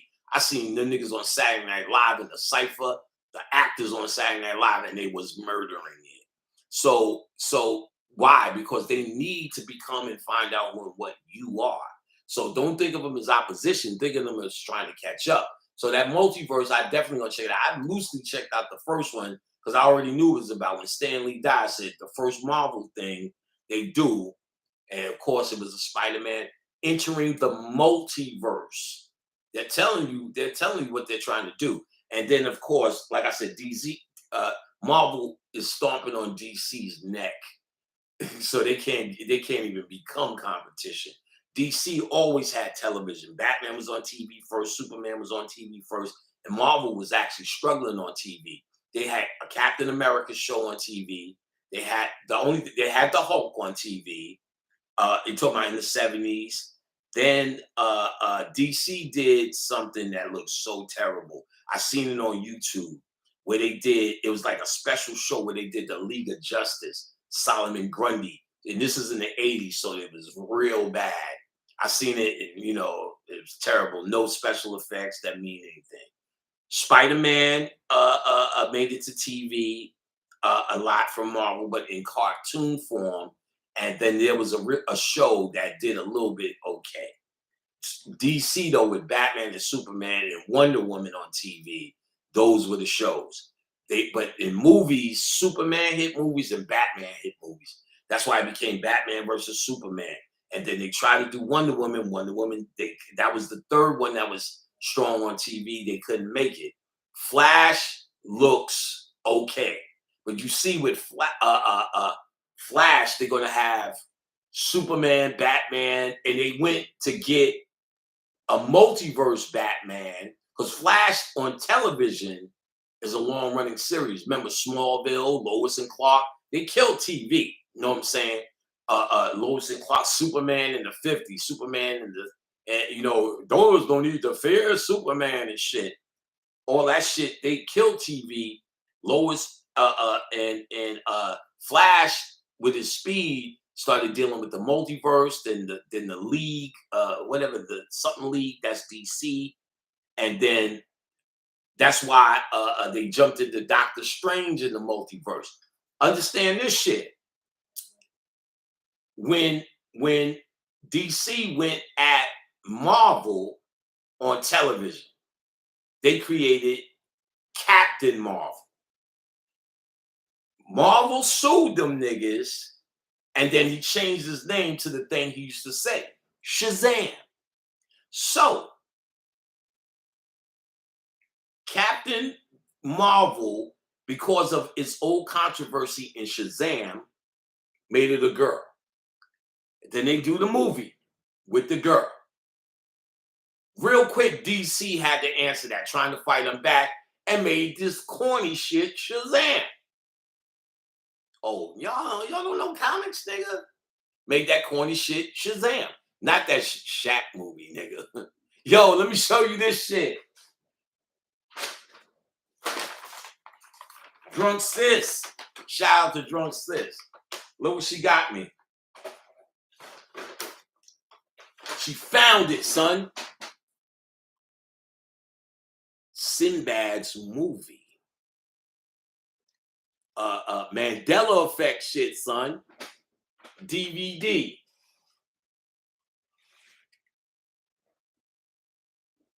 I'm fucking with you. It's this guy, it's a genius who actually made this to sell. Because remember, if you remember, like niggas going, what the fuck? What the fuck? I got you, niggas. Like this guy's a genius.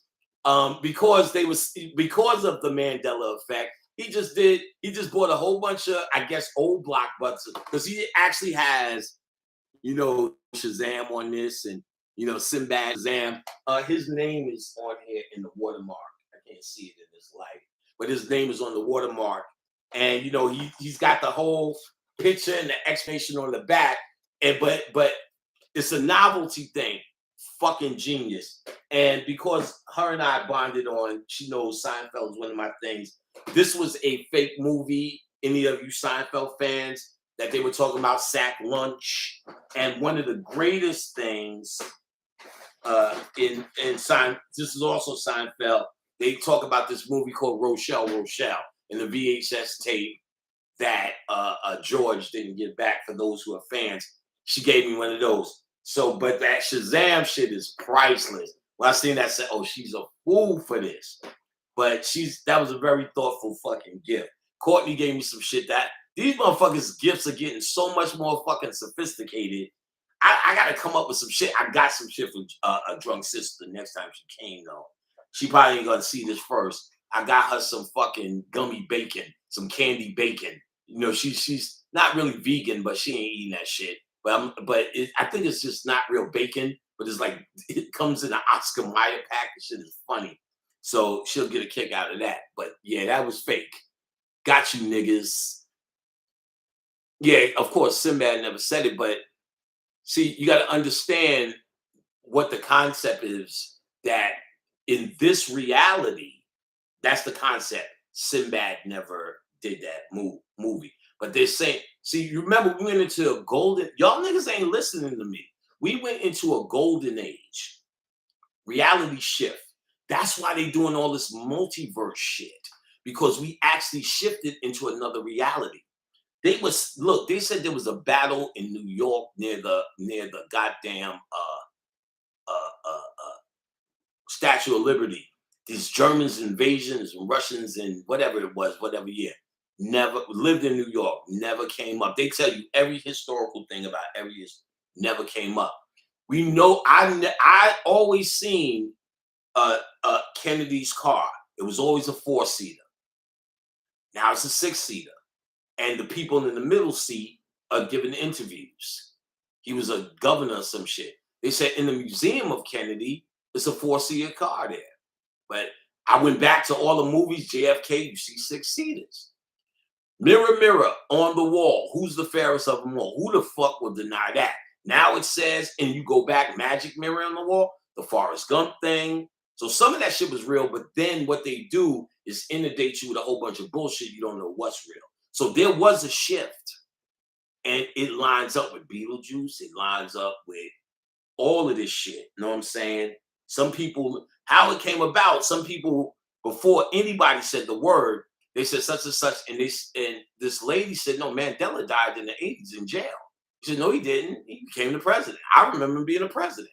And she just went online and did a survey, and she found across the world, just a random survey, half the people in the world remember this, without saying the Mandela effect or putting anything in people's head. See, all that shit was Captain Crunch spelled with a C or a K. You don't think of the shit like that. It's so buried deep in the images in your subconscious. You don't see. I can hold up a bowl of Captain Crunch, or I can hold this. I can do just like this. You're not even reading that's a Pepsi. You identify it already. So for years of seeing Captain Crunch or Pepsi, you don't have to. I don't have to pick this can up and you go P-E-P-S-I, Pepsi. In fact, even if you had to read this, you don't go Pepsi. You just know what you've seen P-E-P-S-I so much, you go, oh, Pepsi. Coca-Cola. But I can hold a Coke can and a Pepsi up backwards, and you would know what it is. I can hold the words and go like this, and you know this is a Pepsi. Why? Because at a certain point, like I said, this right here, you know what it is already. You didn't have, and I moved it fast so you can't read it, but you know it's a Minute Maid. You understand what I'm saying? You've seen it so much, and Captain Crunch is the same. So when they show you Captain Crunch, you've seen it so much, you don't know if it's a K. You don't know if A is for Apple or J is for Jax. So that's where they was confusing you. But certain shit, Bernstein and Bernstein Bears, was like, wow. So why certain people remember it certain way and certain people remember it other ways. The Curious George have a tail. I remember the story. He had a tail. He used to be on his tail upside down talking shit to that white man. So there was a real effect. It happened already because I don't really see any more of that happening. But it did happen. Luke, I am your father. So there was a shift. And then they did all this multiverse talk. Now they're talking about the multiverse. That's when Neil deGrasse Tyson had to start to simulation of assimilation, because they knew there was things they could not explain. So even though they was inundating us with all of this, a girl was like, I'm looking for more of this shit. You be watching this YouTube video about 7 minutes in trying to research, and the chick goes, well, I know I made a turkey sandwich. And then when I looked up, it was a bologna sandwich. Man, and I'm sitting there like, I can see if you didn't know anything about it and it caught your attention, you watch all that shit and just turn it off. I said, oh, that's what they do. They just put all of this misinformation where the real information has a less of an impact. But that's also Neil deGrasse Tyson. They went from evolution to an assimilation. Then it makes sense. And at the same time, people were saying the earth was flat. They was questioning the reality and questioning the validity of anything and NASA ever sold you, and really saying all our information about around Earth. I mean, think about this logically. If NASA's saying, you goddamn right, we showed you pictures from space and this and that and this and that and the other. So when humans back in the days were saying the earth is flat, how did they figure out it was round back then? They had no spaceships. How did they figure out the earth was round back then? Because NASA's saying we took pictures from space, this from space, look at the picture of Earth. They already proved that it's Photoshop. That's clear. They take them same NASA pictures and they do what they do, and they can show you where it was a square pixel laid on something. That's just a fact. Why is that? You know what I'm saying? You can say shit because they ain't never been to space and none of that shit. That's true. But they was talking evolution. They had to talk simulation. NASA is religion for the logical mind. Christianity or religion is for the believer, the feeler. And if you can't feel religion, I just believe. I need to know. Well, evolution, I'm satisfied with that. One day we'll go out to space and we'll be better. I'm satisfied with that. And then when why he can say simulation, because evolution says that we were random, we have no purpose. And you say you're random, have no purpose. The only purpose is to be a good human. And then, so that works. But why such a change? Or assimilation. Because that also says you're worthless and have no purpose. You may do all of this work. There's a movie called The 13th Floor where they go in computer simulations and fuck with them, fuck and live out their fantasy. Just like in Star Trek, they have Star Trek, the second one, New Generation, they have what they call the holodecks. They go into a room and then they make whatever reality. Boom. The holodecks are just like what you've seen in the cosmic aspect of Lovecraft. When they said you could be anything, do anything, that's the holodecks, and that's mimicking the quantum world. That's what your heaven is. That's what heaven is. Detail. A room or space of gravity that you control. Watch the movie What Dreams May Come. They said when we're kind of here, that's the astral world. You actually go beyond that. Because they was in the astral world. The astral world is a mini version of this world and that world. It's the bridge world. So that's where you get to either move on or you come home. And in the astral world, if you had it too hard here and you can't get out of that trauma, or ignorance, you may go live in that world not knowing that it's you who's creating it. We are in the death phase. We are in transformation phase. We are dying. Earth is being stuck between a car. And until you know the divine feminine are set to get that nourishment from the goddess understanding which exists within you, you won't move out of here. You're not going to get out of here being a nigga. You're going to have to interface with the divine aspect of yourself. And if you're smart enough and crafty enough to find a female who can do that as a male for you, excellent. And for a male, you're supposed to totally submit to the female, because once I did that for Khadijah, she became more of a monster. So it works for the feminine too. Representation, when you don't make them have to be the man. See, most women saying dumb shit like, you should give me a gift on Father's Day. You failed.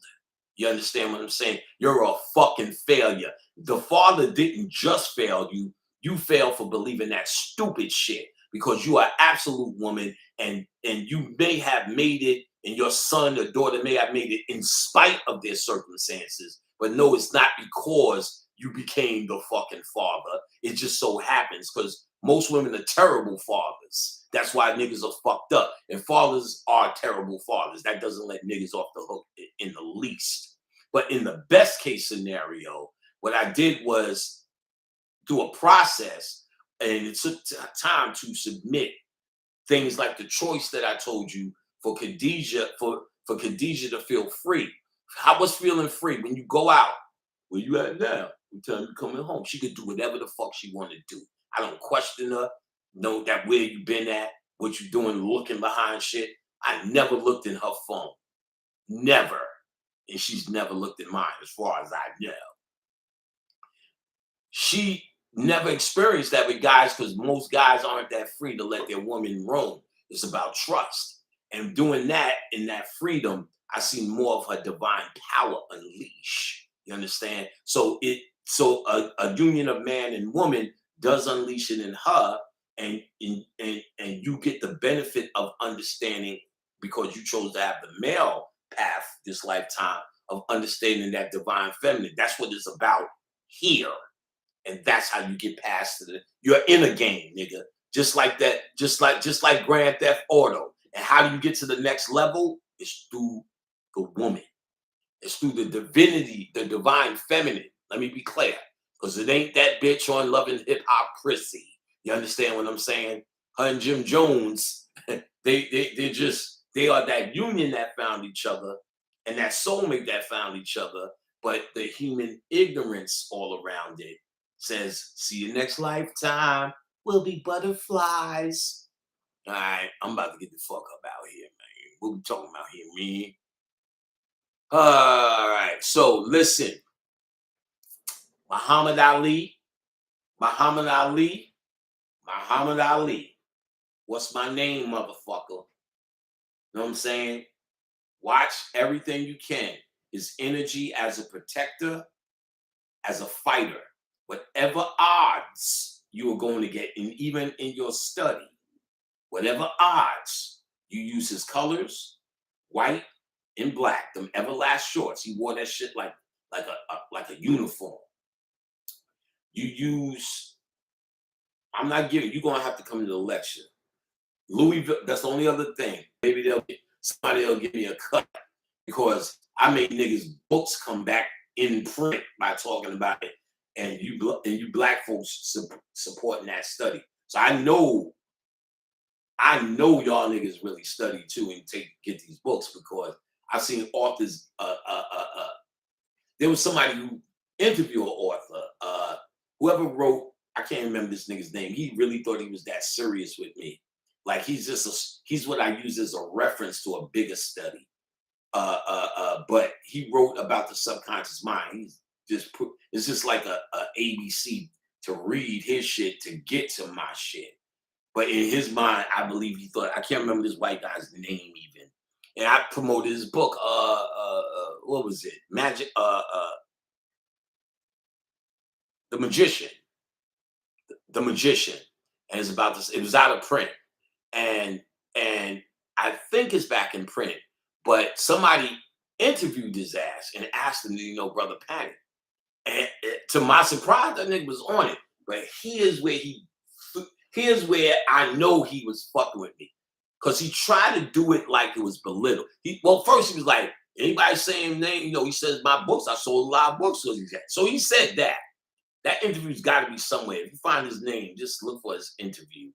I can't remember who interviewed him and showed it to me either. But then he goes, because we need humor in the occult, because it's a good way of teaching it. Oh, so you don't just know from aesthetic. You had to be listening if you know I joke. Or even Bobby, if he's talking about that thing, because it's the same thing. These motherfuckers listen.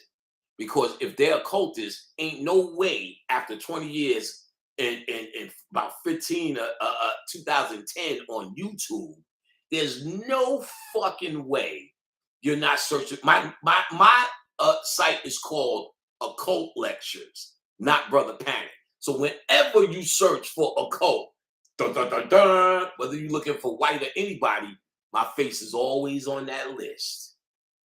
Ain't no way you're going to click on some shit. You're not going to click on system with some nigga sitting there like this, talking about occult, mathematics, scientific, waka. Man, you're going to check it out. I would. Know what I'm saying?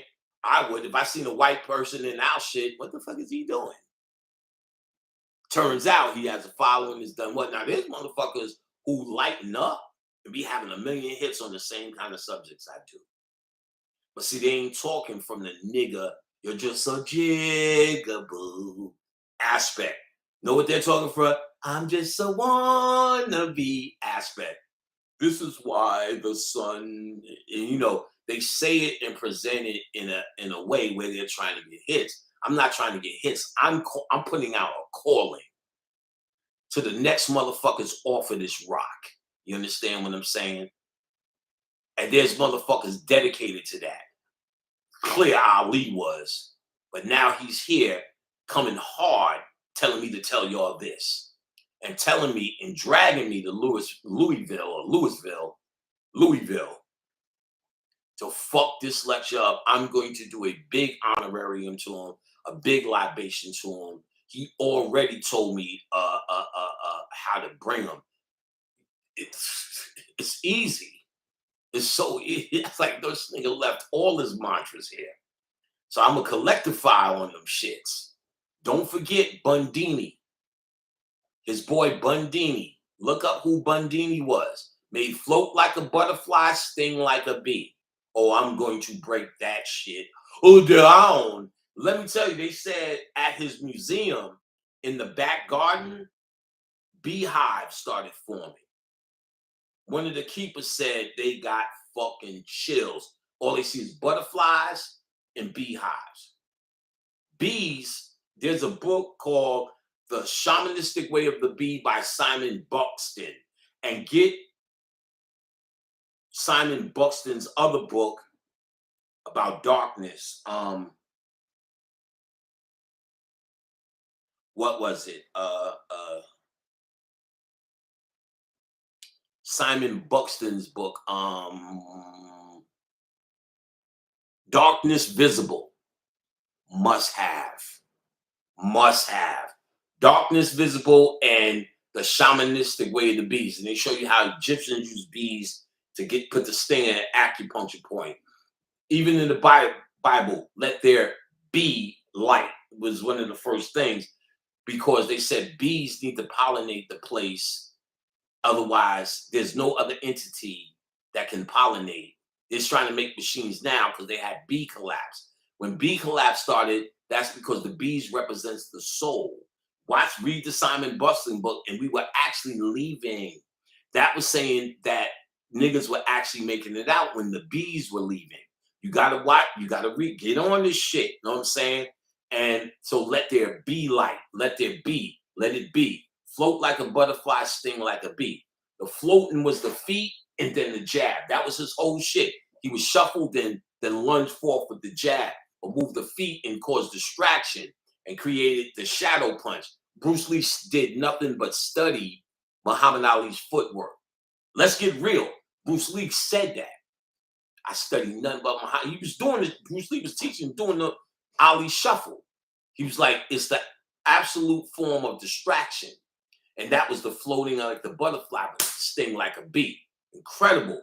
And I got more to that. I'm gonna give it to you. How you He showed me how to do that in your attitude. He showed me how to float like a butterfly and sting like a bee. I just got finished telling you when I cleaned up the attitude in the New York attitude and became courtesy. Now I float like a butterfly. But no, I get no conflict. No one says anything against me. No one challenges me like in the world. Because I'm actually stinging them like a bee. They have no place to go. I can't, they don't trigger. And he was explaining how this science is, and I'm gonna go deeper into it as more the channel and in the wisdom unfolds in it. And by the time I do this lecture, I'm gonna give you a lot of what he said and what that means. You know what I'm saying? You fuck with Ali now. His energy is on fire right now. Right now. You know what I'm saying? Right now. You know what I'm saying? Um Bundini, definitely. Watch again, Blood Brothers. Malcolm X is intricately connected to to Muhammad Ali. If it's in your constitution, still watch the Spike Lee version of Malcolm X, which Malcolm X came and said he loves it because it's funny. Malcolm X said he put his energy behind Denzel and made him the leading man in Hollywood. You understand? He said his energy's behind. Well, Joe Lewis said he died the same year Tyson came up. Put his energy because he died shameful as a heavyweight doing standing in Las Vegas. You know, he lost his little bit of dignity, and so he got his dignity back to Tyson and Jimi Hendrix through Prince. I went through that when I was going through that phase of understanding how these energies can still bring something forward because through that energy, the acclimates that Prince got that Jimi Hendrix didn't yet to get, he got the awards and the transformation. Purple Rain, Jimmy was purple. So instead of RAIN, REI, or yeah, how you spell rain, G and whatever it is, like a king's reign was really what that meant. Purple Rain was actually honorarium to Jimi Hendrix. You know what I'm saying? And the purple was honorarium to Jimi Hendrix. All of them shit that Prince used to wear, them fucking Jimi Hendrix wore that shit because Jimi Hendrix used to say, "I'm making music. I'm dressing like a classical, like Beethoven and niggas dress," and that's what Prince said and did too. Prince was a biter, but Prince's talent was still undeniable. Caesar's Palace. Thanks, Ricky V. He was working there. And he came through Tyson. Look when he died and when Tyson came up. And so Bundini is a bad motherfucker too. While we at it, Petey Green is a bad motherfucker. Don Cheadle did a story, but read Petey Green's story. Look at that YouTube and that nigga. Look when Howard Stern, a young Howard Stern, got interviewed on Petey Green. Watch what Petey Green. He came with blackface and was trying to make that Howard Stern joke shit. Petey Green made that nigga sit there in blackface and absorb a master. He seen it didn't even move him. You know, Howard Stern tried to make you move and then get the energy and then you got a show. Even though he was young and interviewing and coming up at the time, he wasn't Stern yet. And Petey Green made that nigga sit back and showed them the joke. Man, now Petey Green was like, "I like the way you did that, young blood. Let me explain something to you." It didn't even seem like, yeah, you're gonna make it one day. Like shit was just wow. And then Petey Green is the nigga said, "Y'all niggas fucking up. I seen y'all niggas take away. He's chopping up a watermelon while he's doing it. If y'all never seen that, y'all niggas is crazy." Talk to Me was the movie Don Cheadle did about his life. The family didn't like that movie in Don Cheadle's or the movie's portrayal of him. But you can still see Petey Green from Washington, and the stuff that he did was amazing. He was a mouth talker. Petey Green came to a long time ago, said he would lend me a hand in my lecturing. So bad motherfuckers. Bundini was that same motherfucker. Know what I'm saying? The shit talker. Shit talking is where rap came from. Not Gil Scott Herring and none of them motherfuckers. Dolomite, Watch the movie Five on the Black Hand Side. When they go to the barbershop and that nigga come in and start talking shit. Shit talking was it. Rhyming, what Muhammad Ali was doing and what Bundy was doing was it. When you watch Muhammad Ali's movie, the one I said, The Greatest, and he's actually in it, Bundini was in it with him. Watch them niggas talking shit together, rhyming it out. And it was rhymes. You know, the signifying monkey and all that shit, Dolomite, that's where rap came from, son. You know what I'm saying? Somebody may be able to say, well, you know, poetry, because the last poets is the other one they say. I've never seen that, but they give them honorarium. You know what I'm saying? When I did Public Enemy's record, I met the dude, one of the dudes from the last poets, and I didn't know it was him for 3 times he's in the studio. So that's such and such from the last poets. I said, what? I said, oh, what made you make that album? He said, for pussy. I'm like, damn. At the time, I didn't understand that's probably the most powerful motivation on the planet, you know, because I'm getting pussy and you don't really regard pussy or vagina or women as that. So I remember years later when I was with the Arisha girl, I was telling her mother, yeah, I met that guy. And he said he just did it to get women. She said, good, whatever. But he did it. And now I got what she meant. You know, that's just a basic statement. Now, I was still like, it has to be a nobler cause. You know, that's what you think of here. But all right, motherfuckers. My food been outside. I hope my goddamn, what did I get? Nothing that's gonna spoil. Better not, because I'm gonna choke the shit out of everyone. I'm coming to every one of your house like fucking what's the 2 niggas? Silent J and Bob did. All right, Rudy Ray Moore, anything with him. His films is good. Gil Scott, The Last Poets, brought the social commentary to hip hop. That's good one, damn off the block, because that was the thought. Maybe that was it. That the social aspect of it. Maybe. I would wrestle with that, but you got to understand the social aspect of it was an idea that came later. It's not what Melly Mel and them were doing. The social aspect, where I would say The Last Poet and maybe Gil Scott, was probably Public Enemy, which was 87. So when you go back to 82 or 3, when you have the message, it came from a different place. That's why I wrestle, because the shit talking started. I say the hip hop, the baby, the bop, and it developed more. See, I'm hip, the dim, the ladies pimp, the women fight for my delight. When you watch the movie Five on the Black Hand Side, that's exactly what the nigga says when he comes in the barbershop. I am him, the dim, the ladies pimp. The women fight for my delight. He didn't say I'm the grandmaster with the VMC. But you see what I'm saying? That's where they were deriving that from. Now, when they were trying to end it before it began, it was like, these guys are just fools. They just make stupid shit. After school, I take a dip in the pool. Nobody wants to hear that. Where's the substance? So Melly Mel, who was, you can see him, go look at anything he's doing today. He's the same. You don't want to say shit wrong to him. You don't even want to say I love you to him. He had that about him. He was Gil Scott.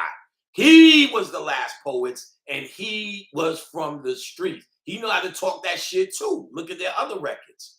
But he was able to go inside and give you the message because it was a true reflection, just like what Gil Scott was doing, and just like Last Poet. He wasn't getting it from them. He was doing it. That's the difference. And that's where it came from. And then there was Problems of the World today from the Fearless Four, who just made Rocking It, Rocking It. And then they said, oh, Problems of the World today. My mama and my daddy don't get along. Mama been the bump to the death of the after school. They want to kick my ass. All of that shit was happening because it was actually coming from us because we had something to say. But it started from shit talkery, because when you had It's Like That, and that's the way it is, Sucker MCs is right on the other side. Shit talking was what we were trying to do. So that social aspect. Now, when Public Enemy came and made it, because Then they start saying rap is too serious. We just want to dance.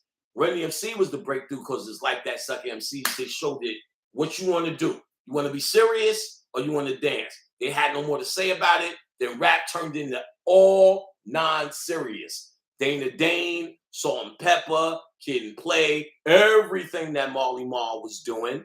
Bronx, they were suffering. That's why KRS-One had to do such a stunt. Queens was not in the original streets. So when Queens was where you went in New York when you had a little bit of money. You moved out of the Bronx and out of Harlem. So everyone in Queens had just a little bit more money. A little fucked up houses, but better than them holes in the Bronx, Harlem, and in Brooklyn. In most places, wasn't as rough. There's rougher places, Southside where 50 Cent was rougher. Queensbridge was a project, but since it was so close to Manhattan, it actually was great living. There was poor people, but there was a lot of worker, it was a working class project. So what the fuck was I just talking about? That is, when I'm getting hungry. What the fuck was I just talking about to tell you? Oh, okay. So they were mad that's why KRS-One did a stunt. Hip hop didn't start out. Queen Sham was not talking about it. He was talking about our story. And he knew, KRS-One knew damn well. If you go to Marley Marl and Drink Champs, Marley Marl explains to save me some fucking time. Because I remember it. So Queens was making the noise with rap. And we were telling fun stories because we had better lives as kids. And the hard things were happening. That story was in us. We didn't need the last poets to say, now we have a map. So by the time it turned after the Message era and in that era when Run DMC from Queens came out, Def Jam's Queens, so LL, that whole thing, Queens, Tribe Called Quest, Queens. De La Soul was like upstate or Long Island. EPMD Long Island, that's on the outskirts of Queens. Rakim, outskirts of Queens. Coogee Rap, Queens. Beat Nuts, Queens. Kid and Play, Queens. Corona. Salt and Pepper, Queens. You know what I'm saying? EPMD was Long Island, Public Enemy Long Island, which is really after Queens. Bronx, up above Bronx is Mount Vernon. That's Puffy, Heavy D, and I'm not sure, maybe DMX, Yonkers or something. All of that starting to go upstate a little bit more, and that's the top of the Bronx. But the Bronx wasn't really making, let me think, they were having a one-offs. Brooklyn was not, they were having, because they were so used to rapping in the streets, when the record came, they was a little bit slower because we had studio. Marley had a studio.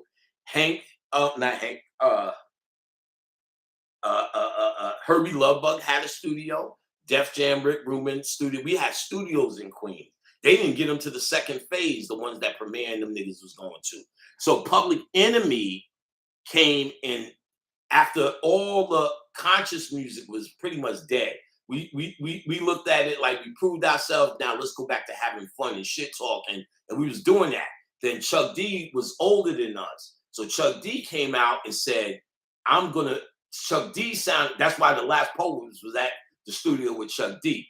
Chuck D may have been more inspired by Gil Scott and the Last Poets. You get what I'm saying? It actually wasn't Chuck D.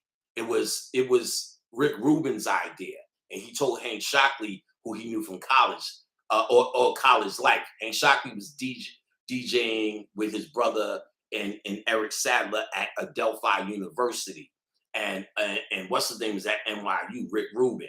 And Rick Rubin got at Hank and said, I want a group. They were going to use a guy who eventually became in a group called Son of Berserk. And Chuck D used to just do announcements on the radio show. He wasn't even a rapper. They chose Chuck because he was a little bit more on point. Son of Berserk actually made records that you see, and they used the same dynamic, and he sound like Chuck. We're getting really with the band, but he wrote a lot of Chuck's rhymes. Chuck eventually started writing his own shit. But he wrote a lot of that shit early on for Chuck because Chuck wasn't a rapper. They built that over the idea. And I think the idea came from Rick Rubin, Last Poets. They wanted the Last Poets. They wanted the Black Panthers of rap, the Last Poets, the Gil Scott. So they actually made a group about that. See, that's a difference from it being the origin of which rap evolved from. I hate to give you that business like I could give you that business, but hey, you asked for the business. It didn't evolve from them. Public Enemy was the group that mimicked them.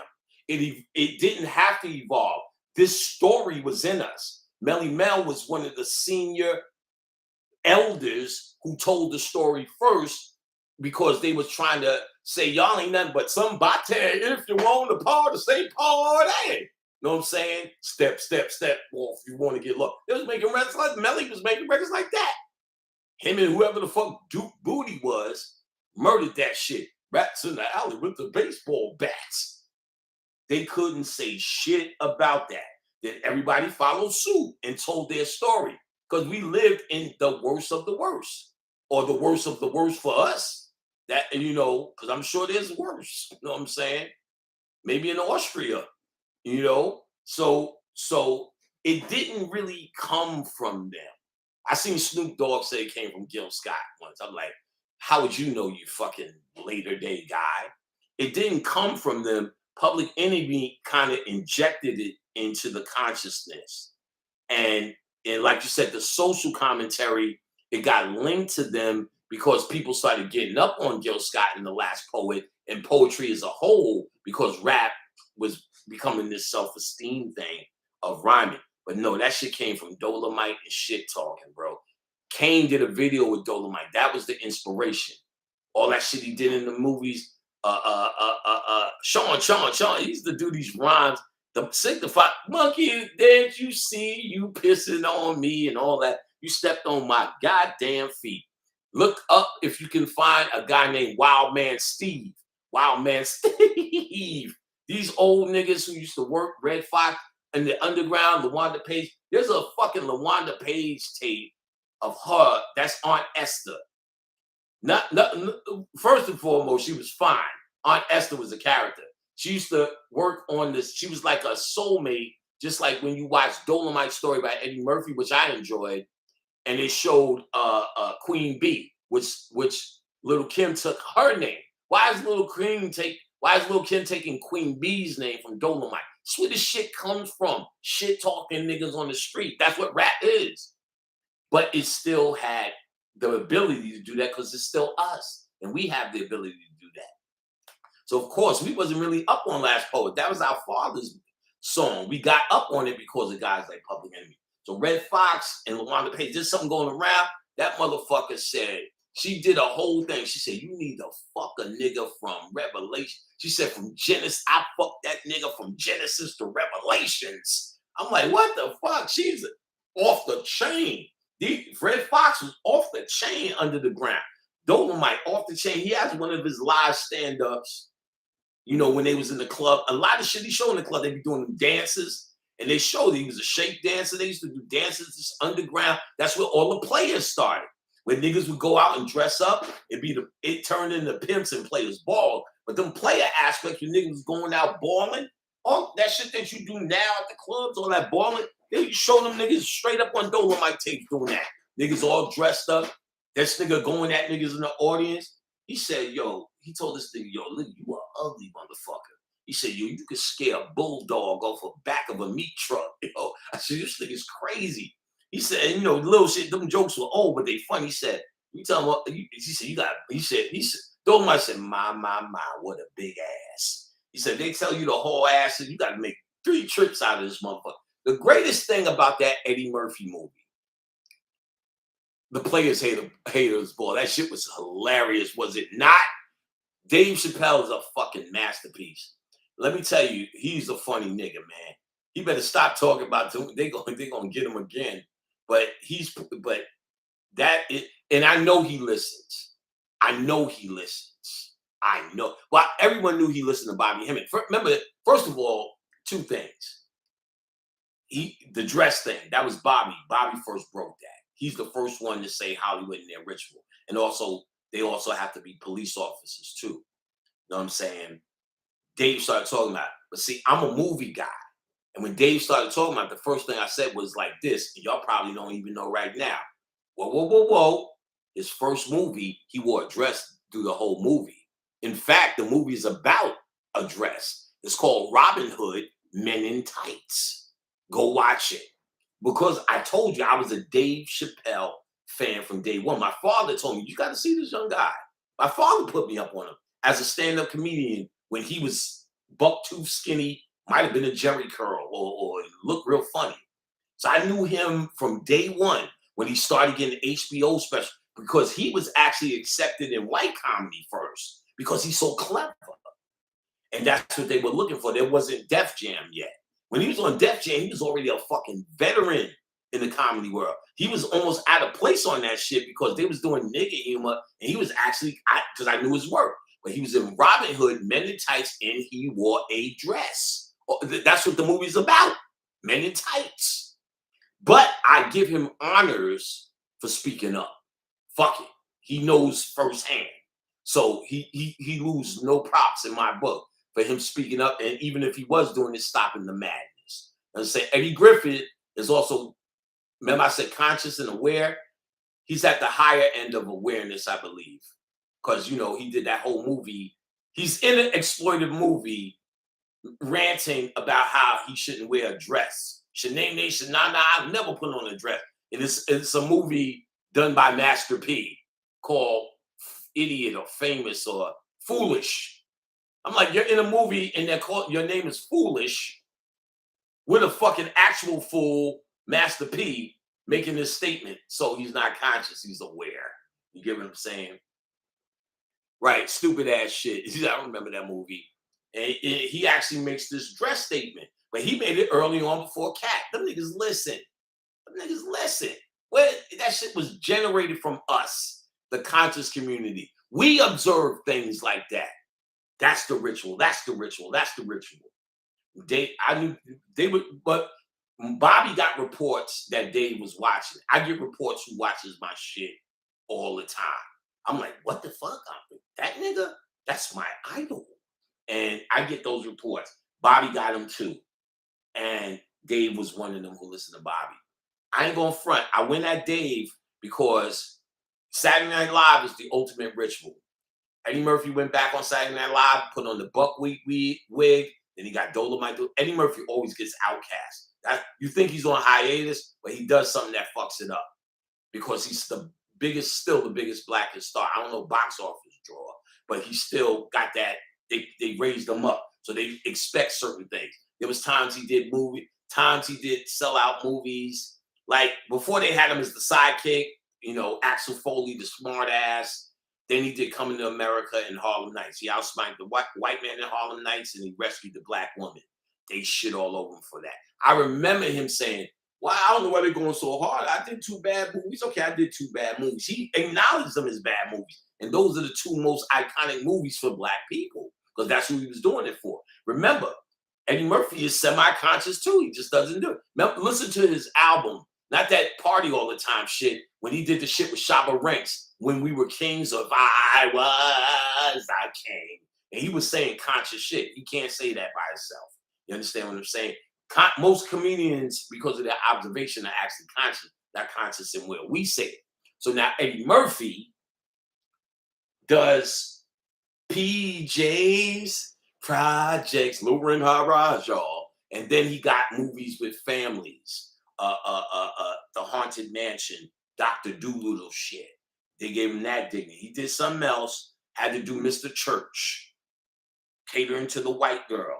Then he got on Saturday Night Live, because you ain't see him for a while. He act like he was just chilling with his married life. No, with his popcorn. Fuck no, nigga. Like, he did Mr. Church, then he did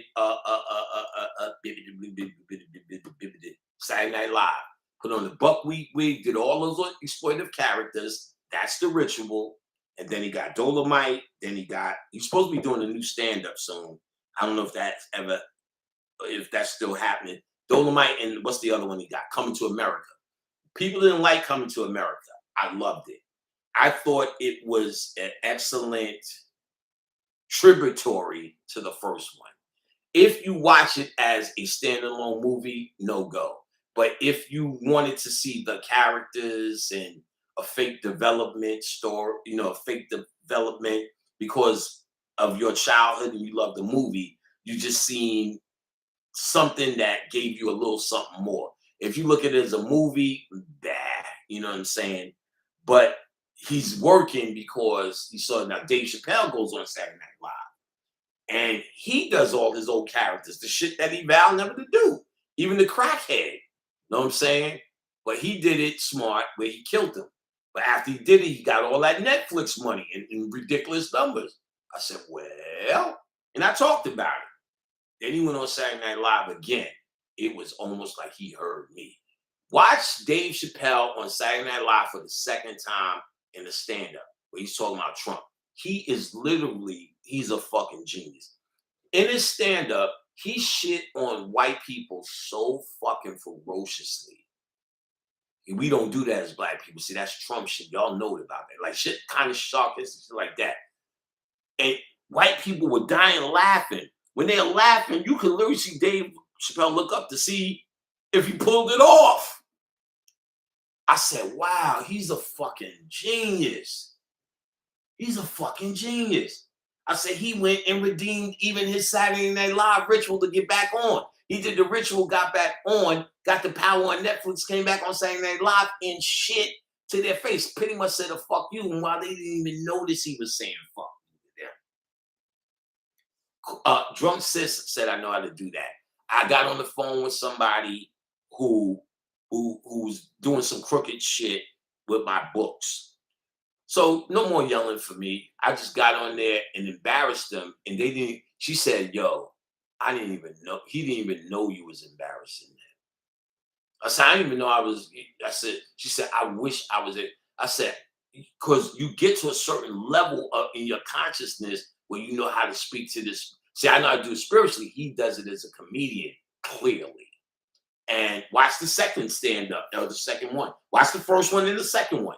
They're all on, I think they took them off of, they were on Hulu, I believe, or Prime. They might have took them off because Saturday Night Live started a YouTube channel. So you may be able, I think you still can catch it there. You got to just go to their channel and catch it. So now,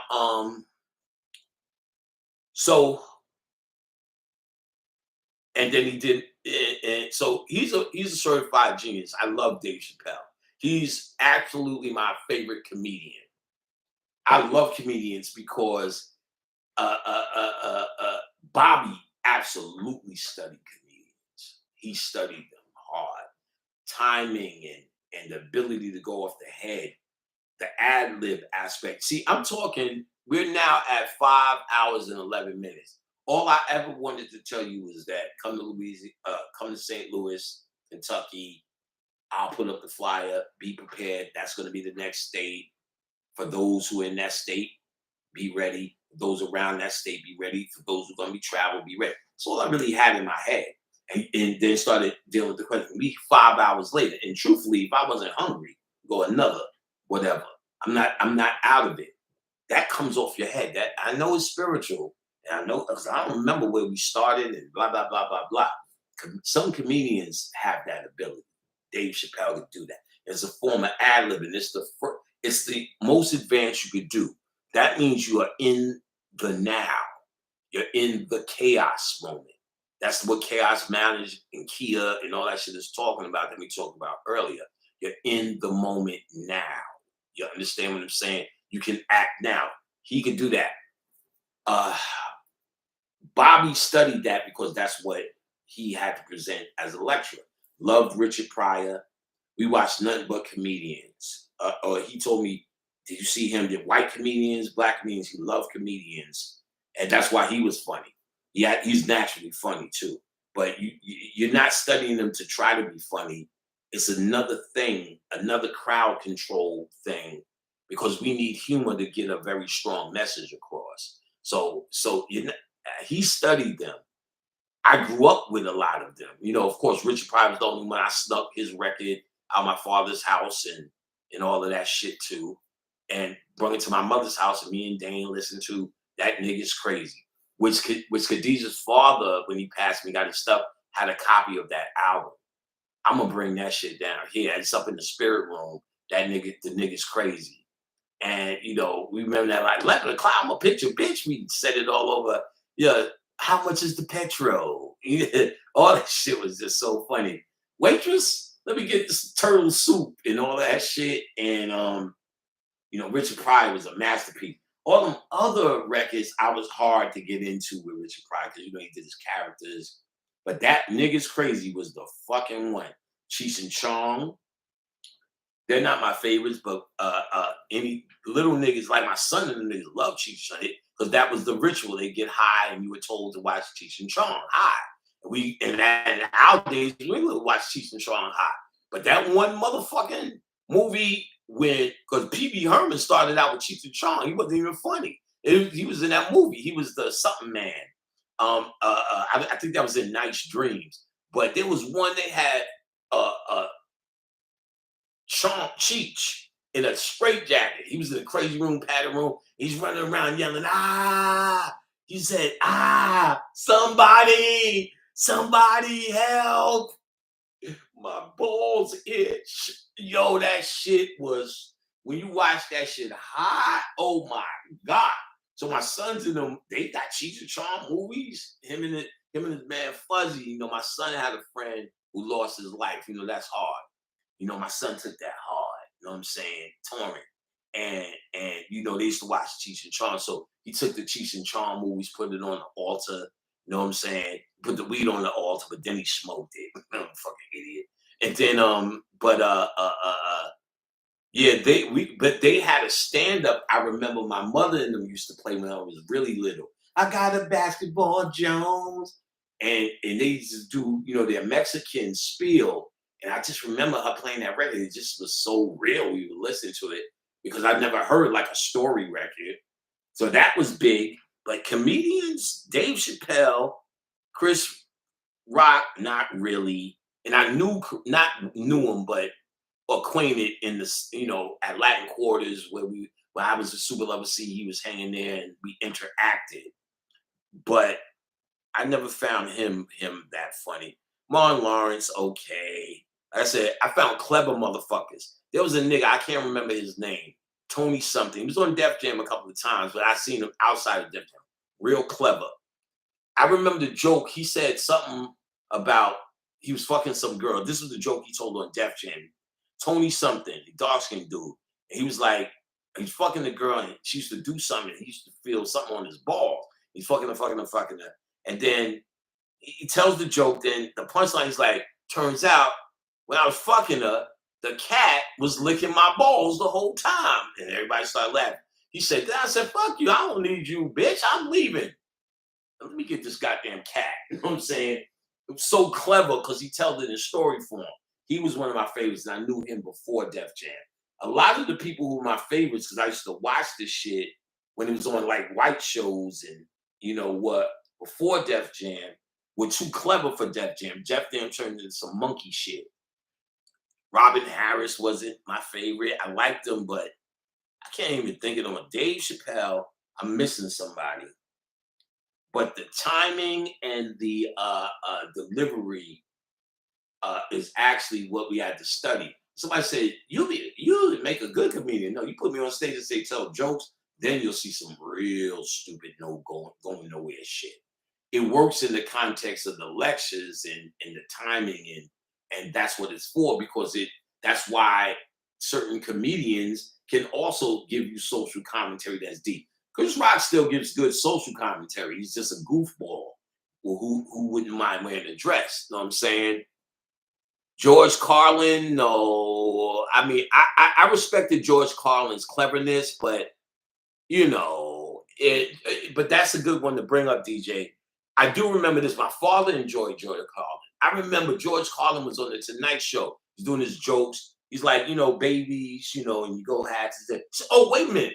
Let's hear it for Scotch Tape. Everybody started clapping. Woo, woo, gone, Scotch Tape. He was like, yeah. He said, okay, so now I was drinking Pepsi, and da-da-da. It took him 3 minutes to catch up with the joke that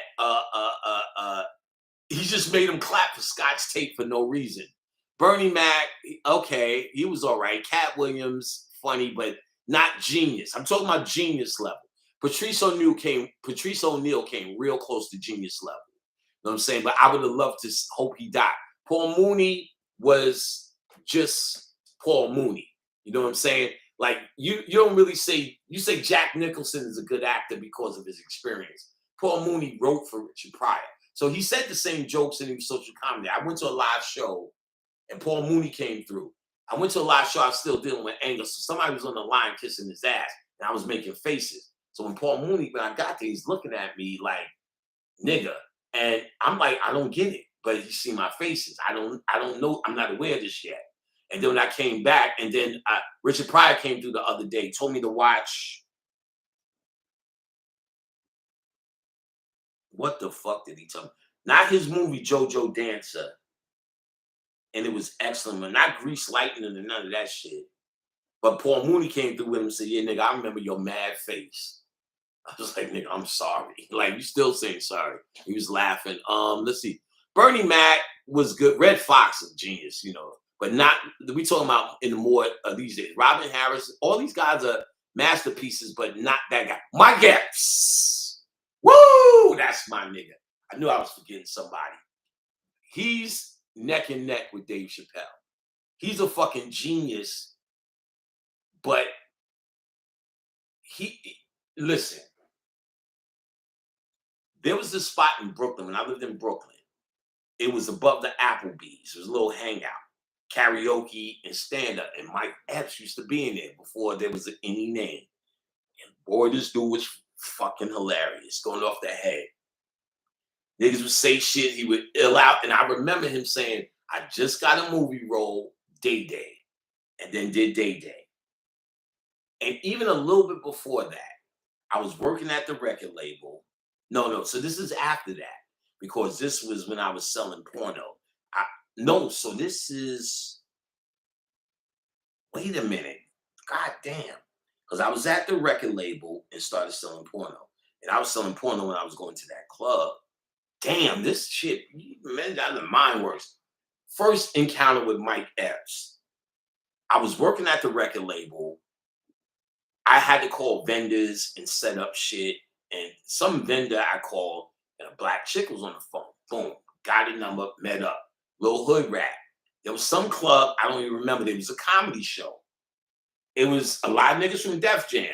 And what I noticed when they did their comedy show downstairs, what I noticed was they was getting all these groupies, like rap used to be in the 80s. I was like, these old noon ass niggas. As soon as they get off the stage, go get a bunch of pussy. Bunch of new niggas. And Mike Epps was there. So now the girl was roaming around the club doing her thing. I was chilling, doing my thing. We was seeing each other. I knew I was gonna fuck her later, but I was like, shit. So it was 2 levels. So they had another show upstairs. I went upstairs.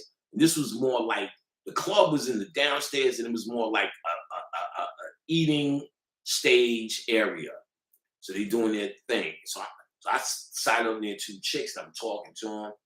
And I'm like, yeah. This dude's shirt is too tight. They're like, well, if you could wear it, pull it off. I said, no, I can't wear it. And if I could wear it, I'm not wearing it. That's tight shit. I'm just making a conversation, but trying to see where this shit went. And Mike Epps came with swagging, and they said, okay, we got to go now. And he just looked at me like he picked me off. Like, I said, oh shit. I started laughing because I knew who he was from before. Because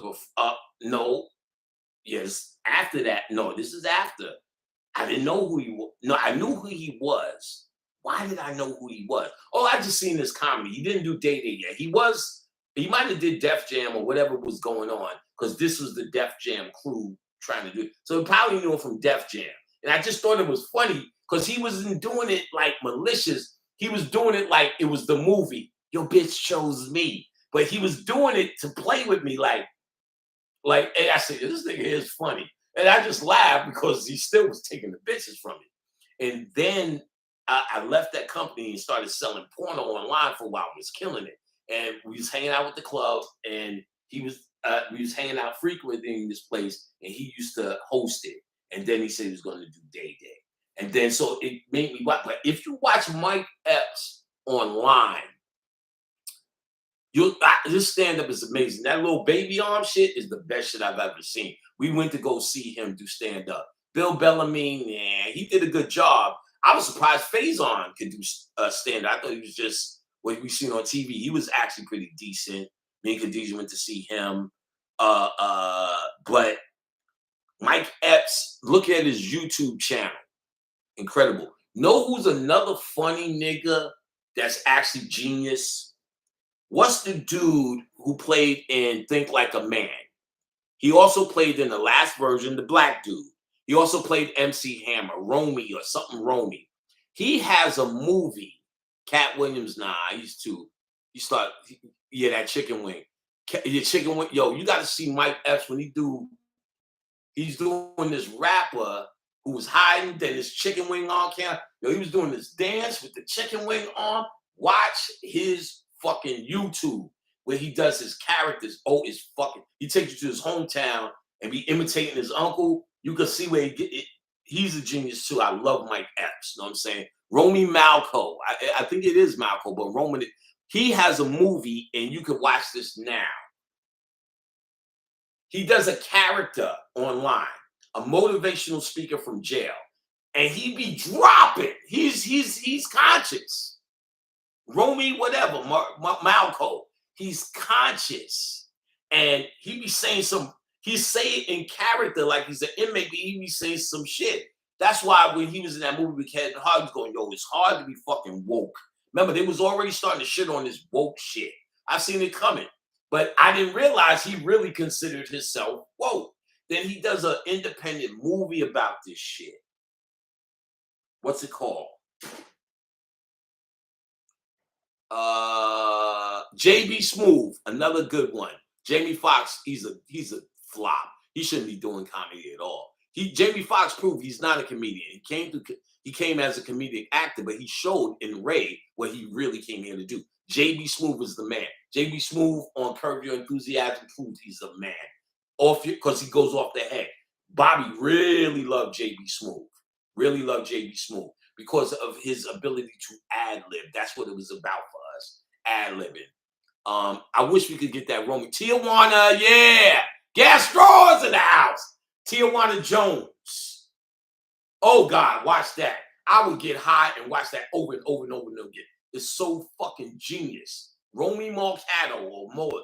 He is, and you see him doing in this character, he actually has a whole YouTube channel with just that character, Tijuana Jackson or Tijuana Jones. Incredibly funny guy. George Lopez, not really. Kevin Hart, no, that's for kids. Tracy Morgan, big ups. Know what I'm saying? What up, B Pratt? Oh, B Pratt, what up, bro? Oh, B Pratt in the building. How you doing, bro? Gas drawers, my nigga. What's up? We're gonna start this. I want to see y'all dudes show up at the what you call it? The podcast is gonna be like the radio show again, guys. These are my radio show thugs, Gas Drawers. And if I can't remember what state you're in. Corey Holcomb, very good. Corey Holcomb is excellent. I would put him at the top of my list, along with Tracy Morgan. Ari Spears, not at the top of my list, but I wouldn't shit on him. He's a good comedian. I think his comedy, his imitation was great, but then his ego got, like I said, Corey Holcomb, yes, I can fuck with him. I like his in the face thing, you know what I'm saying?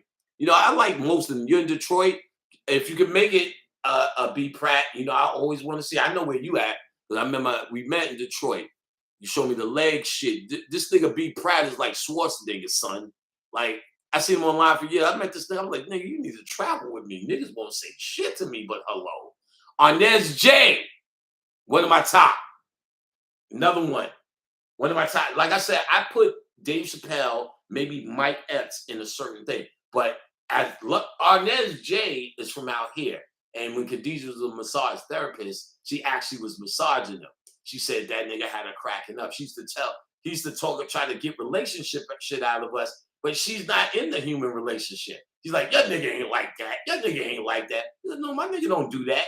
Because he's trying to look for shit to say on stage. But that fucking shit, I did a whole lecture where I was doing his shit with Kamani. What was he saying? Because he does his retarded brother, Arnez J. What was I doing? I kept doing that shit to Kamani. pew, or whatever the fuck it was. Whatever that shit he does. Hurricane. Oh, now y'all reminded me. That nigga I put. Okay, let's take Mike Epps and Dave Chappelle and say I think they're in the class of their own. Mike Epps under Dave. Now just guys I like because I don't want to get that confused. Hurricane is one of my fucking best. Laurel Crawford sometime. Chris Tucker surprisingly later. That early Coon shit wasn't doing it for me. Come on, man. Yeah. But that last one he did was a little bit, he came off the bench really good. But Hurricane is always my favorite. These ain't jokes, man. Like, I love Earthquake, not Hurricane, Earthquake. Now, who's Hurricane? That Earthquake is, and you know why? I always mistake him and call him Hurricane too. Because when I heard that, I knew you were talking about Earthquake's a nigga. These ain't jokes, man. Roy Wood Jr. I remember the name. I can't think of it. Like Benji Brown. Don't know him. Like I'm gonna tell you, Tony Roberts. That's the dude. I think I was. Legington Baker. I know Legington too. Tony Roberts is the dude with the. Come here, I'm gonna take this cat. The one I'm saying I can remember his name. No, that's not him. Tony Roberts. He's okay.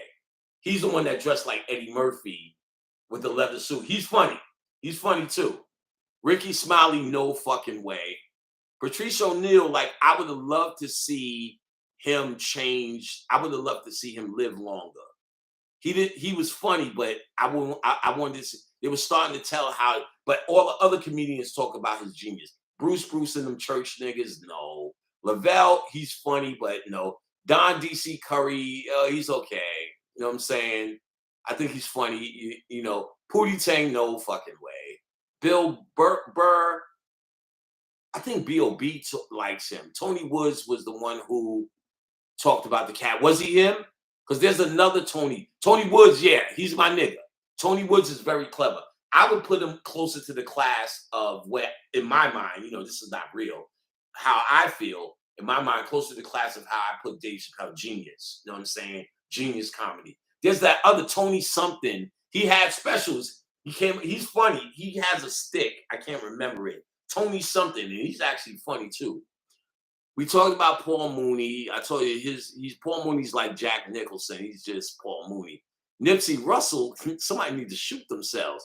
We said Chris Rock, Steve Harvey, and I thought Steve Harvey was okay. Red Fox, we talked about it. Tariq Nasheed, okay, is that a thing? I don't know. Donald Glover, he's do comedy? No way. I don't even know. Oh, well, actually, Donald Glover, This Is America is the worst thing I've ever seen. Fuck This Is America. That was the worst thing I ever seen in fucking America. You get what I'm saying? You got to see some shit he did on Prime with Rihanna where he does this shit. Shit looks so stupid. But I forced myself to watch Atlanta or ATL, whatever it is. Very entertaining. That episode with Michael Jackson in the ATL, that is probably the most creepiest shit I've ever seen. And I don't watch horror movies. Khadijah loves them shits. Creepiest shit I've ever seen. Dick Gregory, social commentary. He is who he is. I've seen Dick Gregory and Paul Mooney live on the show. We went with some human beings when Khadijah was working. They hated every moment of it. And I'm sitting there, I get where they're coming from. They're like, when are they going to get funny? So they are who they are. Les Harrington, I remember the name, if it's not sticking out. Richard Pryor, of course. He's, you know, they're all following her. Ricky Gervais, you know, I guess they're white funny. You know, Delray Davis, those crew, that's what I was going to say. They are the worst. Him and that other nigga who was in Babs. He's got a comedy, a YouTube comedy thing. Pierre, oh God. They rolled along with it. What's his name? Delroy Davis got a little bit funnier, but remember, he sold out. If you watch The Cleaner, when he's telling the white man, just shoot me in my ass right here, shoot me. All the rappers got famous. Here, give me in the ass. And after that, that's when he got famous. We broke that down when it happened. George Wallace is a genius, but like, you know, he's a different kind of, he's from the Pierre. He's a piece of corny motherfuckers. Eddie Griffin, we talked about him. I say we talked about him. Tony Roberts, that's the dude. We just talked about him. Y'all putting the same motherfuckers in there. Sinbad, hell the fucks no. Hell to the nah. He had a funny joke or two, but just the I thing. Louis C.K. come back from the sex scandal, and somebody said Joe Biden. He's the funniest nigga ever. Guy Tory, Joe Tory, not really. Bobby didn't really like Joe Tory. He didn't like people who he didn't think it was funny when they came out and started talking about people in the audience, like ranking on them. He didn't like that. He wanted them to stand there and do their comedy. You know what I'm saying? So I didn't really like him neither. He was just too aggressive. Cedric the Entertainer, good but not a genius. Keenan and Damon. Are those two guys, the country dudes? They had some okay stuff. Donald Rawlings. Mark Curry, no, I didn't like him. I didn't like his energy in anything. And then he shit on Michael Jackson so hard. Joe Rogan, no, I ain't watching that shit. That's white funny. Jared Carmichael, Bill Burr, Jim Carrey. Jim Carrey, in the context of Living Color, the white guy and the goof. Damon Wayans, no Wayne and Burr was ever funny to me. It takes a lot. They did a lot wasn't funny. They had moments. That nigga sitting in jail, the fluidity of the ingranuated, that was funny skits. But all that, the brothers, that shit was corny. The head detective, that shit don't even. We watch that shit now and it ain't even funny. It don't even if you was laughing before, it wasn't even funny. Those are the Coon family. Damn, y'all keep putting Bernie Mac. I already said it. I thought he was great. And he was talented, but he was just another comedian to me. I think he showed all them niggas out on the Kings of Comedy. Who was on the Kings of Comedy? Steve Harvey was okay. That church shit, once they start that, I'm distracted. And what's his name is okay. The other one, D.L. Hughley. Who else came in? Cedric. Cedric was funny in that. Like I say, he's talented. None of these guys are lacking talent. I'm not saying that. I'm just talking about how I like them. But Bernie Mac was the best one on that. But see, he was greedy. But see, when Bernie Mac does the whole shit, come on, America, I want a sitcom and all that begging and then get one. See, that shit throws you off. You know what I'm saying? You really get to see all that men on film shit. I wasn't laughing at none of that shit. Bill Cosby, I guess Bill Cosby's a genius, but he always had an agenda. You gotta remember, Bill Cosby was always trying to shape black people's minds, starting with fucking Fat Albert in the game. You know what I'm saying? Like John Witherspoon, yeah, I would go for John. John Witherspoon, maybe. You could tell he would do anything. He always pushed that line. Robin Harris, he was okay. Like somebody saying, come on, he was okay. Robin Harris died before he really got to where he was supposed to be. So did Patrice O'Neal. You know what I'm saying? Like they was having a fire behind them, and they were starting to get fired. Charlie Murphy, actually, I thought was excellently funny, but more of his acting. I don't know what his stand-up was doing. How many times you gonna write Paul Mooney? Tommy Davidson, more funny. Michael Collier, excellent stand-up. But see, Michael Collier, Bobby actually really liked. See, Michael Collier was a street comedian that went off the head. His first comedy special, he was standing outside and he's tearing niggas up. That's who he was. In fact, when he got on movies, they actually dumbed him down. He actually had a little bit more genius. He was a homeless nigga on the street, used to have to eat, started telling comedy, talking shit. Michael Collier's story is incredible.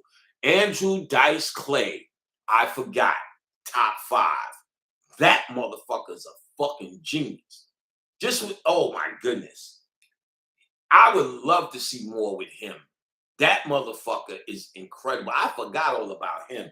But that nigga he was doing some stand. He said he was doing imitations. Then he turned around and did fucking Vinnie Barbarino. He said, come on, Mr. Gotti, you're going to die here. Yo, that shit had me fucking out all through the 80s. You were watching them. Hickory dickory. He just be like, he be just doing so good. That shit just be wow. It's a man's. So he got a lot of heat for the sexist shit. But then when you see him and talk to him, It's an act, but then you got to question, is the act damaging to women? But the feminist agenda, I would say, I ain't give a fuck. Dion Cole, another great, he's another genius. He's another genius. He's high. LaWanda Page, oh yeah, that's my bitch. Norm Macdonald, funny on TV. He's funny as is. He was funny on Parks and Recreation even more than his stand-up. Lavelle Crawford, we already answered that. He was funny or fat. Arsenio Hall, I thought he was entertaining because he did a lot of stand-up even before he got that show. He was on A Solid Gold as the host. Whoopi, absolutely not. Adele Givens, absolutely not. She was corny. And somebody said, I ordered a panic pack I never received. That's the funniest shit ever. If you think you're original, nigga, like I said, you better email me at panicpack@hotmail.com and try to get that resolved, or just got to get your money back. However, because there's so many orders, like I said, it's a factory. So, I apologize, brother, but that's the funniest thing I heard tonight. Designed for Robin Harris show, and Martin was the best friend by default. I don't know. All right, niggas, we ain't talking about shit. You know what I'm saying? So remember, guys, look for the new lecture coming. The class is coming, Cyclomancy class. When I put out the flyer, email Khadijah, info@samedireadings.com. info@SAMEDIREADINGS.com. And that's for her classes, Hub Hypnotherapy. Asking about herb packs ain't gonna help you there. Panicpack@hotmail.com, or questions directed towards me directly there. Things about the lecture and stuff. Don't ask about now a lecture that we're still formulating. You'll get the updates just like you're getting them now. You know what I'm saying? So you'll get the updates just like you're getting them now. So you want to not inundate her with a bunch of shit that there's no answer for yet. So I make announcements. There's no way I'm gonna do a lecture and not fucking announce it. Or not like you have to find out like it's a secret squirrel. So all you have to do, info@Somni Readings is for relevant shit. So now you want to ask about her hypnotherapy classes, her classes, and when I announce the lecture, I'll let you know to go there for any info that may be missing. All right. And my class will be starting soon. I'm just holding off to the last possible minute because you know what I'm saying, motherfuckers. I gotta do classes with you niggas. So I gotta pick up the energy and the mental fortitude to do it. So it's soon now. You know what I'm saying? All right, my niggas. Until next time, which will be soon. See you later, nigga. See you later.